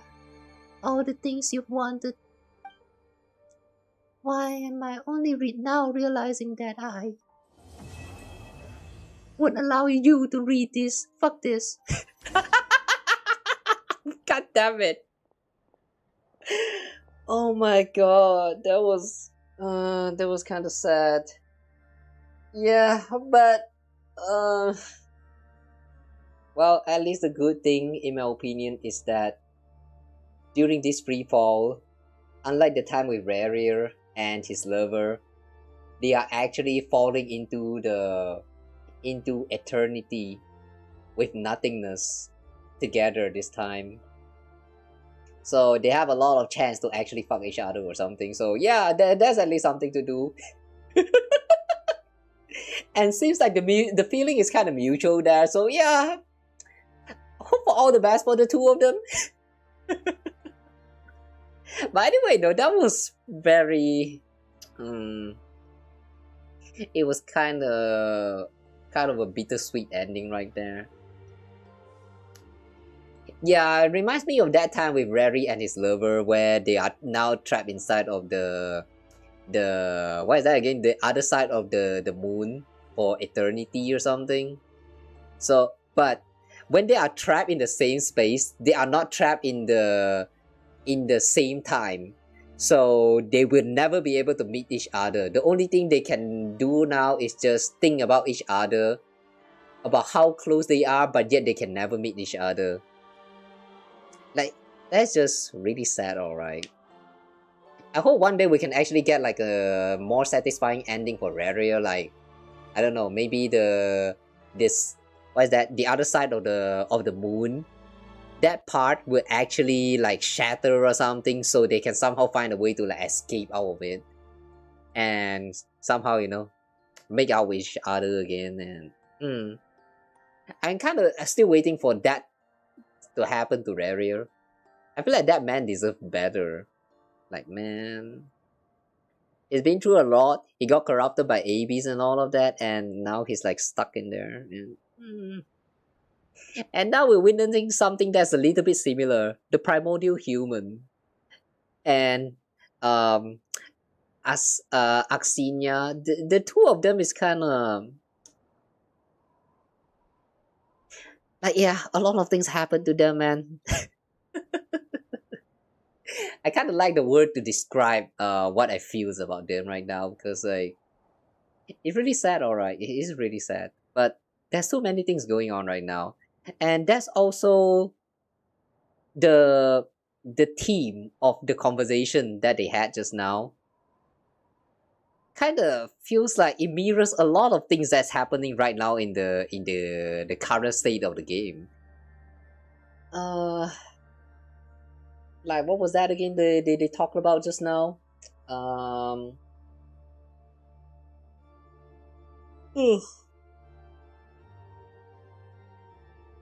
Sorry guys, I had the sudden thought about that just now, but then I forgot about it already, so it's okay. If I remember about it, I'm going to mention about it again. But yeah, it kind of feels to me that a lot of this feels kind of foreshadowy-ish. Kind of feels like something that might be related to the outcome of what will happen in the future with like, for example, just now with the, what is that again, the eggshells part. Like Axinia said that what she did is just created an eggshell within the eggshell or something like that. And It kind of reminds me a little bit of the creation of the fake sky, the false sky, to cover up the whole Teyvat. Like the heavenly principle went through the trouble last time with the researchers and all of that to cover up the whole Teyvat to prevent it from being detected by the outside invasive species, something like that. And even though it is created with good intention by the heavenly principles, but the execution itself actually messed up a little bit, and just like this current situation here, it created an eggshell within the abyss, which could potentially be another eggshell or something. Like, I don't know. There's a little bit of like a familiar themes going on with all the story that's going on in the story so far. So like, it kind of just got me thinking a little bit. Alright, yeah, that's all. Oh well, yeah, anyway, let's continue on with the story. Finally! We finally made it out of the Shadow Realm! Hang on, Paimon doesn't see Goggles or Oxenia. And the Belyasar's body is missing too. Where have they gone to? I don't think we'll ever see them again. Huh? Do you think it's possible that Goggles might actually be hiding inside the mechanism Oxenia gave you? You know how it's like in those shows? They make you think that someone's vanished forever, and then poof, they pop up right in front of you again. How about you let Paimon take a look? And so Paimon makes several attempts at cracking the mechanism, but the only voice that answers is a cold, lifeless one. This is how the two of you learn that while Goggles has retained some of its abilities, it really is nothing more than, well, a pair of goggles at this point. Damn. Even though it is just a machine, somehow it feels like we are going to be using the dead body, the corpse of an artificial being. that feels a little bit strange. He's really fallen into that deep, deep hole. But that's his own fault for choosing to open the world to the court of bliss or whatever. But I don't think he was pretty cool when he chose to help Oxenia. Even if one day the whole world were to turn against you, Paimon will stand by you no matter what. And I'll do the same for you, Paimon. Unless my brother is there, then I'll have to think about it. Yeah! You know, now that the Belyasar's body has gone missing, we're gonna be in big trouble if someone sees us now. We gotta get out here fast. Do we have to?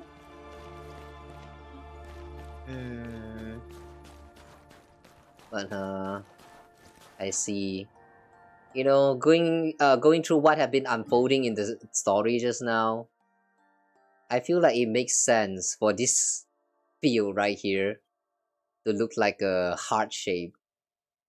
I think the original shape of this court, this place right here, I don't know whether it's a court or whatever. It's actually supposed to be a like a circle or polygons that's like more rounded in the shape. But something happened here, and in this part like kind of collapsed, which kind of resulted in looking like a heart shape. And like, yeah, it's a very subtle details that doesn't really matter much, but I do appreciate it considering that what happened just now inside of the story.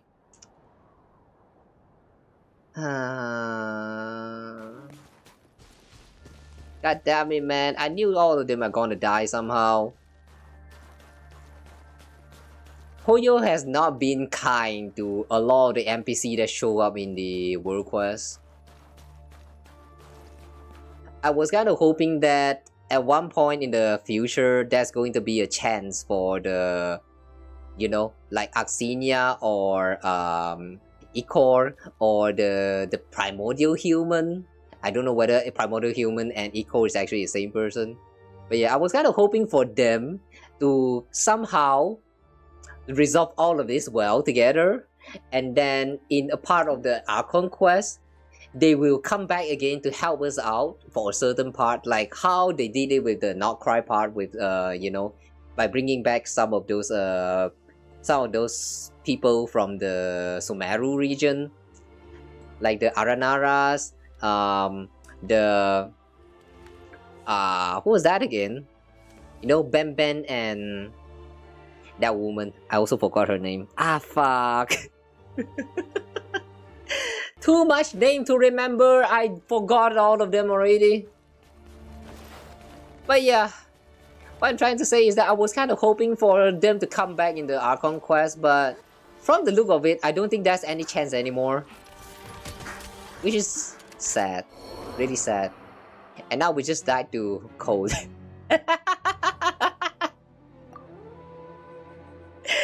God damn it, man. You really cannot yap in the middle of all this snow. And where the fuck is this even?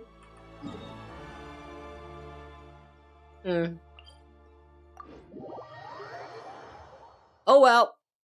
Well, I guess that concludes the world quest for the Snezhnaya. It has been a very sad journey, I have to say. I'm going to be very honest. Right at the very beginning, when we first started and we gone through the, like, about the end. No, not even about the end. I like halfway through the one with Pavlina. I can sort of already sense that this will not end well. Like, I mean, after we gone through the entirety of this world quest, it will not end well. Not for Goggles, not for Axinia. And then, well, what do you know? Everyone just not having a good future. Yeah, no, more like they lost their future. It's like, I kind of wish they can be treated, like, better.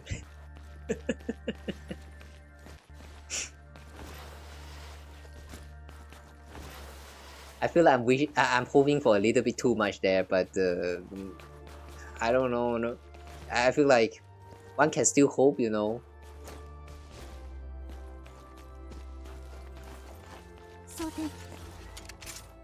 Right. Anyway, so now that we are done with the story, I think that's all for now, lah. Where's the entry again? An arc that used to be a soul.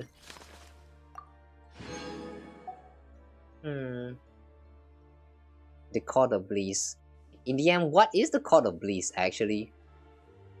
To the new world, but what happened there just now was just a Shadow Realm. Does that mean the Shadow Realm is the Court of Bliss? Or it is actually another place that we will need to go through again? But not today.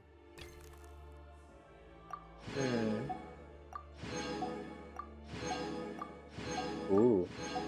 That's a lot of reward here. What the fuck? Okay, cool.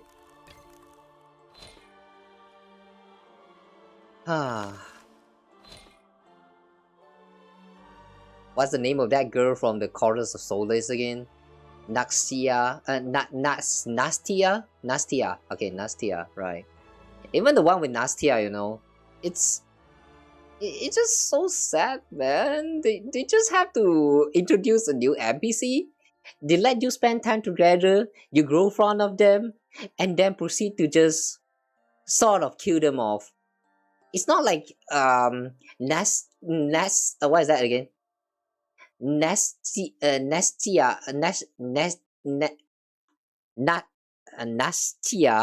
Okay, Nastia. It's not like Nastia actually died.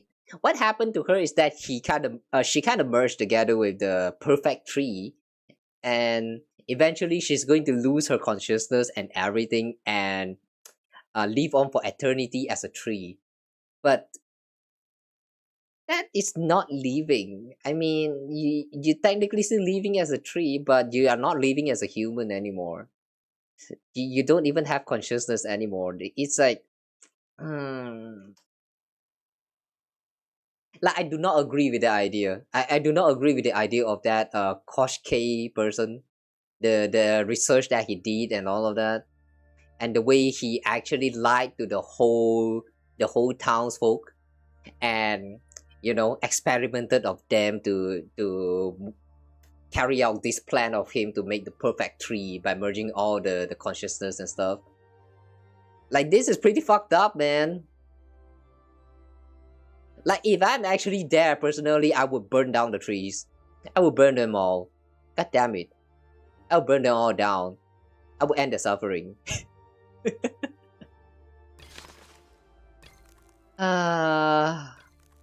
None of these world quests actually ended well, man.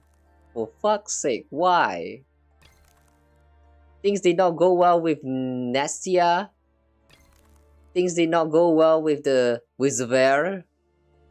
Things did not go well with Pavlina and Ikor. And then now we have the... and then now we have this.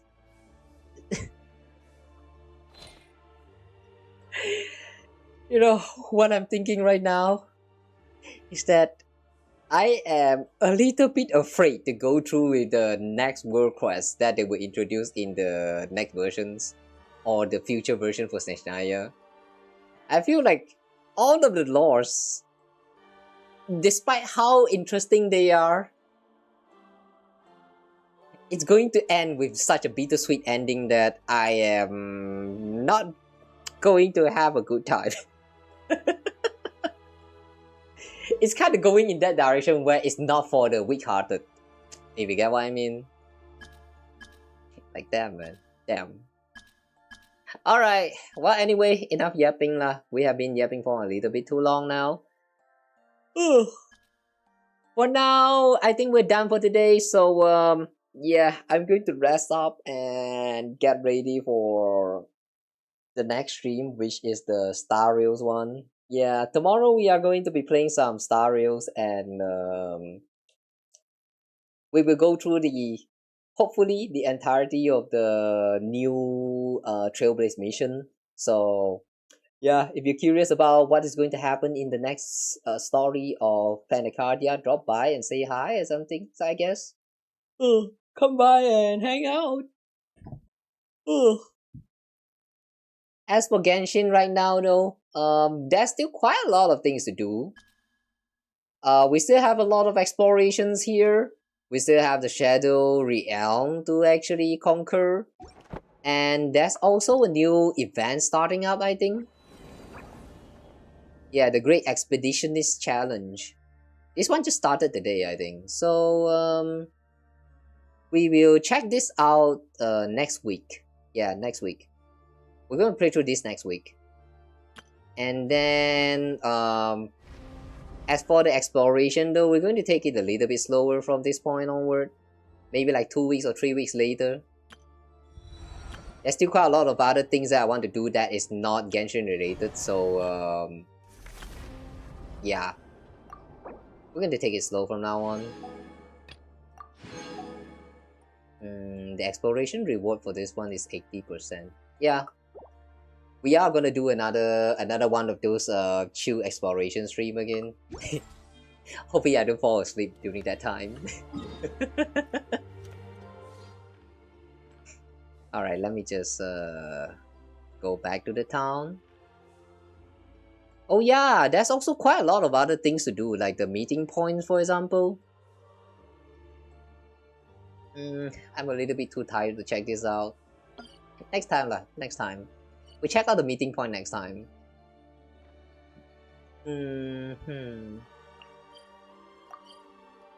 Let's just go back to the town before we die again.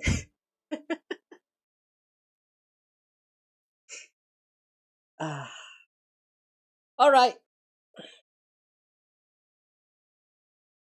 Since I'm kinda tired, I don't think we're going to explore anymore for today, so yeah. That's it for now. Thank you guys so much for being here. Thank you guys so much for watching. Oh, what the fuck? Oh, is this the event? Don't auto trigger on me, man. Okay, fine. We're going to go through at least the first part of the events here. And why am I lagging? Okay, it's fine now. That person up here looks kind of familiar. Hold on, isn't she Lan, the master of the leisure branch? Oh, okay, interesting. She's still wearing the Adventurer Guild's uniform, but she has like some, what is that? The fluff thingy on the neck. Okay, cool. They actually have like a outfit that is meant for cold weather. This did not exist back then when we are still exploring Dragon's Spine. It's new stuff. I like that. So you really came all the way to the headquarters counter after all. Hey, they're here. What's all this about? I don't owe anyone money in Snezhnaya. I haven't made any enemies here, have I? We're not trying to corner you. We've known each other long enough, haven't we? There's no grudge between us. Besides, if we really tried to take you on with what little strength we have, we'd be swept aside before you even get serious. Talalikin. Oh. Please forgive us. We merely wish to keep you from vanishing without warning again. Huh? Vanishing without warning? When have I ever did that? That's rude. If we let you live now, there's no telling when we'd have another chance to see you. Please allow me, Talalikin, clerk of the Snezhnayan Adventurers Guild headquarters, to make the matter clear. Oh. You, Kawa, are one of the only 15 S-rank adventurers with a reputation that has long since outgrown a single page. And there is a tournament of great importance waiting for you. Without you, it will remain forever unfinished. Paimon nearly jumped over her skin. She thought this was about to turn into a fight in the middle of the town. It's only a tournament, right? And just say that. Do you think we turned you down? Maybe, depends on whether you make it worth our while. If the reward's not good enough, it's not making it onto my schedule. Hey! Naturally, the Mora supplies and other compensations have all been arranged to a standard worthy of the both of you. In addition, we prepared a special buffet just for the two of you, featuring signature dishes selected from the restaurants you visited during your travels across different nations. And should the menu fall short of Guide Paimon's expectations, the chefs stand ready to prepare whatever she requests. Really? No limit on how much Paimon can eat? That is impressively thorough. You know an awful lot about your travels, eh? I admit it must look as though I have been keeping a careful eye on you. Your caution is perfectly reasonable. But please be at ease. In truth, your name carries much weight throughout the adventurer guilds than you realize. Long story short, you two cleared commissions that would have kept hundreds of adventurers busy for hundreds of lifetimes. So yeah, the whole trade has its eyes on you now. The Sharp One have already started treating your way of doing things like a ready-made walkthrough. Some are even planning to write a book breaking down your every move. All those accounts made their way in from across Taiwan and end up at headquarters in Snezhnaya. Talalikin and the one stuck sorting through them, and by now he can probably recite the whole thing in his sleep. And that's exactly why, at the tournament where the strongest adventurers gather, it's only natural for opinions to clash. None of them made it that far by backing down easily. When that happens, Kawa is the only one who can break the deadlock and settle the important calls. Ooh, so basically, Kawa has become indispensable to the guild. Yeah, and that's why Sandroni value us a lot too. See, she technically kind of owned the guild. Yep. About time they realize it. Got it. So what's the actual matter at hand? Let us proceed to the venue without delay. Once we arrive, I will go over the details with you. You're just going to teleport me there? God damn it, I guess there's no escape.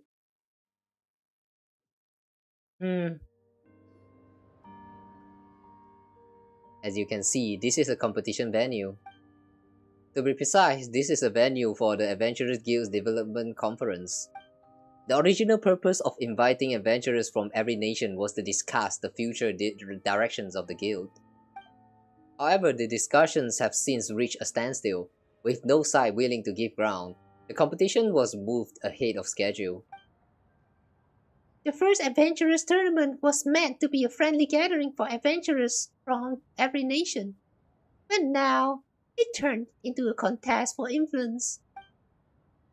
Every regional branch sent a team, with each team led by the strongest adventurer they could contact at short notice. Liu's got me. Mondstadt's captain is Iris, an old friend I once camped with along Dragonspine's coast.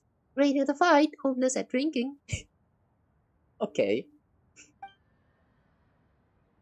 Then there's Inazuma's workaholic warrior, Rika. Oh, Rika, the fake girl. Right? This is the fake girl, right? I think. I remember there was a quest line that goes through how Rika is actually not the real Rika or something like that. She's from the Shumatsuban, right? Oh my god, it's been too long since that quest.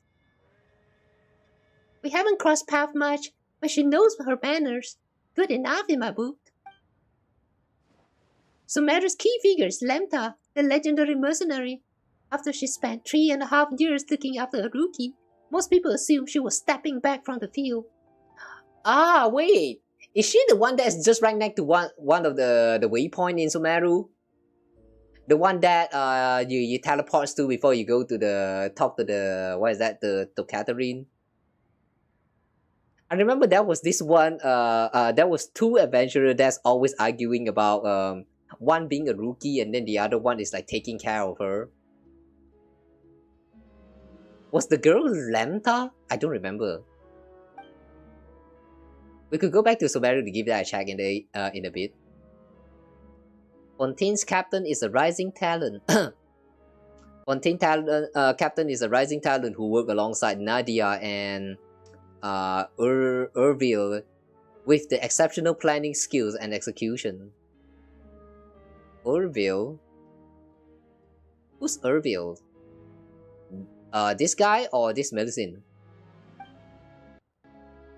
Nella is represented by Liluo, the frost star of Ixquilmili, a famed tribal warrior whose recent achievements have risen at a remarkable pace. Is this the one that we faced in the competition, the contest, to find the greatest warrior during the war or something? Or is this the one that's the local legend? I don't remember, but I think this is a local legend. And representing Notcry is Sarin, a promising young talent and a well-rounded competitor. Isn't he the guy who was standing outside of Notcry's what is that again? Adventurer Guild? The one that is just right in front of Catherine? He's always been lurking there like a, I don't know, substitute for, no, not substitute, like the submaster of the Adventurer Guild or something in Outcry. I don't know whether that's the case or not. He's highly skilled at managing relations among various factions and has completed numerous exceptionally difficult commissions. A few familiar faces, huh? Paimon's getting dizzy just listening to all these names. While we were off doing our thing, the adventuring world was busy turning out all kinds of big shots, huh? Kawa's only got one thing to do, knock every opponent flat, me included. Oh wait, hang on, this is land. In proper terms, That means taking first place in all 4 main skill challenges. The Triggered Reflex Trial will let you demonstrate an unparalleled command of the new musket. Maze of Frost and Foresight is your chance to show the next generation how seasoned adventurers think on their feet when navigating domains. Roly-poly Domain Raid is where you can let your strength do the talking. Get a read on the domain's quirks, then throw yourself into the fight and have at it. And with the new Precision Express handling, we'll see how well you can keep things moving while staying in control. The mark of an adventurer who can manage every part of the operation at once. All 4 challenges feature brand new designs, ensuring that no team can rely on prior experience. They'll have to adapt on the fly, and prove their mettle in action. Once they achieve score beyond comparison, many of the issues raised at this conference will be settled by your judgment. Come to think of it, don't you and Talalikin have any requests of your own? Do I seem like the type to sit around debating whether adventurers need a clock-in policy? I already got the Livia branch more funding and better bonuses. As for the remaining issues, I'm fine with whatever they decide. For my part, as the representative from headquarters, I simply hope we can arrive at a solution that earns everyone's confidence and bring the conference to a successful close. I won't guess it now. Let's see.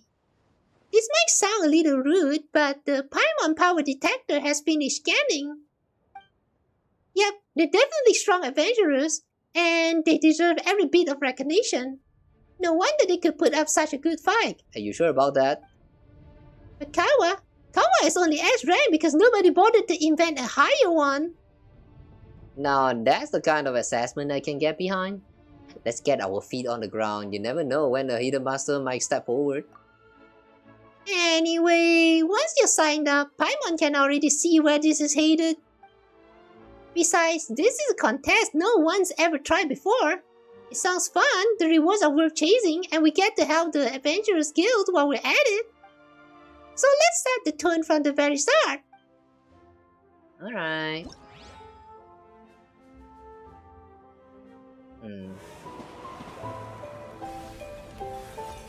Ooh.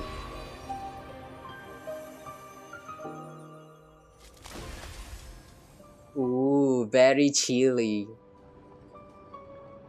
And this aesthetic of the UI reminds me of that one in the past, like 1.1 or 1.2. The one where we first learned about the false sky, I think. The one that features Mona and there's also Scaramouche making appearance and all that. I think that was the one. Yeah, the UI is also very blue like this. It's a very nice touch, yeah. Somehow I'm feeling a little bit nostalgic. Precision Express. Oh, are we going to do some drifting with the train? Yeah, none of this is actually unlocked yet. That's why I still don't want to touch this. Well, since we already accidentally started it,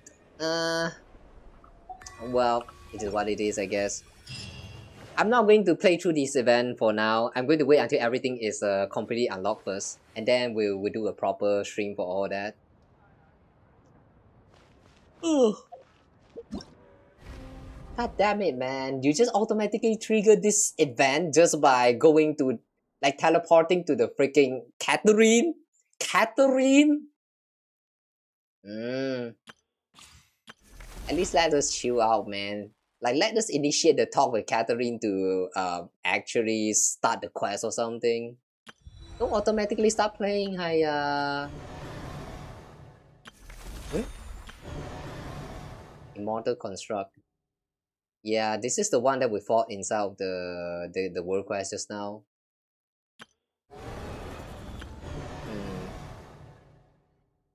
I kind of like how they have some lore that is built inside of the world quest this time. Oh, well. Rank rewards. What's this? Che, I thought this rank rewards is like you actually have to compete with the other players. Che, we're going to take it slow. Oh, alright. Yeah, that's all for now, guys. Thank you guys so much for watching today's stream. The world crash was very great. It was a lot of raw drop about Bel-Isar.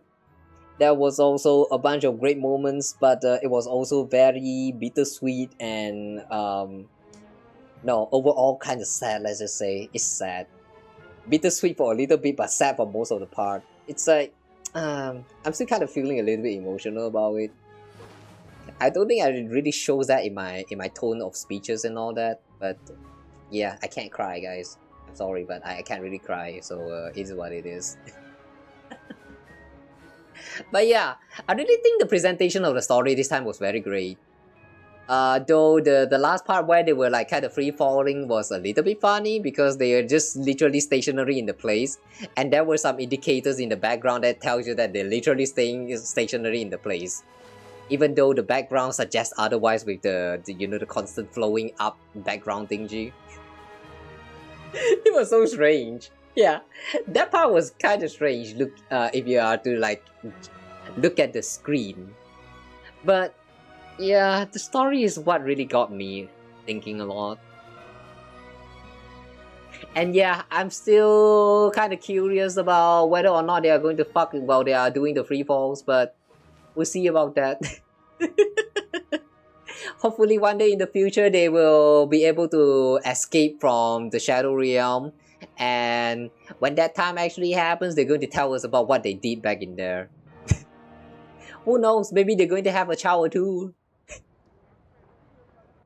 Okay, like enough of this stupid talk. And yeah, that's it for today, guys. That's all for Genshin's for now. We still have the events, we still have the some exploration, and also a bunch of world quests to take care of. No, not exactly world quests, like the meeting point quest. There's quite a lot of things that still left to be done here, but I'm going to leave them for the future me for now. So yeah, we'll take it slow and have a short break. And next week we will come back again for either the meeting point or the events, or maybe both. We'll see. But yeah, for now though, that's everything. So thank you guys so much for watching. I hope you enjoyed the playthrough. I hope you enjoyed the story as well as my commentaries and all that. And I'm going to see you guys again in the next one. Alright. As I mentioned already, tomorrow is going to be a Stario stream. We will go through the Trailblaze mission. So it's probably going to be potentially up to 8 hours or maybe even longer than that of a stream. So yeah, feel free to hang out whenever you feel like it. And I hope to see you guys again soon, guys. Take care. Good night, Otsukawa. Take care of yourself. Rest well. And bye-bye.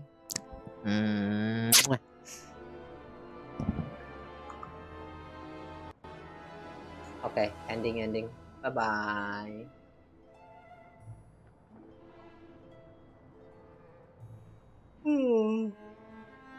Bye.